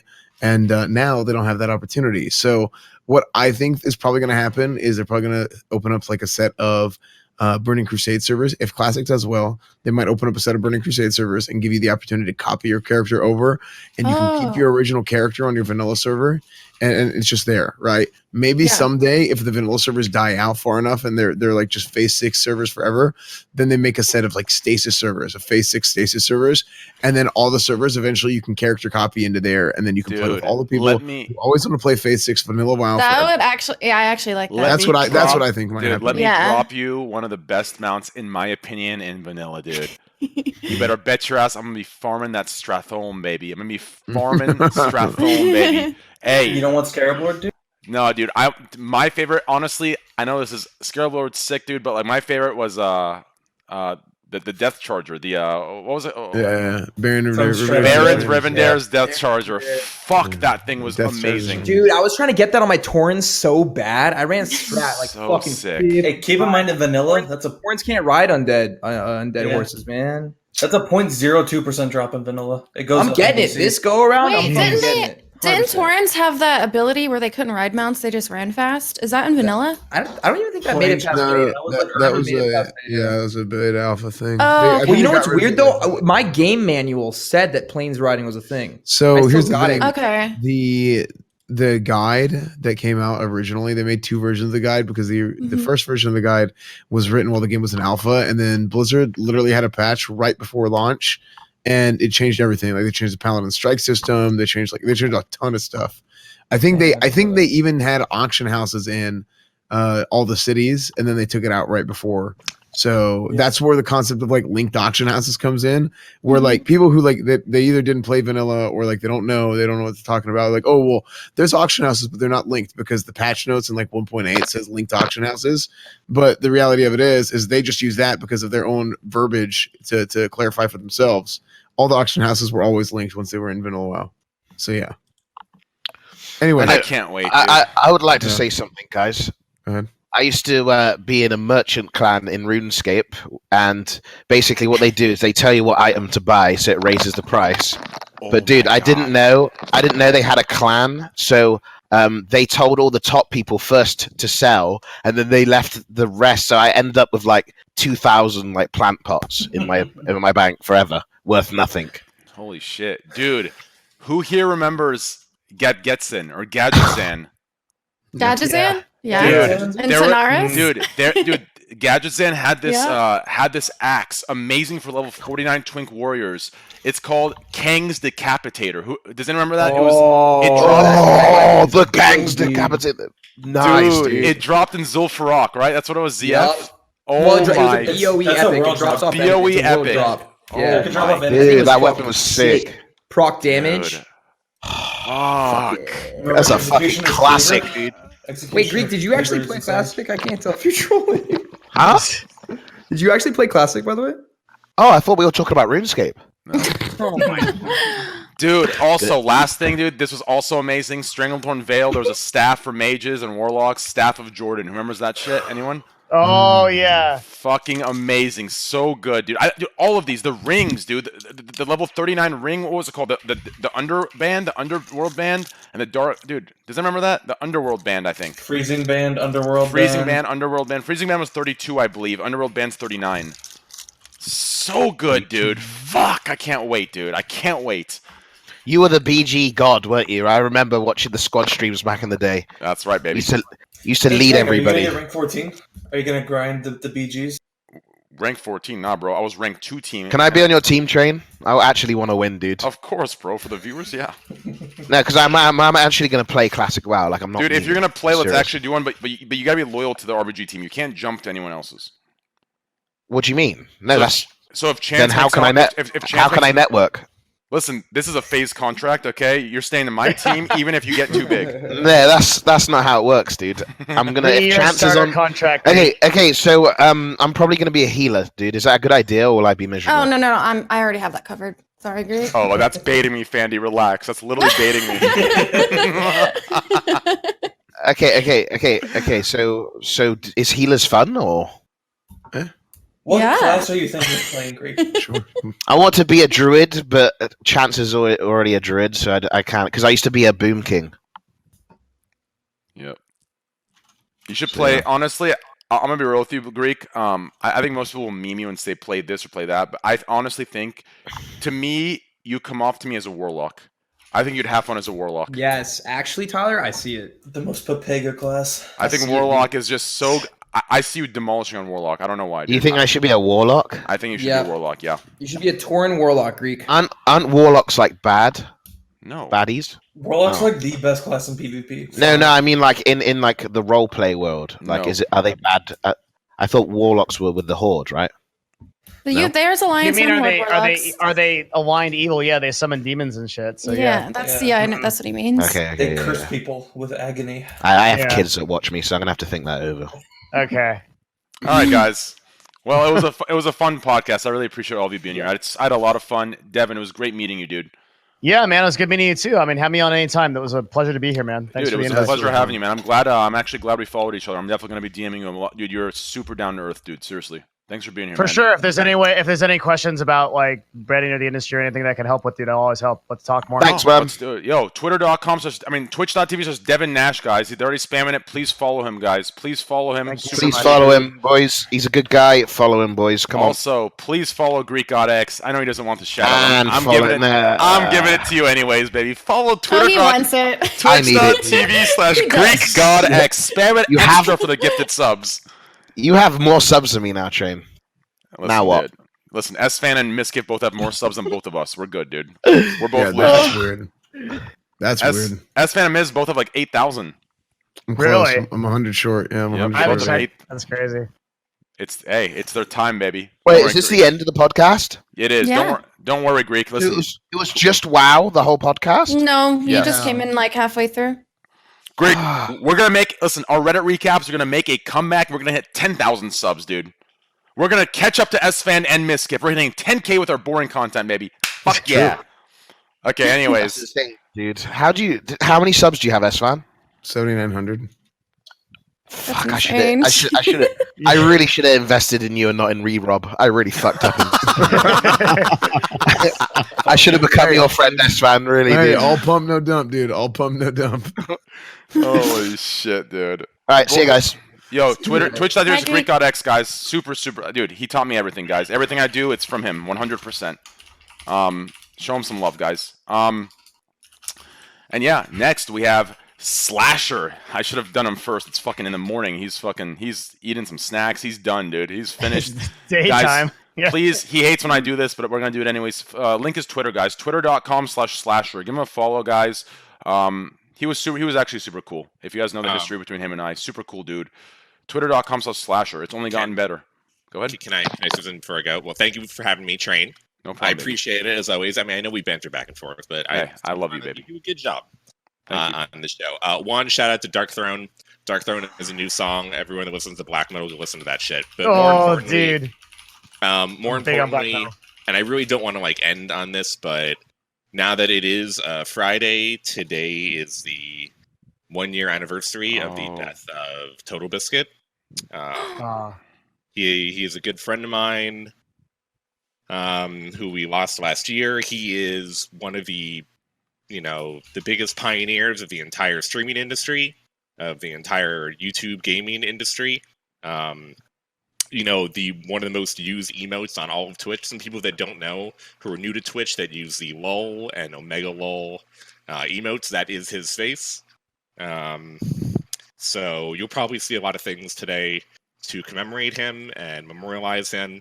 But everyone in this chat should definitely, I know he would want his face spammed, and that is why he gave his likeness away to Twitch. So spam that LOL and spam that Omega LOL for Total Biscuit to remember him. Thank you, dude. That's very sweet. I really appreciate that. Thank you. I'm sure he does too. That was actually really sweet, dude. Yeah, thank you guys. I love you, man. That was actually really sweet. See you later, guys. Yo, hearts in chat for Slasher. That was really, really sweet. He did not have to do that, and he did anyways. So, guys, please give him some love for that. Twitter.com/Slasher. He left before you guys can see the hearts. Go to his inbox if his DMs are open. If not, tag him on Twitter, guys. Give him some hearts. Hey, they were close, so please give him some hearts, please. Twitter.com/Slasher. That was very sweet. Thanks for. I'm happy we had him on. Next, Sony. Hey, shout out to Sony for being here. Super fun, actually. I had a good time with you being here, dude. Hey, I see you with that champion hoodie, dude. I gotta send you a Champion Ape Gang hoodie, dude. If you like that champion. Did they go reverse weave? Weave? It's the good stuff, yep. Okay. It's the good stuff, dude. Ape Gang? Ape Gang? Yeah, I have like 3 of them. It's the good stuff, dude. Is it the triangle design? That's right. Yeah. Hey, it's the good stuff. I'll buy one. Don't send me one. I'll buy one. No, you can't. It was limited edition, limited time, 1 month only. Fuck. I'll just send you one. You're good. Don't worry about it at all. I gave S-Fan one for free too, even though he's a fucking millionaire. But anyways, did it sell really well? By the way, it sold very well. We only. I went through I didn't go through it I went through it with outside of the typical brands that Twitch uses. The ones that are incorporated in your interface and shit. Yeah. I didn't do that. I did it I did it on Shopify.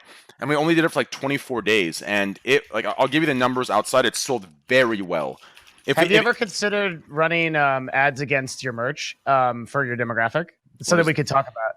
Okay, so we'll you could add, you could add but the short of it is I know we're at the end of the podcast, but you could add you can basically use cost per click to drive people to your merch that are in your demographic, and it will sell like crazy. We can talk about it later. Yeah, that was Spanish to me, to be honest. Okay. You'll make a lot of money. Yeah. Okay, and also Twitch, if you're listening to me, hey, please give me a chance for bounties. I know I've been a bad boy. I've learned. Please give me bounties. I'm telling you, I will make you proud. Huge shout out to Sony, guys. It was actually super fun. I'm actually going to invite you, more often when you're free and stuff. This was super fun. It was super positive vibes, man. I really had a good time with you. Yeah, I always is with you, man. I appreciate you letting me come on, guys. It's been actually 10 weeks in the making. I know my sound's delayed, by the way, chat. I know. But it's been 10 weeks in the making, and we somehow managed to mess it up 10 weeks in a row. But, hey, that's we how finally I do it, got baby. on. I'm sorry I didn't talk about the goddamn contracts. That shit was hella boring, and everyone was kind of spurging out about it. So I just let them do their thing and talked about WoW at the end. But I hope you guys enjoyed sorry as much as I did. And I'll see you guys. Jesus. Yo, huge shout out to Sony, guys. Twitch.tv/Sony SONII. Spam it one more time. Super positive vibes. Super cool dude. Down to earth. We're going to see him again anyway. So, hey, follow him, boys. Huge shout out. Thank you again. S-Fan TV. You know what? We'll save S-Fan for last. Fandy, Candy, Dandy, huh? Yeah. Super fun with Fandy. I actually went to see John Wick with Fandy, my girlfriend, and Manny, her husband. Yep. Super fun. I love the movie. I actually I heard snoring about one third of the way in. I thought it was. I fell asleep. I thought it was the person next to me. It was Fandy. Passed the fuck out. Other than that, dude, it was. Listen. True. It was fucking, for me, it was a great movie. She fell asleep. It is what it is. She was watching my stream or something. I don't know what it was, dude. But anyways, huge shout out to Fandy for always supporting our community, always being here, always being a part of it. We love her. You love her. We all love her. My girlfriend loves her. I love my girlfriend. Actually love my girlfriend. Love my girlfriend.